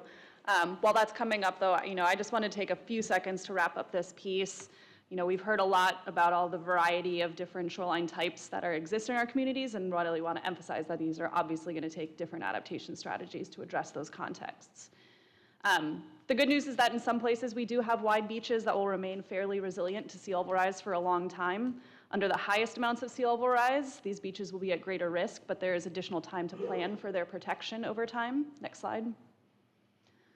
Other coastal communities contend with sea level rise risks along both an open coast and a wetland marsh or other type of estuary habitat, oftentimes with development at risk from multiple sides. And in many of these areas, groundwater rise will also put development at risk, further limiting available adaptation options. Next slide. Still, other parts of our coastline are characterized by bluffs and cliffs, and as we know, locally specific geologic factors will affect erosion rates, the feasibility of different protection strategies, and the long-term shape of the coastline. Next slide. And as an example, some places along our coastline have formed pocket beaches, which provide unique, important beach access, even where there is not continuous sandy shoreline. The specific backshore characteristics will influence the extent to which these areas will persist into the future. The same applies for current rocky intertidal habitats, and both habitat protection and public access may need to be reimagined with higher amounts of sea level rise. Next slide. And of course, throughout all of these different coastline types, current development patterns will affect the timing and feasibility of different strategies. This is particularly true in areas where transportation infrastructure forms the first or second line of development, as lateral cross-jurisdictional development can be difficult to plan for. We do have several examples of highway realignments, but in many places, the space and options for realignment are significantly more constrained, and the presence of other development immediately adjacent to this infrastructure will also be influenced by, or itself may influence, the phasing of different strategies. Next slide. A variety of areas along the coast are already armored, including some places where a continuous structure or line of armoring protects multiple properties or a stretch of infrastructure. In some locations, such structures provide lateral access, including importantly for those who are unable to traverse sandy or rocky shorelines, such as folks in wheelchairs or with strollers. As with other armoring, though, these structures may result in coastal squeeze now or into the future, and shared armoring in particular may limit the ease with which armoring can be removed when necessary or appropriate. Next slide. Lastly, we have a variety of harbors, piers, boardwalks, and other similar development dotting the coast that support recreational fishing, boating, working waterfronts, public access, and other visitor-serving uses.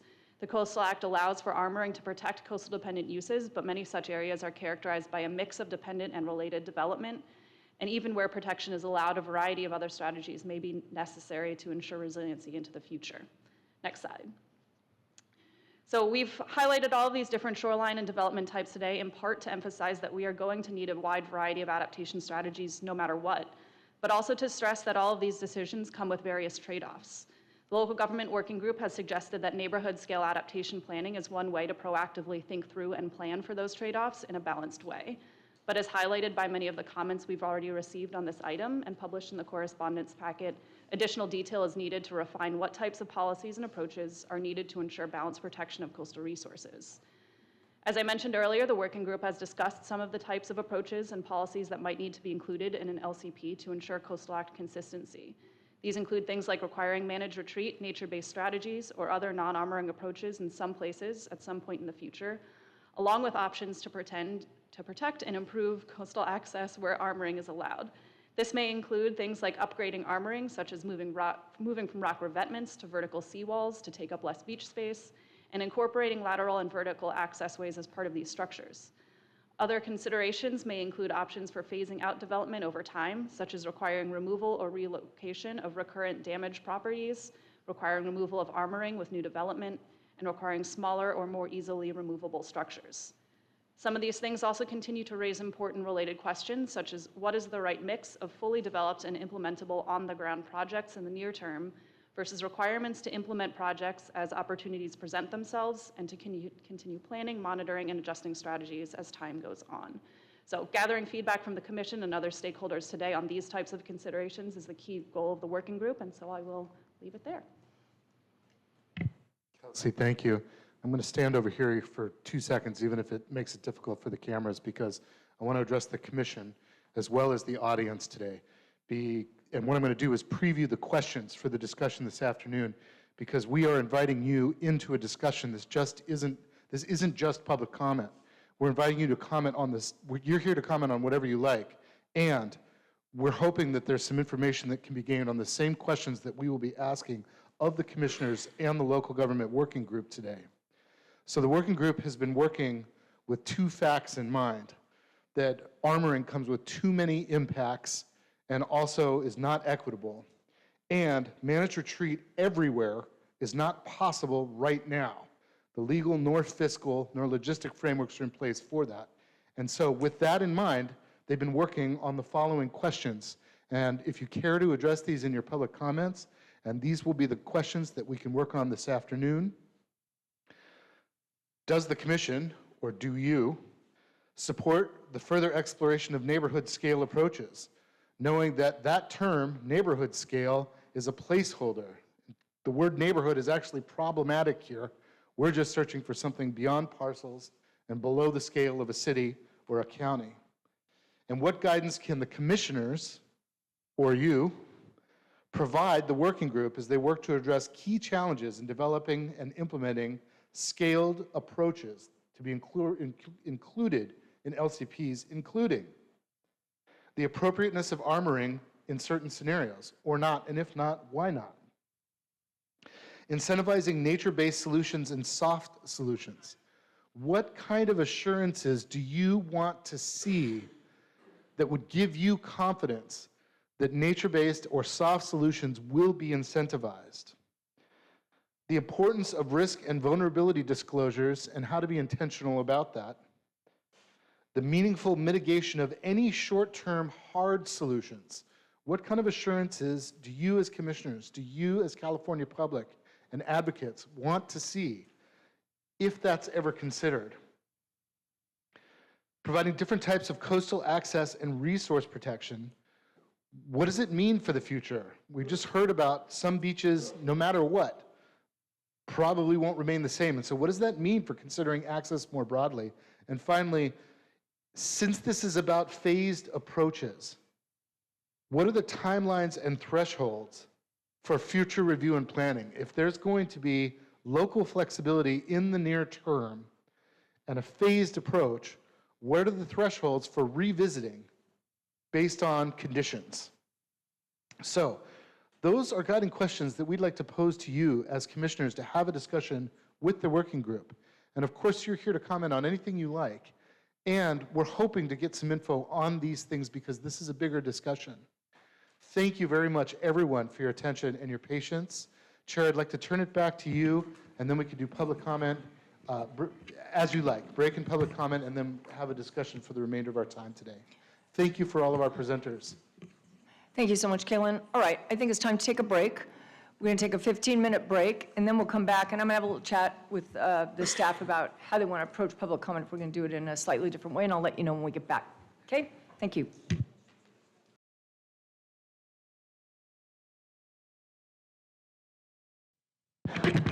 Okay, everybody. All right, we're going to open public comment at this time. don't know if I have a quorum. Do I have a quorum? 1, 2. Yes, I do. All right, great. All right, folks, so the way we're going to approach this is we have people in the room and on Zoom. Everyone will have 2 minutes. And then when we bring it back to the commission, we're sort of going to leave the public comment open so that we can have commissioners, if they have question of members of the public, or try to make it a much more sort of open back and forth. So Chris is going to be in charge of calling folks' names, and I understand that we have an elected here and would like to call on him first, please. Yes, I'll just note that we have 18 people signed up to speak. We'll start with Tiger Jazz Big Stick, Mayor of Pacifica.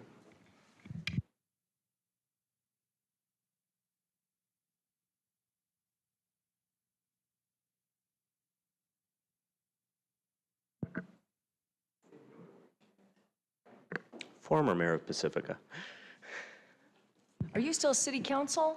Or I'm still on the council. This is my term. I have a family that wants me back, and so. We sort of know about that, but no.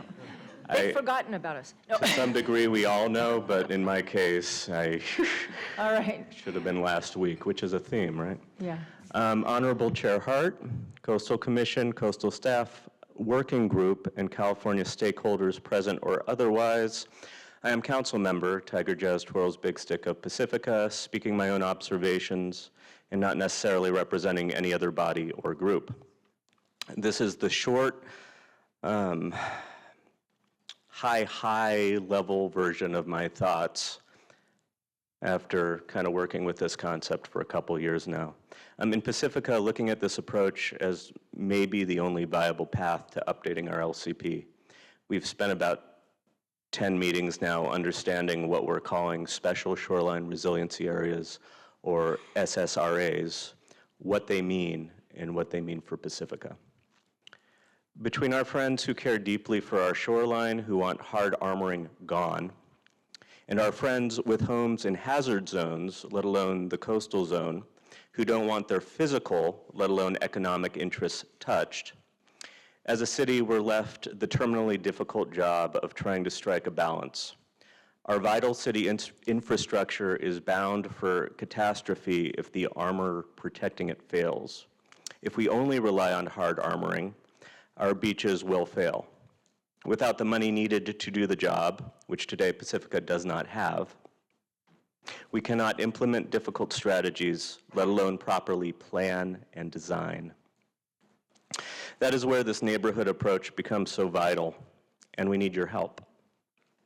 Having been party to this process over a year and a half, while our staffs have been in the trenches hashing out the reality between a diverse set of needs for a decidedly unique community, one of many in California, where we need your help more than anywhere is the message that you are our partner in doing this work. That we really are doing it together, that this is our tool for supporting each other in engaging in perpetuity with the very difficult work that not just my community of Pacifica, but many, if not most communities in California will need to succeed against the backdrop of our ever-changing climate and environment. Thank you. Thank you. Continuing with people in the room, we have Mike Guth, or Guth, followed by Don Schmitz, Anthony Tersall, and then Mandy Sackett. Mike. Can I just ask if there are any other electeds that would like to speak? All right. Seeing none, please come forward. Thank you. I did have a presentation.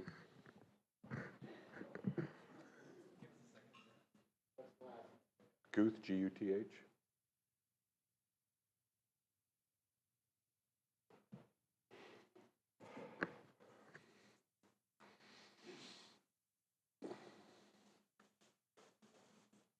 Oh, there we go. Okay. Thank you, Chair and Commissioners. It was a fascinating discussion. I'm glad to have heard everything. A little bit of it seems to me to be awfully optimistic because they haven't gone through processes. I was a longtime planning commissioner in the County of Santa Cruz, and I went through the entirety of the process. I think it was starting in 2018, where Mr. Carlson was the lead from the planning department, where we went through the LCP rise, the bluff development, the scale areas, and all of that. And I have a few concerns I'd like to share with you and some cautions. And Mr. Carlson said that it was controversial locally. That's an understatement. And there was primarily three groups of people that were represented when you have these kinds of meetings that I saw. The people looking out for public resources, present owners of qualifying existing structures who are concerned about being able to maintain their smaller scale existing stuff, and then a small number of extremely loud, extremely wealthy, extremely aggressive developers that want to go for broke on every bluff. And it's not just for living, it's investment. And they are overrepresented in these discussions at the local level, which I believe led to the failure of the Santa Cruz process. Next slide, please. Time doesn't allow me to go into that more, but I want to talk about what constitutes a neighborhood scale. That's the built-in area of the mid-county. Next slide, please. That's the county planning jurisdiction. Next slide, please. And this is what would actually have to be looked at as separate little bits that would be looked at, each of these little bluffs. And interesting to hear Dr. Lester say you have to be bigger than that, but you do have to be bigger, but you have to be smaller, or you don't get anywhere. Next slide, please. This is an area where all Can of you hold those- on one sec? Yeah. Can we give an additional minute, please? Just don't want you to have to Okay. freak then- out and then rush let- so let- fast. Well, 2 minutes. Let me go back to the back of 2 slides, please. Is that possible? So that's an area that was designated. That's only a portion of one of the areas that they were going to get all of the existing rules. Oh, that was the proposal, existing structure protections. If you go to the next slide, these areas were ones that I had identified originally. There, where we would use neighborhood scale so that as we looked forward to removing some of these protection devices, if you had a small area, somebody built a new house, they have to site it rearward of a 100-year erosion line. That means they should be able to take their wall out, but don't require them to because the next door neighbor is going to then lose his stuff. So you have these stretches where people are slowly upscaling rearward of erosion lines, and when it all happens, you take out the wall. That was, to me, what neighborhood scale was, not as an excuse to armor. And I have to say, the most reassuring thing I've heard of today so far was from the executive director when she said that this is not meant to be a loophole of some kind, this neighborhood scale stuff, and I'm so glad to hear that. Last slide, please, if we could get there. The question is, what do we, next one, please. What do we have for our vision? Is it going to be seawalls with no shoreline? And if we upsize along the bluffs, which is where this goes locally when the challenges come, you limit your future options. And wish I had more time, but thank you for your attention. Thank you. Don Schmitz, Anthony Tersall, and then Mandy Sackett. Afternoon, Commissioners. Don Schmitz on behalf of Smart Coast, California. If there's awards given to exemplary staff work, Kelsey ought to get one. That was a fantastic presentation report that she made, which concisely and clearly reflected the work of the working group.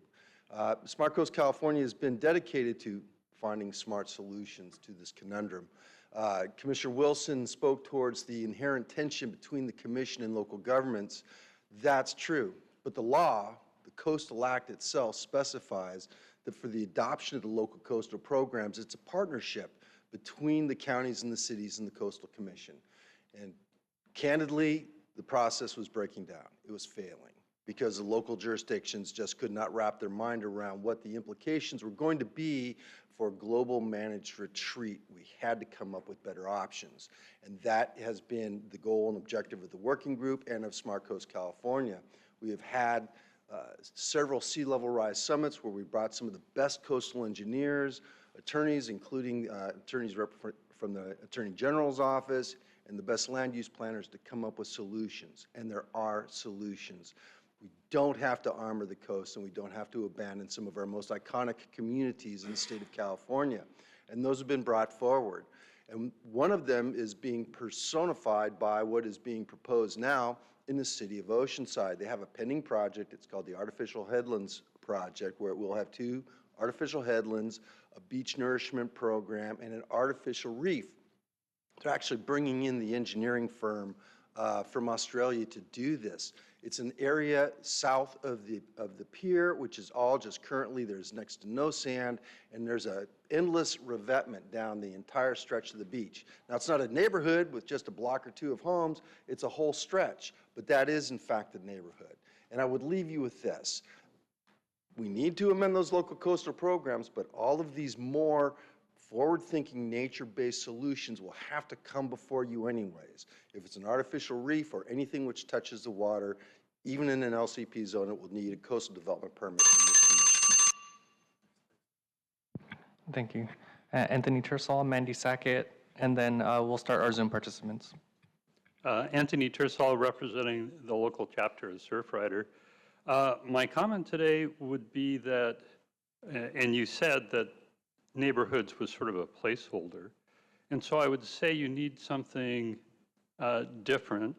And because planning entities are looking at mostly property lines, and it makes sense to go from the parcel level to something bigger, but I would posit that you probably need to regard also that the ocean doesn't really care about property lines or city limits. And I would use as an example, locally, the Marina Sand Plant, which the Coastal Commission was instrumental in getting to terminate.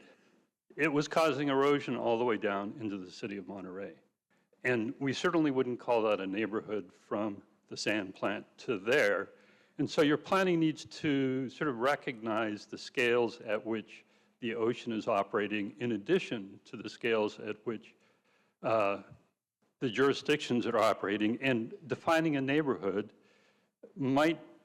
people will tend to think about that in terms of the human side of it, but the geomorphology may be more important. So you could have two neighbors that are right next door to each other that are subject to very different ocean processes. And so thinking about that will probably help, because the way it is now, there will be a tendency for people to want to build seawalls on a neighborhood scale. So that would be the downside of the language, is that instead of fighting individual property owners, you will now be fighting local jurisdictions who are trying to put in neighborhood scale seawalls. Thank you. Thank you. Mandy Sackett, and then our first three Zoom speakers will be Joy Downing-Riley, followed by Mitch Silverstein, and then Kimberly Williams. Mandy Sackett. Hello, Mandy Sackett, Senior California Policy Coordinator for the Surfrider Foundation. So nice to be before you in person finally. We agree that visioning and multi-scale adaptation planning are important parts of effectively managing our coastlines. The intention to balance planning, incentivize nature-based solutions, and reduce reliance on hard structures are absolutely necessary. But I'm here to express a major concern. The neighborhood scale approach, as described by the working group, has the potential to dramatically expand coastal armoring across California. What we're seeing on the ground is that local governments are not hearing the commission staff's message about balancing and nature-based solutions. Instead, they're running with the concept of neighborhood scale as a green light for large-scale armoring, often with little regard to mitigation. Pacifica's proposed LCP update, for example, includes large-scale seawalls, but doesn't reflect a robust approach to mitigation or restoration. It kicks the can down the road by requiring a shoreline management plan, and within 10 years that might deal with those questions. And that appears to be supported by staff, so we're really concerned about it. Residents are outraged, asking why one neighborhood gets a seawall and why not theirs? And now they're asking for, can we just armor all neighborhoods? And there are really loud calls for that. If we move forward with this neighborhood scale adaptation framework, we need clear criteria that strictly limits and mitigates any large-scale armoring to exceptional circumstances. Legally, new development, even a street back or two as they're redeveloping behind these seawalls, cannot be allowed to rely on seawalls. Full stop. That's the basis of the Coastal Act. And this approach is not a Coastal Act policy conflict, and conflict resolution is not the appropriate way to justify this. Conflict resolution cannot be used as a sidestep to allow new development to rely on seawalls. And we describe more of that in our letter. I hope if you have a chance to look at it, we greatly appreciate it and hope that can guide your discussion today. But I think if we can really get some more nuance to this discussion, that would be a really big win for the day. Like, what exactly does mitigation look like? And what are your expectations of local governments as they build this into their policies? I think setting those out would be a huge step forward. So thank you. Thank you. Now moving to Zoom, Joy Downing-Riley, followed by Mitch Silverstein, and then Kimberly Williams. Joy Downing-Riley. Hello. My name is Joy. Hello. Yes, we can hear you. Oh, okay, thank you.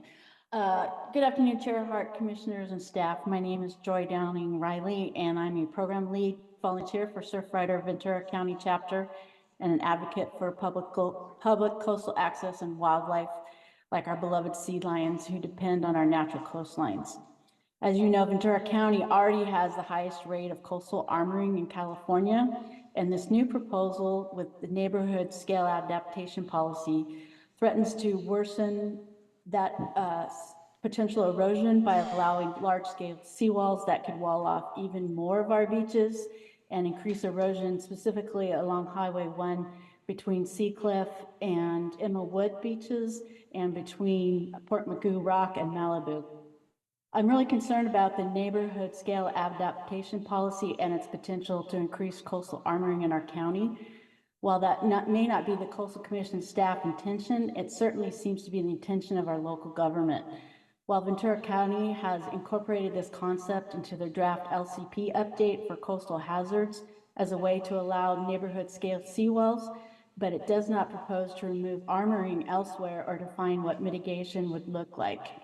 In this loophole already, as Coastal Commission staff locally and our county are aware, a homeowner at Faria Beach Colony went ahead and built a seawall at Faria Beach, which is hazardous to anybody on the beach, and you cannot walk around it without going into the tide. Seawalls may protect private property, but they destroy public trust resources like beaches, wildlife habitats, and access to the coast. This goes against the California Coastal Act's mission, as Mandy stated, to protect public access and recreation. Our coastlines need room to adapt to rising seas, and we should focus on nature-based solutions, as I'm sure the commission is well aware. All right, thank you. Next, Mitch Silverstein, followed by Kimberly Williams, and then Peter Loeb. Mitch Silverstein. Thank you. Mitch Silverstein, San Diego County Policy Manager for Surfrider Foundation. Our San Diego County chapter has concerns about where this concept of neighborhood-style adaptation invariably might lead. Adaptation is a loaded word. Some preserve our beaches, like dune restoration, living shorelines, and relocation of threatened assets. Surfrider supports those. Other adaptation destroys our beaches, like armoring, which is by far what we see most of from both local governments and private property owners in San Diego County. That's why when I read neighborhood-style adaptation, what I fear is neighborhood-style seawalls. 38% of the Southern California coast is already armored, representing a 500% increase over the last 50 years. And with rising seas, the number of armoring applications is going to go up before it goes down. This paradigm needs to change regardless of whether it's parcel by parcel or at neighborhood scale. Our coast is already armored at a neighborhood scale in several San Diego cities. Mitigation, if any, has been inadequate, and the result has been less beach, less access. I appreciate the Commission's focus on environmental justice, but it must be said the continued armoring of our coast to protect multi-million-dollar homes at the expense of beaches that belong to everyone, including our most vulnerable communities, is likely the most pervasive environmental injustice occurring under the Commission's purview. Let's ensure the result of this working group is streamlining the process for adaptation that preserves our beaches, not the armoring that destroys them. If our vision of the future includes beaches and coastal access, we need less armoring, not more of it. Thank you. All right, thank you. Next, Kimberly Williams, followed by Peter Loeb, and then Peter McNamee. Kimberly Williams. Hi. Thank you, Chair Hart and Commissioners. I'm Kimberly Williams, representing the San Mateo County chapter of Surfrider Foundation. Our chapter is very concerned about the Special Shoreline Resiliency Areas policy proposed in Pacifica's draft LCP update, which favors neighborhood-scale seawalls at Rockaway and Sharp Park without defining meaningful mitigation or long-term solutions. Ms. Sackett's comments earlier are accurate. I've attended almost all the meetings Pacifica has held on their LCLUP development, and the city has consistently ignored robust public feedback opposing the special shoreline resiliency areas. SSRAs are controversial in the Pacifica community, with neighborhoods outside of the proposed areas feeling left out, unprotected, and opposed to these plans as inequitable. Pacifica's residents, who may not always agree on the details, have lately been in agreement that they don't support the SSRA carve-outs. The mitigation proposed is vague and inadequate, simply calling for a shoreline management plan without specifying how public access, natural resources, or beaches will be protected for the public. We know seawalls aren't the answer. While they may protect some homes in the short term, they increase erosion and threaten the beaches we all depend on for recreation, access, and natural beauty. Choosing between those people who are privileged enough to own a beachside home, the realtors and developers who benefit, and members of the public who can only enjoy our beaches as visitors can be a hard choice for cash-strapped cities like Pacifica. I ask the Coastal Commission to reject this approach until a clearer, more balanced policy focused on nature-based solutions and real mitigation measures is developed. We need policies that protect the entire coastline for everyone to enjoy, not just select neighborhoods. Please stay the course on meaningful LCP requirements that uphold the Coastal Act. Thank you. All right, thank you. Next, Peter Loeb, followed by Peter McNamee, and then Cindy Abbott. Peter Loeb. Hello, can you hear me? Yes, we can hear you.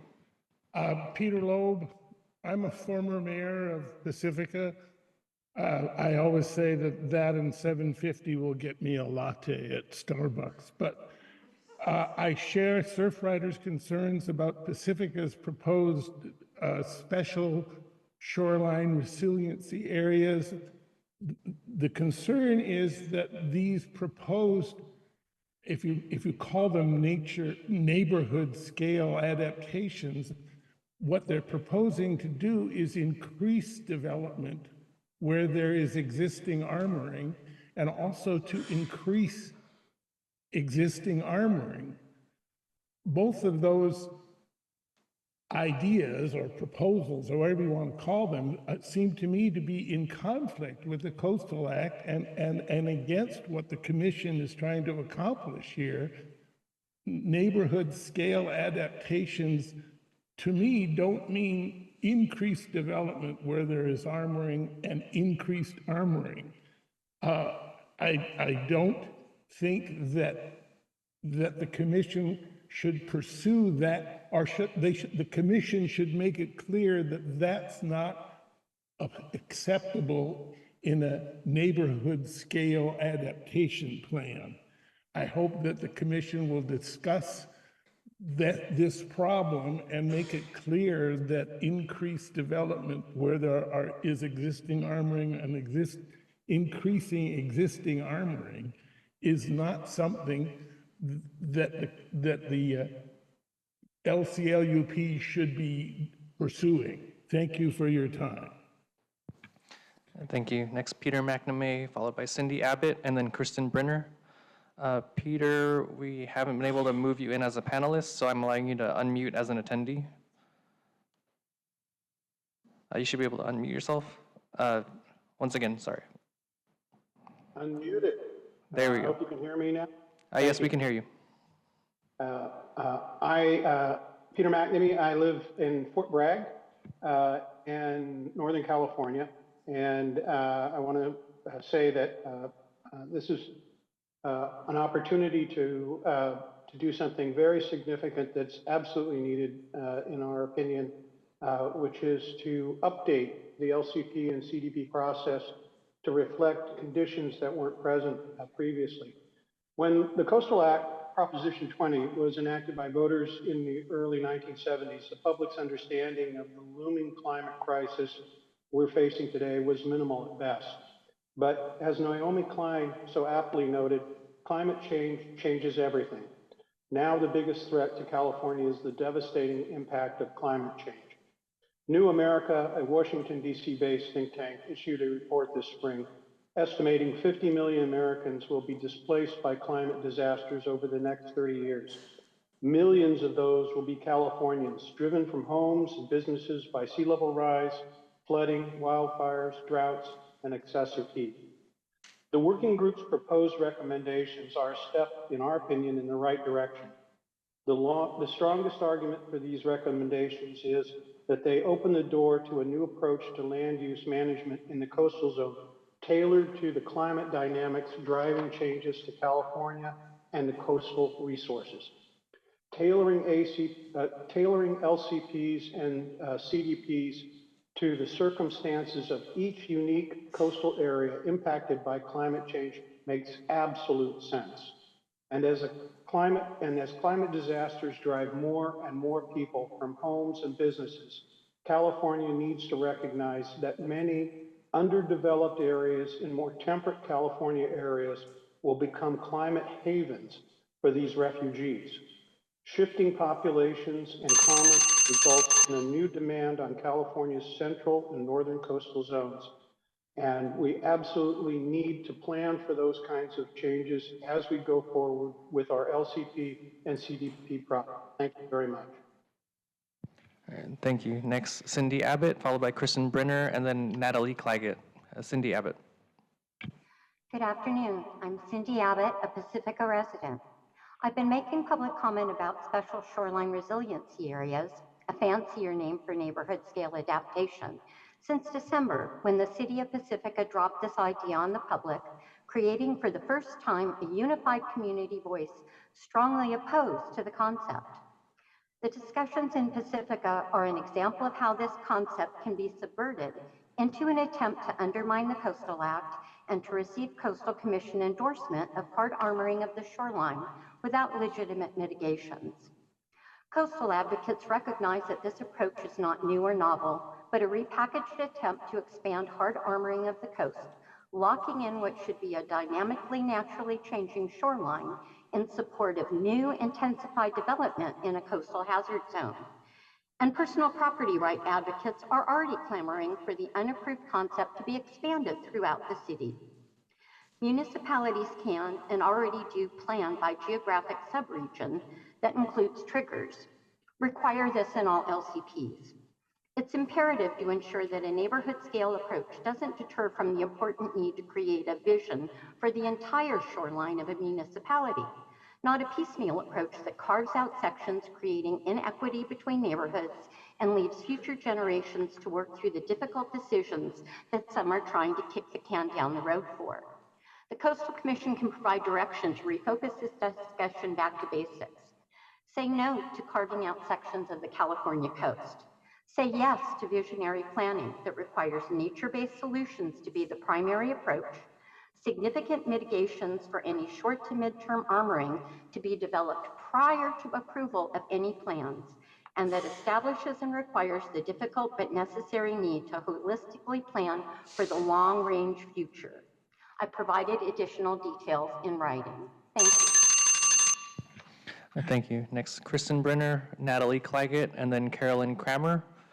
Kristen Brenner, I see that you're on a phone. You should be able to speak now, or you should be able to unmute. You may need to dial *6 to unmute. Hi, my name is Kristen Brenner, and I'm a resident of Solana Beach. If anyone is familiar with our city, you'll know we're essentially a poster child for why the concept of neighborhood scale seawalls is a terrible idea. The majority of our coastline, all 2 miles of it, is armored and being destroyed by seawalls because sequences of bluff-top homes are being allowed to construct massive seawalls to protect multiple homes. Many of those homes, in fact, are non-Pre-Coastal Act homes or homes with deed restrictions that should never have been allowed a seawall. And when I have opposed many of these permits for the construction of these seawalls over the last decade as part of my role as the beach preservation co-lead for the San Diego chapter of the Surfrider Foundation, we've heard from the Coastal Commission that we need a more regional approach to these issues. And to me, the concept of a neighborhood approach to seawalls seems like the very opposite of a regional approach. The idea of neighborhood scale seawalls risks undermining established protections and may lead to more contentious debates and legal challenges. And the construction of seawalls directly contradicts the core principles of the Coastal Act, such as the preservation of natural landforms, public access, and marine resources. This concept should be rejected, as our current city currently, unfortunately, has shown how disastrous this kind of approach is. To me, this concept seems like it's an attempt to get around the basic tenets and founding principles of the Coastal Act. We should not take any steps towards loosening the already inadequate rules about the construction of seawalls. We should only be looking at strengthening that, as this is the only way our beaches will possibly survive in light of sea level rise. Thank you. Thank you. Next, Natalie Claggett, followed by Carolyn Kramer, and then Sherry Mackin. Natalie. Good afternoon, Chair Hart and Commissioners. I'm Natalie, representing the Coastal Environmental Rights Foundation. We believe the neighborhood scale adaptation policy, if not carefully scrutinized, could result in widespread reliance on seawalls at a neighborhood scale with significant statewide implications. We need to ensure that new development is not subtly allowed to depend on seawalls, which contradicts the Coastal Act's goal of preserving natural shorelines and maintaining public access. The criteria for adaptation must be clearly spelled out to prevent this, and any assumptions leading to neighborhood scale armoring need to be challenged. There's a risk of setting a dangerous precedent if we don't establish rigorous mitigation measures and address conflict between private property benefits and protecting public resources. Without these safeguards, the policy could both erode both the coastlines and the integrity of the Coastal Act. We urge the Commission to ensure that any adaptation plan is transparent, legally sound, and designed to protect public trust resources and natural landforms statewide. Thank you. Thank you. Next, Carolyn Kramer, Sherry Mackin, and then Kathleen Steindelberger. Carolyn Kramer. Good afternoon. Can you hear me? Yes, we can hear you. Thank you. Good afternoon. My name is Carolyn Kramer, and I'm the chairperson for the Citizens for the Preservation of Parks and Beaches in Oceanside. Oceanside is a perfect example of what not to do on our coastline. Our coastline in Oceanside is 85 to 90% armored with riprap and hard structures. Our beaches have and are seriously eroded. The areas of our coastline that are not armored with riprap have some dry sand, which allows the waves to run up instead of hitting a hard structure and taking it out to the ocean. The public is now forced onto this narrow 10 to 15% portion of sand, while private property owners have a private beach. This is directly related to an item Coastal Commission heard earlier today on environmental justice. Please learn from our past mistakes and do not allow more construction of hard structures going forward on any beach. And I'd like to, in response to a previous speaker about the proposed re-beach project in Oceanside, CPPB feels that this project is nothing more than more hard structures that block and stop the natural flow of sand. We call it lipstick on a pig. We support nature-based adaptation methods and beach nourishment. We support beach access for all. Thank you for all of you do. Thank you. Next, Sherry Mackin, Kathleen Steindelberger, and then Samuel Casillas. Sherry Mackin.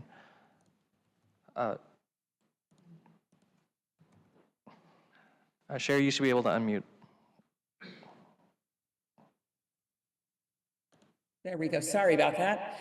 Honorable Commission, Sherry Mackin, Oceanside resident and former deputy mayor for the city of Oceanside. In opening, I want to thank you for your work over the years trying to make sense of the task at hand and work for equitable solutions to the challenges we face. Again, I thank you. Regarding Section 30235 of the Coastal Act, I find a portion of the section to be an absolute oxymoron in that how can shoreline armoring both protect existing structures and protect public beaches in danger of erosion? In Oceanside's case, our beaches are fully armored from Wisconsin Street to the Buena Vista Lagoon, which equates to 2/3 of Oceanside's 3 miles of beaches. I wholeheartedly agree with the Commission's thoughts that armoring has too many impacts, and as stated by Dr. Lester, if we continue to harden the back of the shore, we will lose beaches. And that is exactly what we have seen and continue to see in South Oceanside. I don't look at pulling riprap out and replacing it with a seawall as an equitable solution. In the same way, I do not consider adding more hard structures such as artificial headlands and artificial artificial reefs to be an equitable adaptation measure, merely more armoring. I dread the thought of more beach loss in South Oceanside with permitting and more beach armoring and hard structures. Instead, I would prefer to see nature-based adaptation measures that would allow for better public access and help to retain the sand on our beaches. I would ask that any new policy should be fair and accessible to all communities, especially those that may not have the resources for expensive adaptation measures. We must avoid solutions that do not provoke equitable coastal access. Thank you once again. Thank you. Kathleen Steindelberger, followed by Samuel Casillas, and then Eileen Boken. Kathleen Steindelberger. Hello, my name is Kathleen Steindelberger. I'm from Carlsbad. I formerly served for over 6 years on Carlsbad's Beach Preservation Commission. Neighborhood scale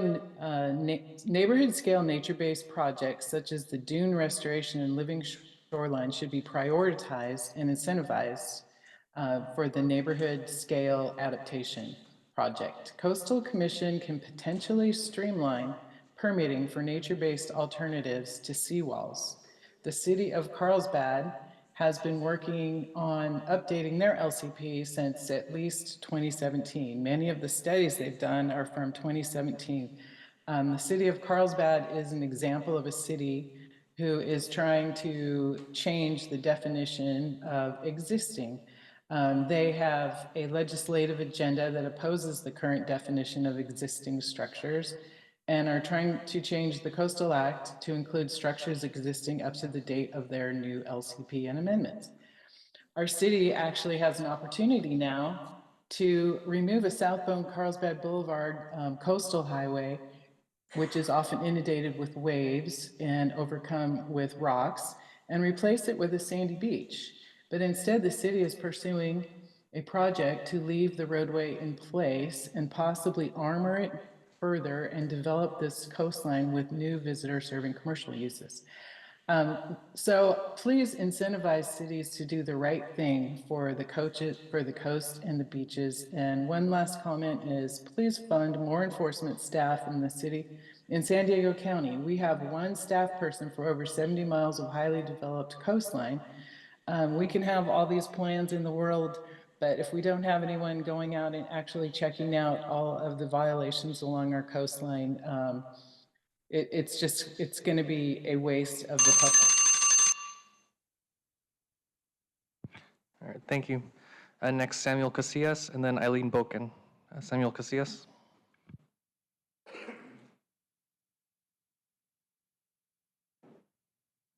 Sam, you're in as a panelist. You should be able to unmute. Hi, can you hear me now? Yes, we can hear you. Okay, thank you. Dear Commissioners, you have my comments representing the Pedro Point Community Association of Pacifica about our significant concerns regarding the neighborhood scale adaptation as a misdirected effort. Pacifica's only alternative to sea level rise is more seawalls, and the plan is to further expand hard armoring throughout our city for the benefit of more development and their lobbyists in hazard zones, and we are aligned with the Surfrider Foundation. In neighborhoods like Pedro Point, we have the opportunity to implement a nature-based solution in the Pedro Point field and wetland, a known hazard zone that will protect the surrounding homes, and yet the city instead is advocating change from commercial, recreational, residential for undisclosed reasons. As an individual, I find it risible that today's Cal City Coastal Group Chair and our City Council representatives talks a good game about neighborhood scale adaptation, yet she completely ignores all the scientific data and major concerns her own constituents present to her about the Pedro Point field and wetland site. In fact, SAMCAR provided the most funding and endorsed her election to Pacifica City Council. To be candid, our local government has been compromised by developer and realtor lobbyist groups that include the San Mateo Realtor Association and Smart Coast in order to protect their business interests and double down on development in hazard zones with armoring despite the direct, destructive, and well-established consequences for coastal public access and resources.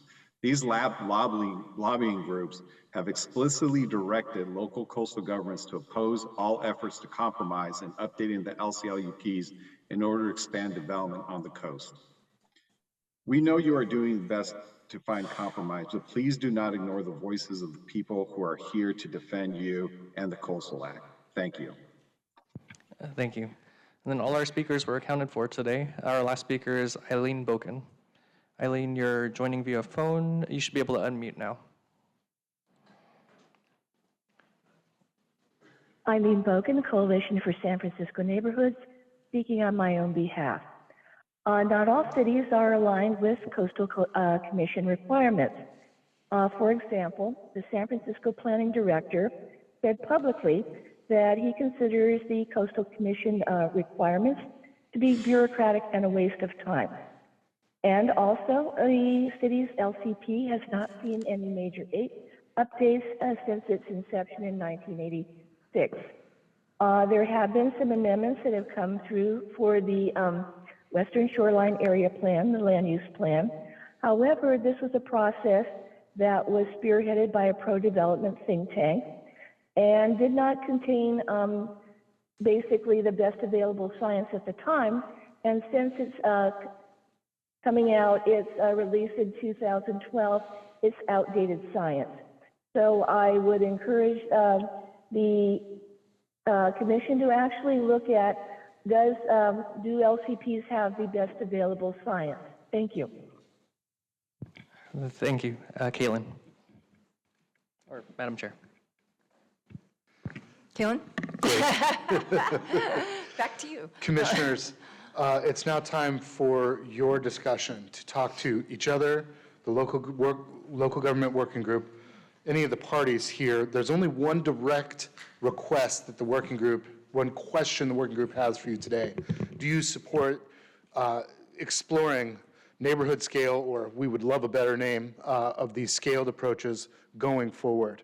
And then there are ongoing questions, but we recognize that it's hard to have answers to all of these questions today. So we'd love to hear anything that you have to say about them or guidance for us to work on them. And those are questions about what it takes to go from this general concept, which enjoys a lot of support, not universal support, but enjoys a lot of support and promise, and to go after the hard questions of what it would take to actually include this, what you would like to see from local governments. If they're asking for local flexibility, what assurances do you see to address the concerns that you've heard here today, to make sure that it is not a loophole that can be abused, and instead is a thoughtful approach that honors the Coastal Act and coastal protection.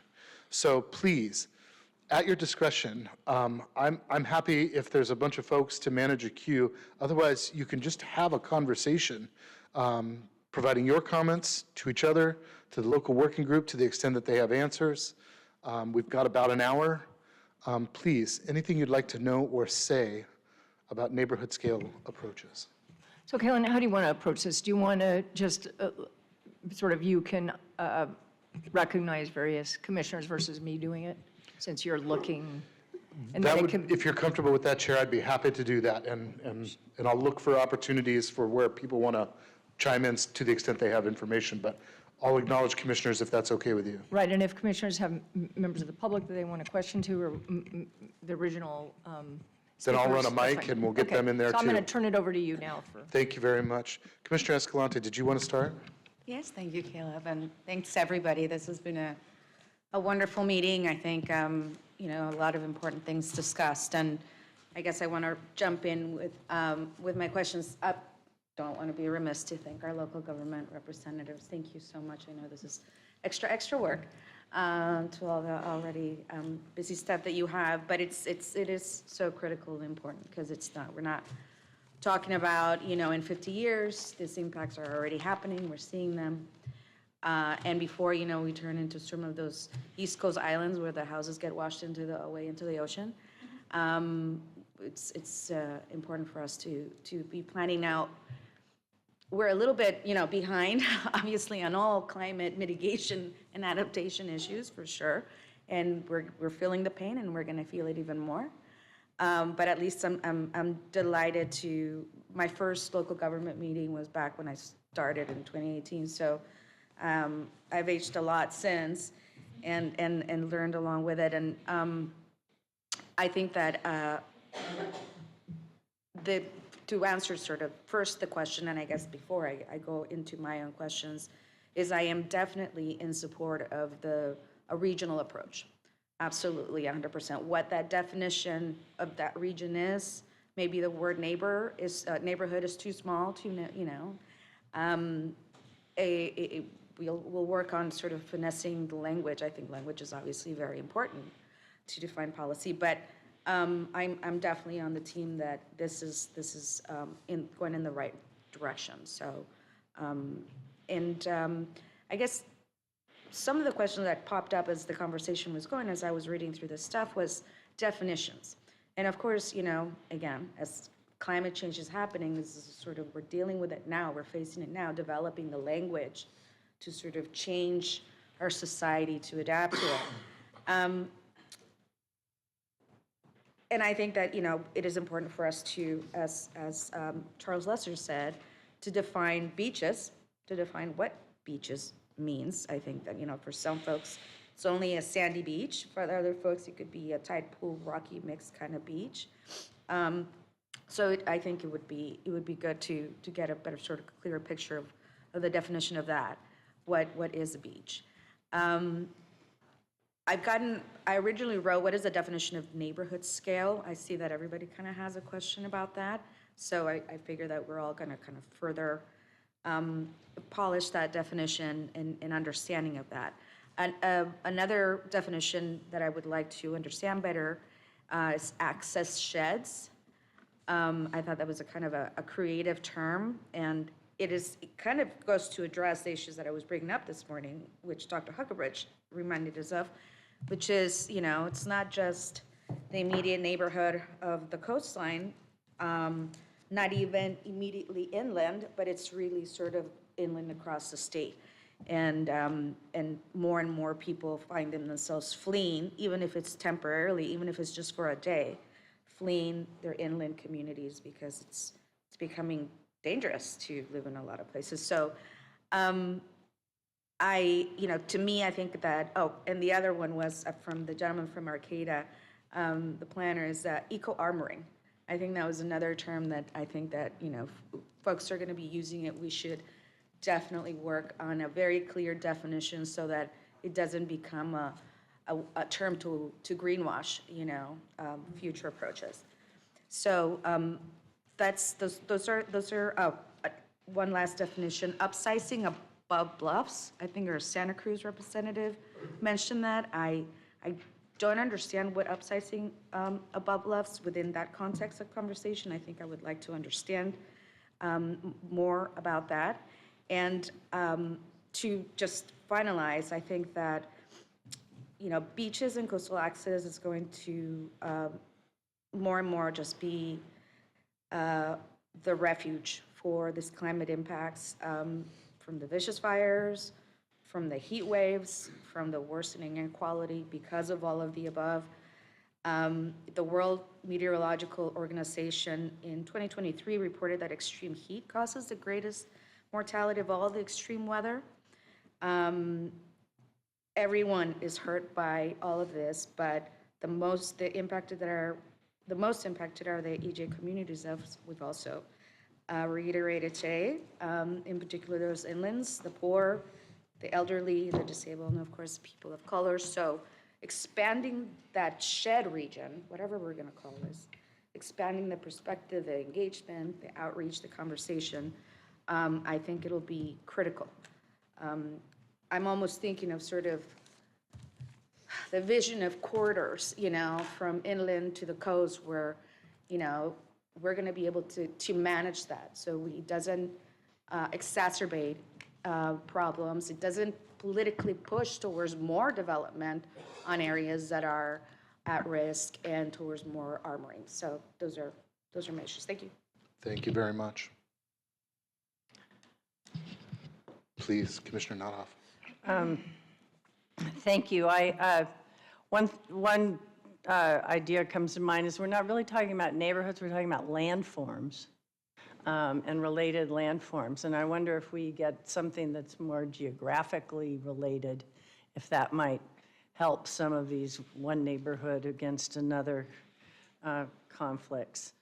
I do want to say that there are, the way the Coastal Act has been applied by the Commission in terms of being very judicious about allowing any armoring has worked in a lot of places.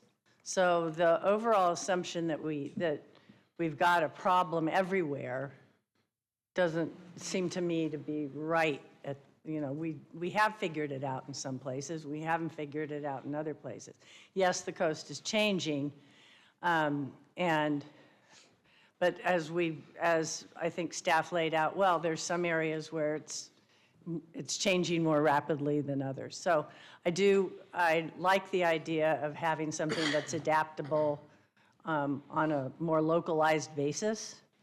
And even within jurisdictions, there's different challenges within a single jurisdiction. So I think I feel like this is, what did the Supreme Court Justice say with pornography? You know it when you see it. It was like, you don't want the wall along the coast. And we can see that, and we know we don't want it. But how do we get to a more regularized softening of how, and more nature-based forms? I think I wanted to thank Surfrider and the other groups that wrote to us with a very thoughtful letter with some good ideas about how do we move in this direction, get away from the parcel by parcel approach, but how do we do it in a way that doesn't exacerbate some of the armoring problems that we're already seeing. So that was just a couple of thoughts, maybe to get more landform away from neighborhood, which has a connotation of more houses, yeah. So those were some thoughts I had. And then I guess the other thing I wanted to just emphasize that I liked from what I heard from a lot of the public input was the importance of prioritizing protecting public resources. And not have this be so focused on just protecting private properties, that there's also a lot of public resources along the California coast, as Chair Hart reminds us every commission hearing about all the state parks and all the others. So I think that should be a prominent priority for any type of adaptation strategy. Thank you. Please, Chair. Thanks. So since I'm not technically acting as chair here, I will go ahead and, I just start out with this whole process and having read everything, and I'm so appreciative of all the work of our local government partners and our commissioners and everyone that's engaged in this. But, I keep coming back to a starting point of trying to understand what about our approach now of using existing development is not working. I feel like I really need an understanding of that. Where did it result? We took this action. Now we have, almost 50 years of the Coastal Act to look at. When we took an action, when did it get the result or not get the result? In other words, we need a clear understanding of why we are doing this. Are we doing this because simply our LCP process is grinding to a halt? Because local governments just won't proceed? They can't proceed because they don't agree with managed retreat? For me to make any decisions about this, I need to have a much better understanding of that. Like, what is the problem we're trying to solve? So that's a starting point. I mean, not, that's a simplified way, but you get what I'm saying. Number two is, I want to talk a lot more in this process about habitat and what the impacts are of these actions. Because we talk so much about the impact on private property or public beaches or whatever, but we really don't talk that much about what the impacts are on all the species that live in these areas. When we armor, what happens to them? That is something that I really want to include. In terms of the term neighborhood, like everyone, I'm not really happy with that. And to me, it's more of a regional approach, and I also don't like the use of mitigation in this context, because I don't think that we want to get into a position where we're allowing armoring and then mitigating. What I really think we want to do here is look at these regions and determine if armoring is necessary here, then what is the negative impact going to be, the cost versus benefits, and then, instead of looking at mitigation, just looking at it as sort of as part of the regional approach. And we are going to use managed retreat here, and we are going to use, natural forms of adaptation here, et cetera. So those are the things that I just keep going through my head. But at the end of the day, it's going to be a hybrid approach. We're going to be looking at existing development. We can't just throw that out. I'm concerned about legal ramifications as well. Keeps going through my mind of some big shift in how we approach this. So I see this as being, a hybrid approach where we're looking at regional areas, but also looking at existing development, what they might be entitled to. But really, returning to what I said initially, for me, before, at least in my mind, I can really go forward, I need a much better understanding of what is working and what isn't working and why it's not working. Please, let's spend a moment on that. Let's give a little bit of space to that. In order to give a second just to organize your thoughts, actually, they're already ready. They're so organized. all of the, yeah, please, go right ahead. Thank you, Chair Hart, for that question. Let me speak to what's not working. Maybe that's the simplest thing. The LCP process has gotten exceedingly long and often deadlocked. And I would submit that it's not simply because local jurisdictions don't agree with managed retreat. There are fundamental aspects of a vision that the commission might hold that simply can't be implemented given private property rights and the respect we have to give to the takings clause of the U.S. Constitution. And I know you wrestle with this all the time. So, the vision that we have considerable amounts of this coastline armored parcel to parcel to parcel. And I think there are some who envision that somehow that armoring is all going to go away, nature's going to take its course, and all that development, all those private property interests are simply going to disappear. That's just at the edge or outside what's practical, what is going to happen in any kind of particular timescale. I'll give you another reason, I think, why this process has gotten bogged down, and it happens both in the planning process and in the project-by-project process. But in the planning process, I'm a great fan of nature-based solutions.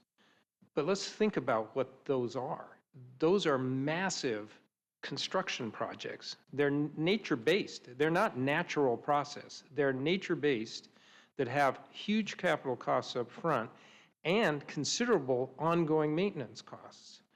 They also don't fit very well if what's before you is a 40-foot wide parcel where you're debating whether the armoring should be replaced, or as in the instance where you allowed armoring on a non-developed lot, whether it should be installed in the first place. So the practicality, and that's complicated by the Constitution of the state of California, which requires that when we go out to seek assessments to tax the residents of a particular jurisdiction, they get to vote on whether they want that to happen or not. And the state is not coming and showering billions of dollars on the coast to make that happen. The practicality is not there. So what the working group, or let me speak for myself, my motivation in working on this working group is to make our planning and our project decision-making process much more efficient because we have to, because the relentless rise of sea level is going to require that we do that. And so if we are thinking about what's to happen with the adaptation on a 40-foot wide lot, let me just go, maybe this helps break the conversation. The idea of the neighborhood scale was to open up possibilities for solution by opening up the spatial scale. And to me, the neighborhood, I agree, and it has connotations that don't help, is some piece of geography where the totality of our sea level rise adaptations can produce I had to write it down because it's a lot of good words. Produce the results that's most beneficial, both for the people that are involved and the environment that's involved. Get the best possible overall result there, given the existing pattern of development. And I think the existing pattern of development is something obviously you wrestle with all the time, but it's a real fact. And also given the opportunities to improve coastal resources and coastal access. So the concept of neighborhood, to me, and I was discussing this with Commissioner Rice at the break, is some scale of our geography, and it will vary from small to large, where we think comprehensively about this, where if we decide that for practical reasons, which local government has to deal with all the time, we have to do something like armoring, that there is a offsetting beneficial option that can occur. And if I could reference what we saw coming from Arcata today, I think that's the best vision of that moving forward that I've seen. Bruce, thank you. I know we have some more answers from our working group members, but please, Commissioner Cummings and Commissioner Boschko, I see you. Thank you. And I just want to appreciate everybody for being here today and all the input that we've received. I did want to just give a little bit of a pushback on on a comment that was just made around nature-based solutions being expensive, because I do think, and I just want to give some examples, and I'll just give an example from Santa Cruz. Like almost every winter, we have high amounts of woody debris that washes up on our beaches.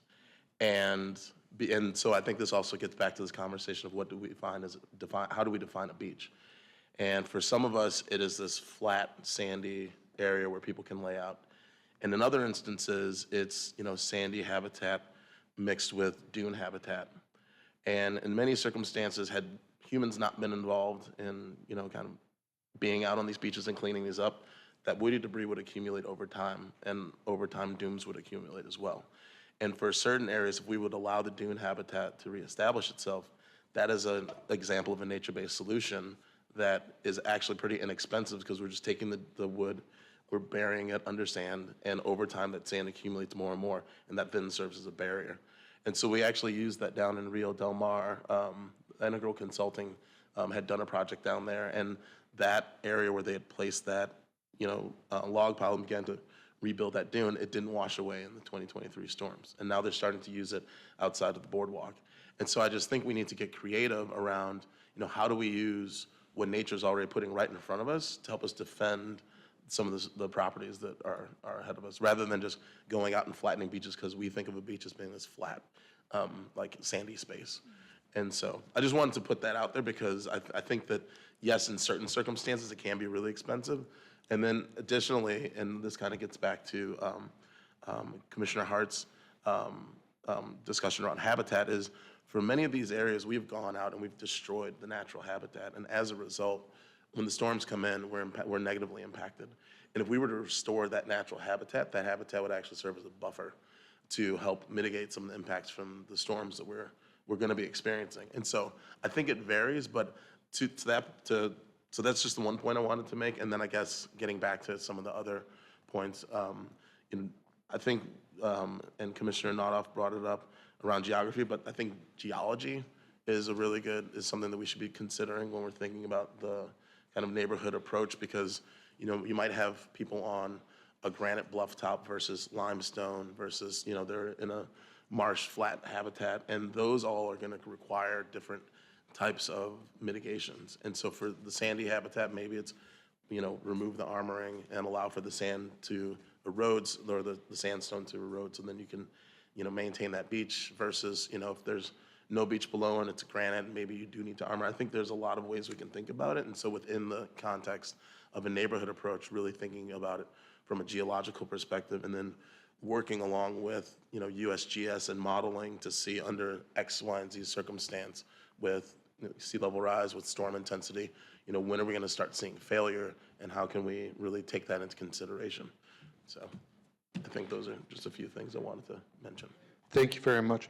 I know Director Huckabridge has more to say about the nature of the problem we're trying to solve, but first is Commissioner Bochco. Please go right ahead. Thank you so much. Well, this is my fourth Bruce and I have been doing this for a long, long time. And I must say, I am absolutely thrilled how far you've gotten, because I do remember when the word, we were told, don't even say managed retreat out loud, because people were so upset. And, you know, it was clear why they would be, but unfortunately at that time, we didn't have the facts on the ground that we're seeing every day. What I'd like to address is mostly what my fellow commissioners have already said, but I just want to add a couple thoughts to that. It seems to me that what we're talking about is something that local communities are very used to, which is districts. You know, within your county or your city, you have these districts. And you might think about that and trying to find the proper name for this, whether it's a geological district or a habitat district or whatever is on the ground. And if that is your first step in planning your LCP, then you kind of know where you're going. Well, this district is a bluff and it's got houses falling in the sea, you know? I mean, that's obviously a different district than down the way where you have maybe a beach or a rock prevention that's preventing a beach. I mean, these are things I think you're also smart. You're going to figure all that out. I want to really underline what Carol Hart said. Chair Hart said, because she is also brilliant. Habitat. It has to be a part of this. And I think that could go also in the whole concept of a district, because that to me is, I know private property is a big deal to all of us, but that to me is a very big deal. I want to throw out there, because of what Bruce was saying earlier, we are very aware of takings. You know, we're always being threatened by, oh my God, it's a taking.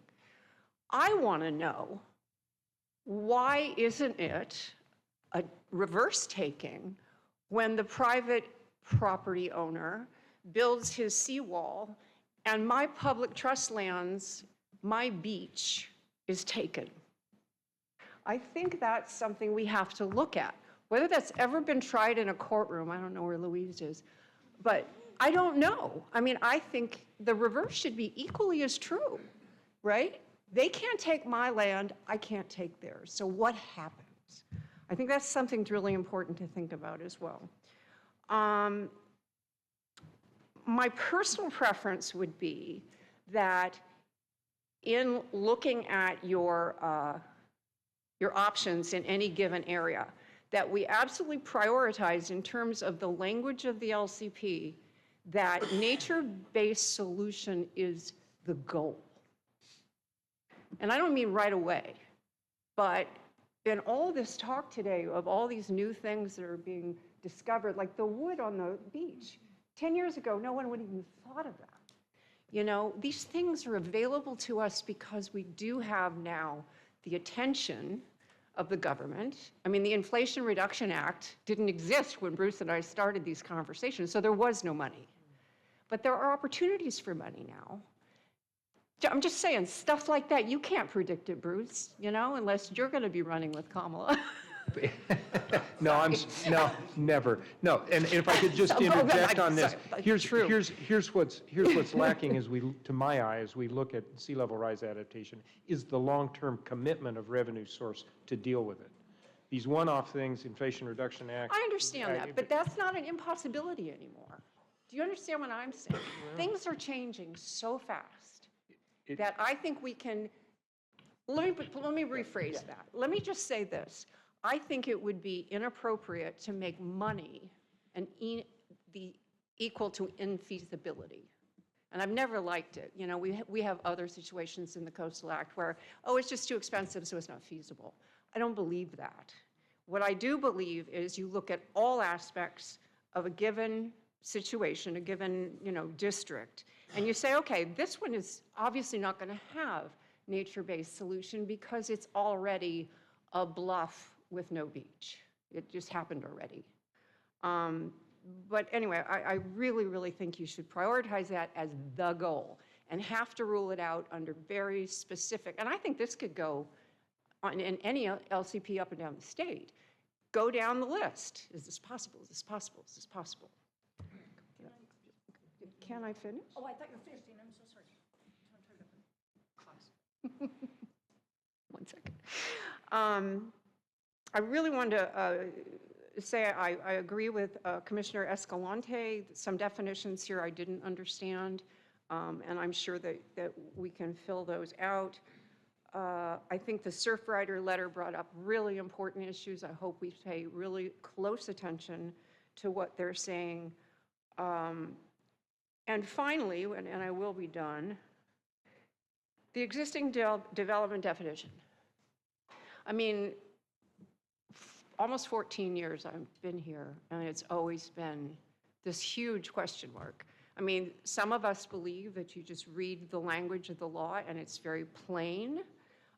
Existing meant existing when it was written. Okay. If you don't want it to be that, then I suggest, A, somebody gets this through the court system quickly so we can all know what we're doing. Or B, we somehow end up with the legislature in agreeing on what would make sense of what existing means. I mean, to say existing means anything that exists when you hand in your application for a permit, that doesn't make sense. So I really think this is a wonderful meeting. I'm so proud just to be a part of it because I think this is our future. We're talking about the future of our coastline. Oh, and the one other thing is I wanted to also confirm acknowledge what Commissioner Escalante said about the corridors. I think inland access, because we think of beach access as just getting to the beach. This is what we're all fighting for. We're all fighting for the idea that property owners on the beach are not our constituents. I mean, they're your constituents, but I'm saying the Coastal Act's constituents are not the people who own the property. It's the people who need to get to the beach. And I think the only way to do that is to look at corridors and access in a much deeper way. Thank you, I'm done. Commissioner Hart. Thanks. Just very quickly, and when it comes to funding, I've been on the Coastal Conservancy Board now as chair, and I've been struck by the hundreds of millions of dollars that are being spent to restore the bay, the Cargill salt ponds. I think that we are underestimating the money that could be available. We have a bond that's on the ballot coming up that provides billions of dollars potentially. What's missing to me is, really identifying within local communities key projects in the coastal zone that are important projects, even if they do cost, significant tens of millions of, without having them identified. If you always stop because you think expense is going to be the problem, then how can you ever reach to accomplish those things? So I just wanted to make that point regarding the Conservancy. Director, what do you see as some of the challenges we're trying to address? So before I get to that, I did want to just appreciate the conversation around what is the definition of a neighborhood and some of the suggestions from commissioners. This very much mirrors a lot of the discussion we had at the local government working group. We've gone through those exact discussions. Is it something that's geologic or physical, or is it, and the answer I think we kind of came up with is yes, it's all those things, and it's going to look different for every jurisdiction. And so the idea was to provide flexibility. But I think you're hitting on, we weren't necessarily satisfied with the word neighborhood because of the connotation of houses and people, habitating in a neighborhood, but have yet to come up with a better word. But I think we've heard a couple here. We need to put our thinking caps a little bit back on and take that as a challenge to come up with something that's a little bit more what we're talking about, I think. Director, can I add a piece to that quickly? Please. This is not my answer. I'm relaying a conversation that's going on. In addition to the actual name, perhaps the harder and more important discussion is the criteria that are used to define an area so that they can be applied consistently. So neighborhood as a word has problems. The criteria will be where the rubber hits the road, please. I also really appreciated the comments and the discussion, and it's the first time I've heard the word of access shed. So thank you, Dr. Lester, for that. I like that concept so much. I think you immediately, as a person who worked in watersheds for so many years, I have a visual of what that means, and I like expanding it to include other resources. It just makes sense, and so appreciate the term, and And then thinking of it both as access sheds and corridors. How are we bringing people to the coast effectively? And I think just to go then back to, what's not working is, part of what we need to do, and I will just steal from what Bruce said, is we need to open up the spatial scale a little bit. We aren't seeing LCPs come through. We have a lot of, we get some and project specific, and we've had some really great updates, but we have a lot of LCPs that still have really old policies. And so what that means is if we can't update those to include just the acknowledgement of sea level rise, for example, or a lot of the other policies that you're used to seeing, there is development out there that I don't think we would be happy with from a resilience standpoint. A lot of times you're not seeing it because the local governments are, they're using their LCPs to approve or deny development based on those old policies. Sometimes it gets appealed to you. But those conversations look really different up and down the coast depending on what LCP is in front of whatever local government. And so I think, again, we got into this space that was very much combative. And I want to acknowledge how difficult it is for our local government folks here to try to bring some of these ideas back to their communities and sell them essentially to these communities who are very afraid of losing their private property or afraid of losing their beach. I mean, it runs the gamut, right? So I think part of what we are trying to achieve here is a way that we can be a united front and be collaborative together to try to pull people in. Like we kind of need to look at this as a challenge that we are all a part of and we all need to move forward together. And so if we can achieve success on some of these hard LCP things, I think we will help bring people along generally. And that's where you get more flowing on funds and other things too. If everybody is sort of committed, like, yeah, this is a huge problem. We're going to lose California's beaches. If we put in too many seawalls in this state, it's done.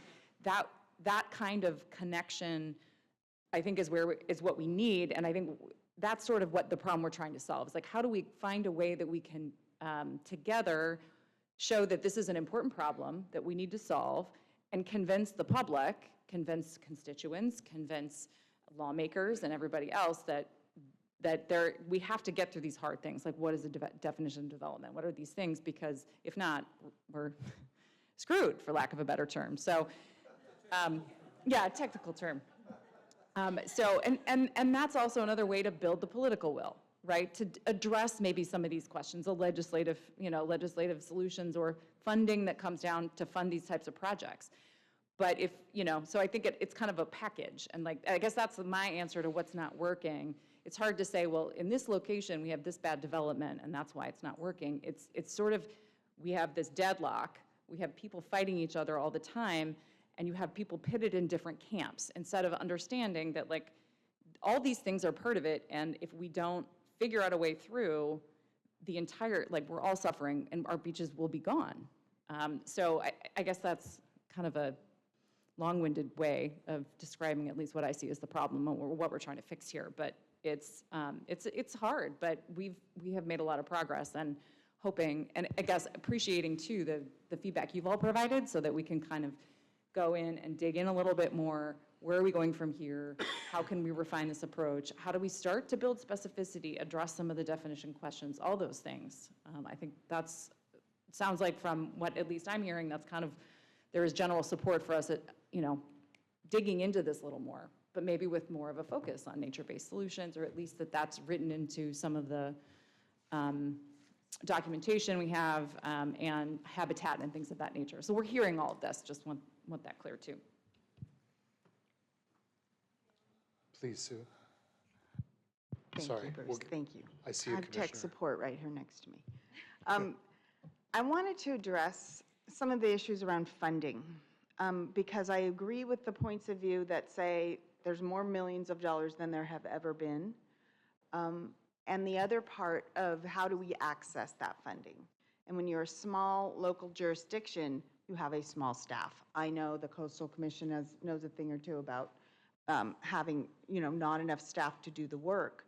And so going after the dollars, being shovel ready, being ready to implement is really challenging because we don't have the consensus, or at least the grudging agreement. I don't know what to call it.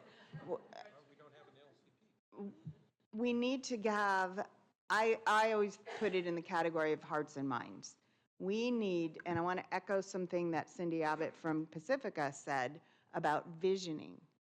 We need to have an opportunity on whatever scale, neighborhood, literally block by block, you know, section of a city by section of a city, the entire city, a vision of where we're going and how long it's going to take to get there. Because this issue of time and space, it's been said before much more eloquently than I can. It goes beyond the term of a council member. It goes beyond the term limits of a council member. It goes beyond, you know, we need to be able to develop a vision for the long term that we continuously work toward, not one that we make a vision that's pretty good for about 4 years or maybe, and then it kind of falls away because there was too much conflict. How do we sustain that over time? And I keep coming back to community conversations. I really don't know any other way, because our process in local government working group has been exactly that. It's been that, and it's been a few years. It takes time to work through those. And to me, that's what's going to help us. And that alone, it isn't free. You know, it costs money to do a good job of that. So that's what I'm rolling around in my head, and I'm not sure where to take that exactly, but it's certainly where I think we're going to need to go next in Pacifica.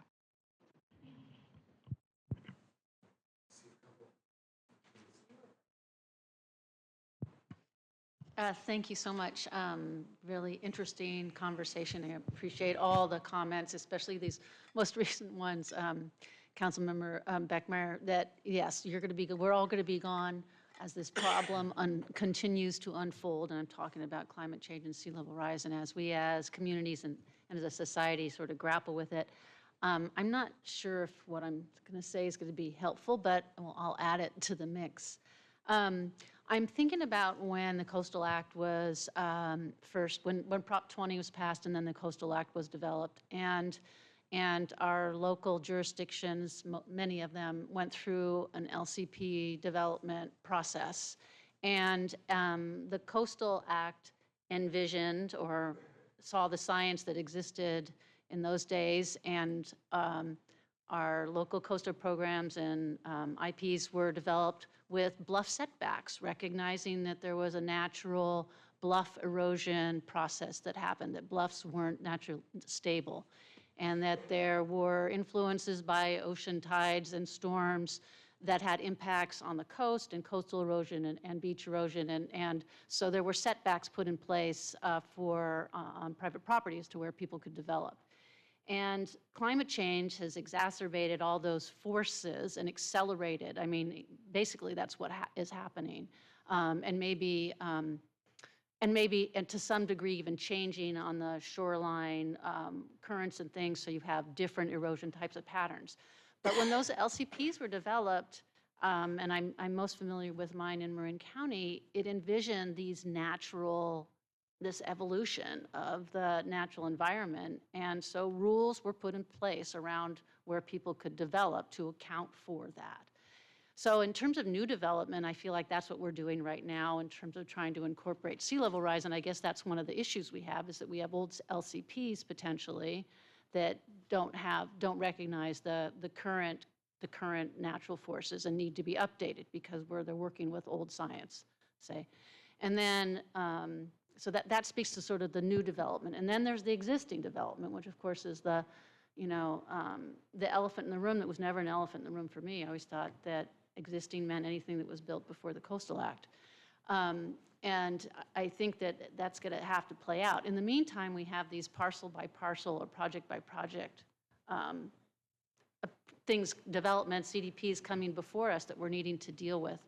I do think, and we're seeing it in some of the larger public projects that feel like they're on a larger scale. And I'm thinking about the San Francisco Ocean Beach thing that's going to be coming to us, that's really had to incorporate a lot of different infrastructure, public access, beaches. It's incorporated different tools to, in terms of how it's going to deal with sea level rise.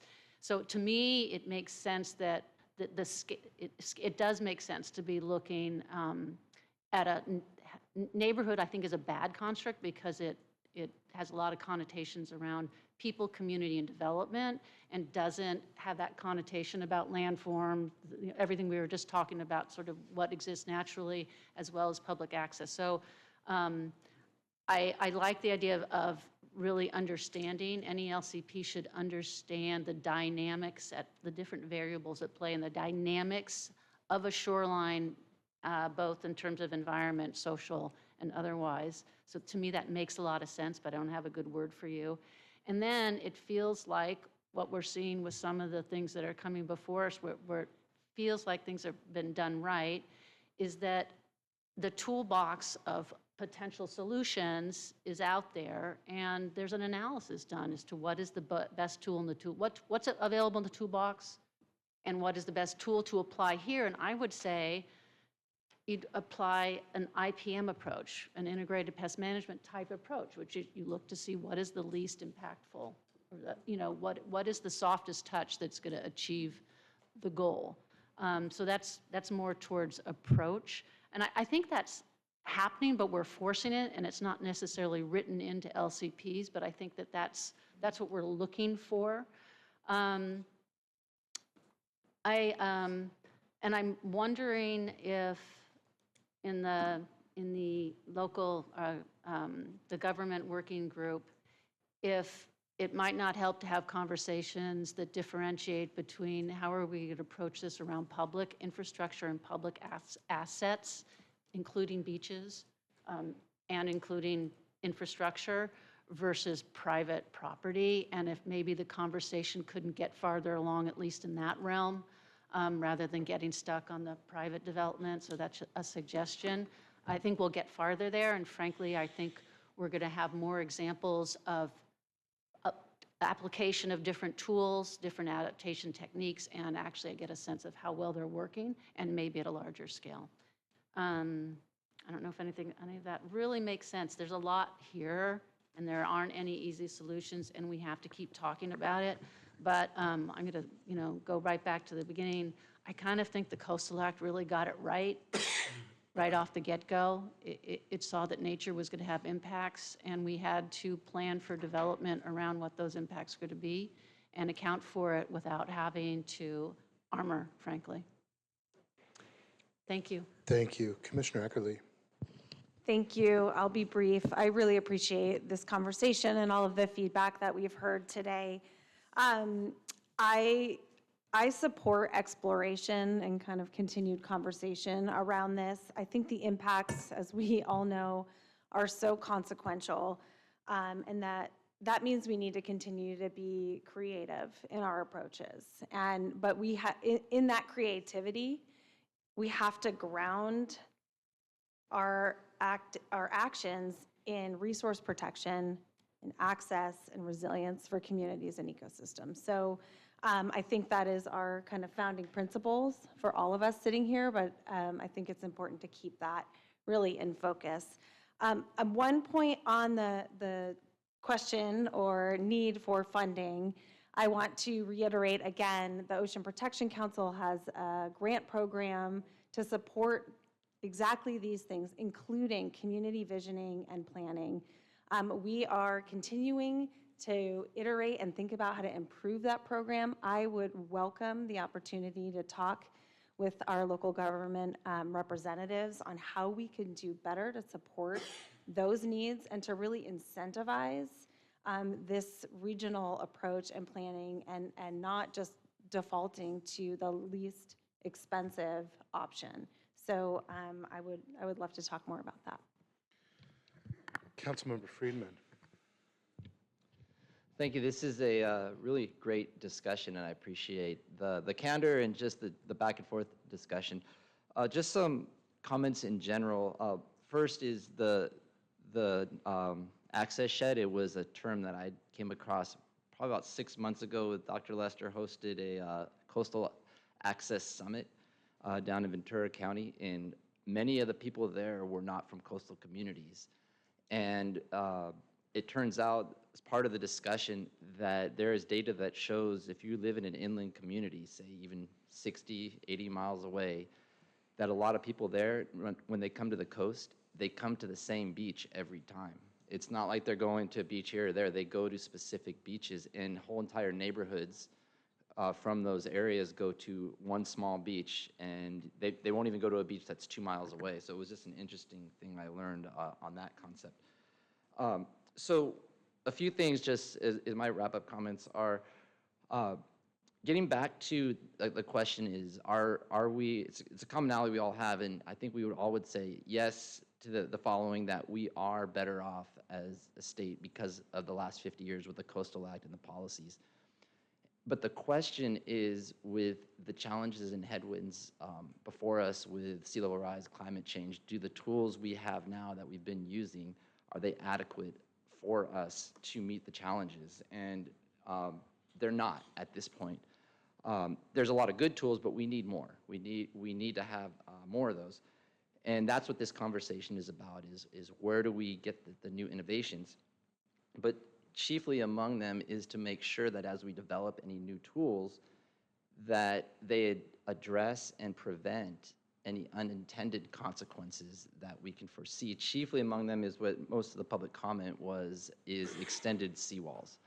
So, and then this gets back into the comments that any goals should be habitat-based, nature solution-based should be the goal. I completely concur with that. City of Santa Barbara, my colleague, Member Harmon, we agree with that. We're very, want to protect our beaches and coast. And so the other aspect is I like, as a new starting point for our discussions, the neighborhood has always been problematic in terms of just the name. We haven't been able to come up with another term. I think we've heard that a lot today, so I'm repetitive. I feel like a parrot saying that. But the district, the reference of district is some possibilities that our group can go back and work with, because it allows us to look at a few different things. One is human activity, whether it's coastal access, so you have a coastal district, you could have a housing district, a public infrastructure district, but it also allows, when you get to these political borders of two cities together, that if you weren't from there and you were driving on the street, you wouldn't know that you went from one city to the next. And so when you're talking about districts, it can transcend that. And so that might be a starting point for us to really reframe this, and you can get into the access sheds as well. So I think that for our discussions that we've been having would be very helpful on that. And then the last thing is that the future, I'm pleased that it seems that there is support for us to continue these discussions, and the continuation of the Coastal Commission, all of you via your staff working with us as the locals will provide the collaboration, but also get into the flexibility that we need and to continue moving forward. And again, it's really nature-based holistic solutions are the goal. And to put it in another frame, is that when we look at development through the environmental impact, we do environmental impact reports. Very rarely do you look at one parcel, especially when you're looking at some that has a potential to be redeveloped, because the impacts would be so insignificant, it would never trigger what we all know would happen. So if you have one parcel, it's not going to do anything. But if we know that 50 more parcels would be developed, we're required by statutes to look at it holistically and say, if you do this, everybody else is. So then you're going to have the air impacts, the water impacts, all these different impacts. If you flip it around and you say, well, why don't we look at it from proper resource management and opportunities for nature-based solutions, and you're looking at it instead of what are the impacts, you're looking at what are the benefits. That is the whole goal of the neighborhood district approach. And it's just a way of flipping it on its head and saying, that's where the tools need to be, and that's where we could go. And I think most of the comments I've heard are supportive of that, but we have to be very careful and cognizant of the issues that the public raised. And I'm very thankful that you all did, because it forces us to go back and do our job. So thank you. please. Commissioner Escalante. That's what happens when you go first and you have a lot of thoughts afterwards. So sorry to come back, and I'll wrap up quickly. I was thinking of watershed, the word watershed, and this sort of maybe as we're talking about evolving as society, we might need a new word. I'll propose coastal shed, but something like it at the English majors may try to, but that sort of, that concept, kind of the same concept of watershed, the coastal, that sort of geographical and also, community outlook and setting of parameters around it. Now, the last thing I wanted to say sort of was about to deal with some of the comments from our local officials is culture. And I think as a climate, advocate, and this has been the big issue, right? How do we move culture fast enough to be able to adapt and save as much life and property as we can in the face of catastrophic climate change? So, of course, some of the biggest leaders and influencers of culture in the United States have interest in the California coastal zone from all the industries and sectors. So this is a kind of a moment not just to invite all of California to really think about this in a more comprehensive way, but especially those folks with enormous cultural power to be able to advance these conversations. And for example, Baywatch is coming back, and I keep on saying this. Baywatch is coming back. I think we should all have a conversation with the producers of Baywatch and make sure that the protection of the Coastal Act and all of its issues are part of their drama. I think that is, very much a coastal thing, but not just Baywatch. Anybody who wants to, profit from the cultural impacts of our beaches, should take some of this burden, some of this responsibility to protect it for the long term. So I'll wrap up. Thank you. Commissioner Wilson, and then I'll work to wrap up our discussion, please. I'll work to do that too. Thanks. I just want to thank everybody, but I want to take note that 6 of us commissioners up here are local government representatives. So with jurisdiction and communities that are impacted by these issues. So it's not, we have some representation on this commission that, and including the city of Arcata is in my district, and these issues are, and that's the wastewater treatment plant that I use, and so and that community. So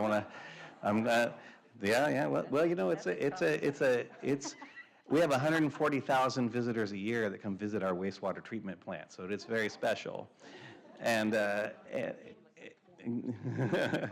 so everyone should go. But what I'm trying to get at is, first of all, you can count me in as yes in moving this forward. So that I just want to get that out the door.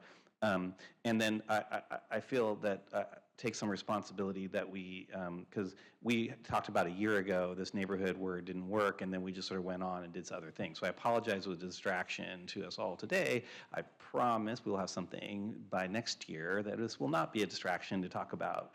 But there was this district concept that came up, and we have, through legislation, was created the Climate Resilient Districts construct, which is to be a financial tool, and we've actually seen a project come before us to propose that in terms of which is a neighborhood scale, and again, we'll be using that word very loosely here, adaptation tool to create the the financial means to have these sort of responses, because part of this has always been financial, and I have to push back a little bit on my commissioners to say that their financial doesn't matter. Those of us who are in local government and really can feel the heat from that a little bit. Sorry for this, my way that I talk through all of these things, my stream of consciousness, as it were. But it is important to understand that there is a lot of embedded capital, especially when we're talking about public infrastructure, that we need to take into account. And I think David Loya's discussion today sort of really spoke to that very directly, where he said, here's the embedded capital that we need to transition out of, and it's not something we can do just in one day and do it tomorrow, so we really have to take that into account. That's different than a house-by-house basis, and I will say the other thing that's very different about that that discussion for Arcata versus, say, Santa Cruz or other places is that it's a bay and estuary. So the dynamic of that is extremely different, and we need to, disassociate, they're just very, very different things in the way we look at that. So I want to make sure that that's understood in this process. My last question, and this is for Kate, and sorry, I'm going to ask you this question, which is, when LCPs break down, which is what's sort of happening, if it really breaks down, what's the result? And this is what we're trying to avoid. This is like the whole thing. Yeah, I mean, we don't have updated LCPs, and we have breakdown of communication between, often between local governments and our staff. So I think that those are some of the potential results. But what we end up with are these old policies based on old science and things of that nature that govern the way development is contemplated in a particular local government. And I think we end up then in our same old habits and not thinking about resilience in sea level rise. And it's more reaction. We have a lot of, we're back in that reactive position. And I say we being the collective we, local governments and the state, we're forced to react as opposed to trying to be proactive. So I guess that would be my take on it. So really the point of this is to create a process that invite local jurisdictions in to get into this. And I did hear a little bit of angst around at least one jurisdiction today in that, and I don't want to, what I don't want to have is like the experience of one jurisdiction sort of necessarily create what happens with all of the jurisdictions that we're dealing with in this. As I've said before, there's just such a variety, and some will be more challenging than others. It's just the way that it is and will be. That doesn't mean that we shouldn't, I think, move forward with this concept, whether it's a neighborhood, a district, or a shed of some kind. I think this is a valuable effort, and this is also my fourth meeting, fourth year of doing this, so I'm hoping to not have to do it forever. Thank you. We are at time. Can I do something to close us in the last 20 seconds here? The first is I would just want to do a temperature. Commissioner Uranga, pardon me, I missed you. Please. Thank you. Pardon. I exist. I am, therefore I am here. No. Oh, sorry. I was waiting for a while. I had it up and then brought it down. Whatever. But as an individual, as it was brought up before, I'm term limited. This will probably be one of my last opportunities to participate in this workshop. And I've been here since the beginning, since 2015. So a lot of great conversation, a lot of great ideas. And you've been circling around on important work for me, an important concept for me. And that's why we have to approach this issue holistically. Everything comes into play, everything. And we've been sort of looking at it from silos, this and this and this and that and that. But we need to bring it all together into one piece. And one thing I brought before a long time ago was we were talking about some issues, and we were looking at the letter of the law or the spirit of the law. Same here, same concept. Are we looking at the letter of the guidelines or the spirit of the guidelines? What are our interests in these guidelines? Why do we need them? Why do we want them? And then use that holistic approach to come up with some solutions that'll be meaningful, that'll address the various jurisdictions, neighborhoods, what are their interests. That's what we have to look at. So I may not be here when we hold another workshop, but I just thought I want to bring that up for consideration that, excuse me, I'm beginning to lose my voice, but bring it on the sense that, when we look at anything, we need to look at it as a whole. And I hope that this commission, as great as it is, keeps the spirit up and foremost, and not always rely on the letter of the regulation or the letter of the law, but keep the spirit up. Thank you. Thank you, Commissioner. Thank you very much. Is there general support to continue exploring this idea? Are you interested in one observation on attention I see that will be critical in addressing to make the next steps, just a procedural? In all of these discussions, regional solutions, earlier discussions this year on OPC guidance, SB 272, I hear a built-in tension that we will continue to need to deal with. I hear local governments saying, we need a signal that shows us some of the things that might enjoy support because it's expensive and risky for us to experiment. It takes money and time for us to go down the road to do these things, and we need to be very careful of the political capital we use to even have these discussions. And we back up and change, it's very difficult. So we need a signal from the commission to do things. And on the other side, I hear, and it is our job to protect the Coastal Act. We can't provide any promises in advance. This is a case-by-case thing, and in order to honor the Coastal Act and to do it right and to protect public resources, we can't issue promises and guarantees in advance. That's a built-in tension that will not go away. It's a good tension, it's important. And to achieve solutions on this front, everybody's gonna have to stretch. And that's what's happening in this room today. That's actually what's going on here. As commission staff and commissioners looking forward at what could be possible and to identify the key challenges, and local governments exhibiting leadership and courage, which they already are. They're doing it every day. And so that's what this discussion has been today. Thank you very much for your time. Everybody that is on the working group, these are extra duties for them, and they're putting this time, except for the coastal staff who, when it comes to chopping wood and carrying water, it all falls on them. And thank you very much for your time today and on these discussions. Chair, back to you. Thanks so much, and I just want to appreciate you, Kaylin, for your involvement in this. Every single person that has worked with you has said how much you've brought to this process, and so I would just want to appreciate you, and again, the local government working group. It's a lot to come from as far as Arcata, from all over the state. So thank you so much, and thank you to our staff. Just super valuable, and you really identified the tension. So we'll look forward to future discussions, and I believe that completes our agenda for today. I want to thank everyone, and we will see many of you tomorrow.